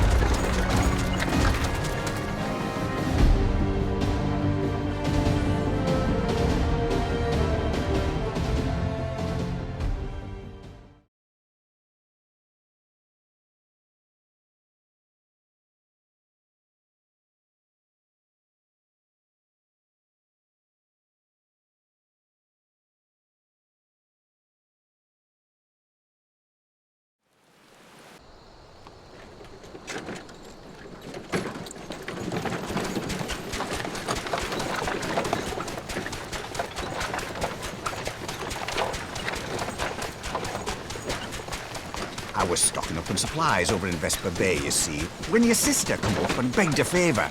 Said her brother was having some trouble down in Ul'dah, and likely needed a helping hand getting away. But thinking them ruins would make a fine hiding place, I decided to try there first. And lo and behold, there you were! Aye, and judging by them soldiers as were pouring out of the city, I arrived not a moment too soon. Ha! Must have been fate that we happened to find you there, though, eh?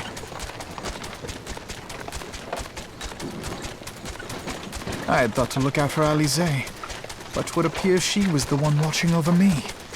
I've made such a mess of things.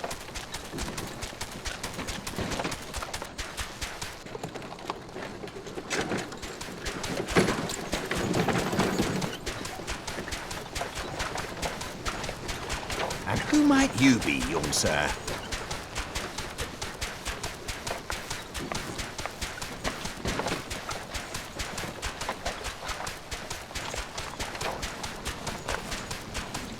Pippin Taropin, Vice Marshal of the Immortal Flames. I had been on the Alamegan front these past few moons, but an urgent communication called me back to Uldar. Scarce had my boots touched the cobbles, though, when the streets erupted with cries of assassination. I immediately went in search of answers, and came across Master Alfino here. Needless to say, I did not think his imprisonment justified. The blame plainly lies with the Monetarists. Their greed and corruption are well known to me, but for them to take advantage of the situation with such alacrity... Was that Pippin, you said? Ain't that the name of General Alden's lad? Yes, I am his son. Adopted, of course. 'Twas only as we were leaving Uldar that I learned of father's fate. Once I have seen you a safe distance away, I mean to return to the city and extricate him from this madness. Then you needn't travel no further than Blackbrush. Our fugitives have a friend waiting for them there.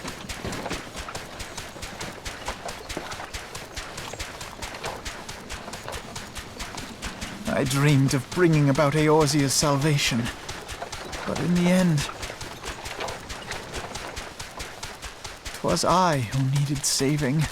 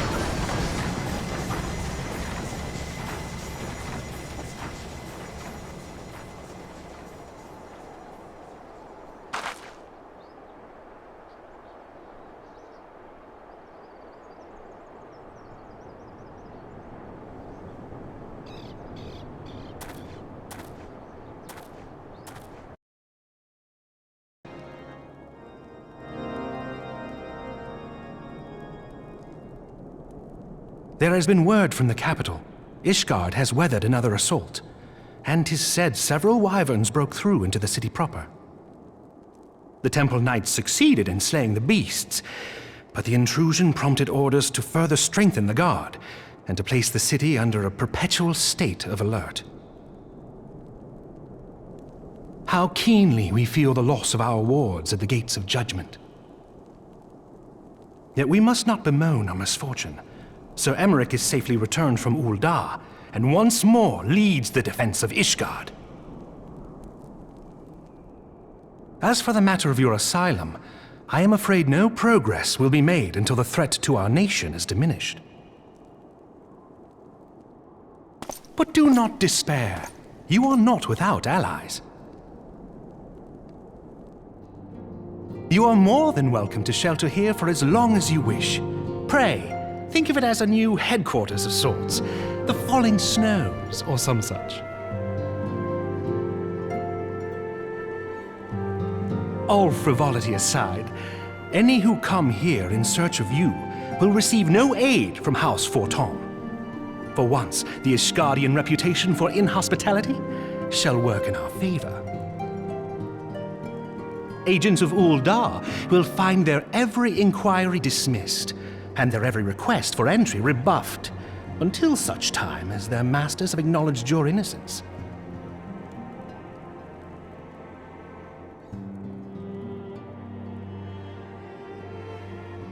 You once fought to preserve the honor of my dear friend. 'Tis a blessing that I may now repay that debt in kind. But let us dwell no more on this. Pray, join the rest of your companions. 'Tis bitterly cold this day. I suspect there are those who might welcome the warmth your presence brings.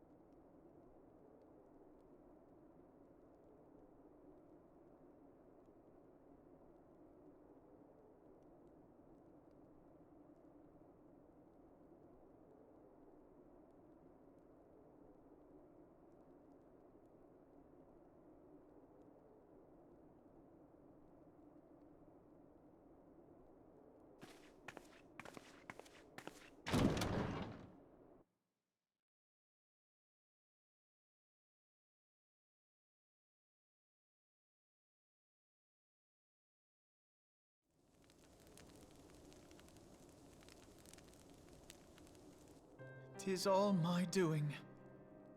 I believed myself the only one who truly understood Eorzea's woes, and look what that arrogance has wrought. I gave commands, influenced governments with my certainty. I treated the Crystal Braves and even the Scions themselves as pawns in my great scheme to save the realm. But in my headlong rush into imagined glory, I paid no heed to the ground upon which I trod. The salvation of Eorzea. What was it that I hoped to achieve? Did I believe that I could rid the realm of every danger and difficulty? That I could defeat the Empire and the Ascians, and find homes for every refugee? Oh, yes. I was so very clever. Become a guardian of Eorzea, I implored, and sat back to watch my perfect army cleanse the land of chaos. 'Twas all but a means to feed my own vanity. Only when all is lost do I finally realize the truth. Oh, Alphino.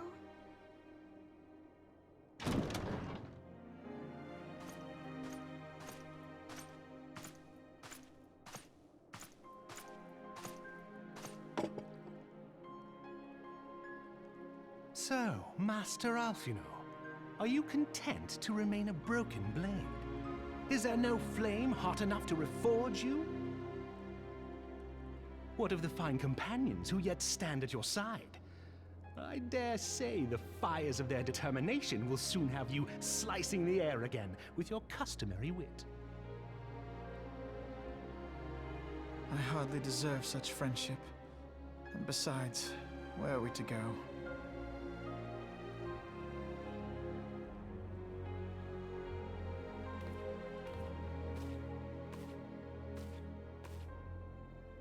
Alphino, if I may?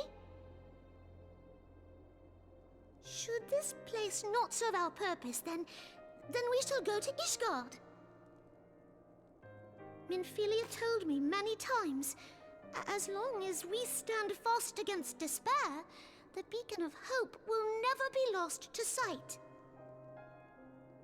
Be it in the snow or in the clouds, we few will see that the dawn's light shines again.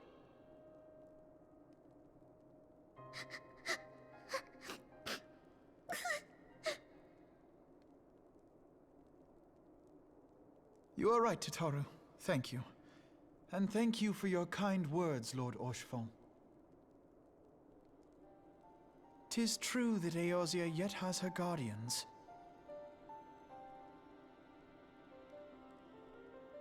The Scions have achieved much, and 'twould be remiss of me to discard it all in a fit of self-pity.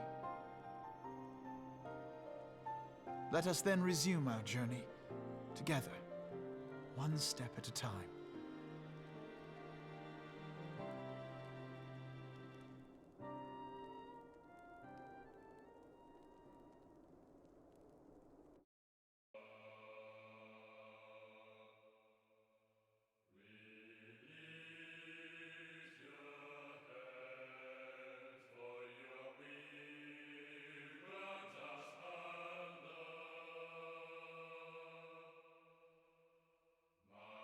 My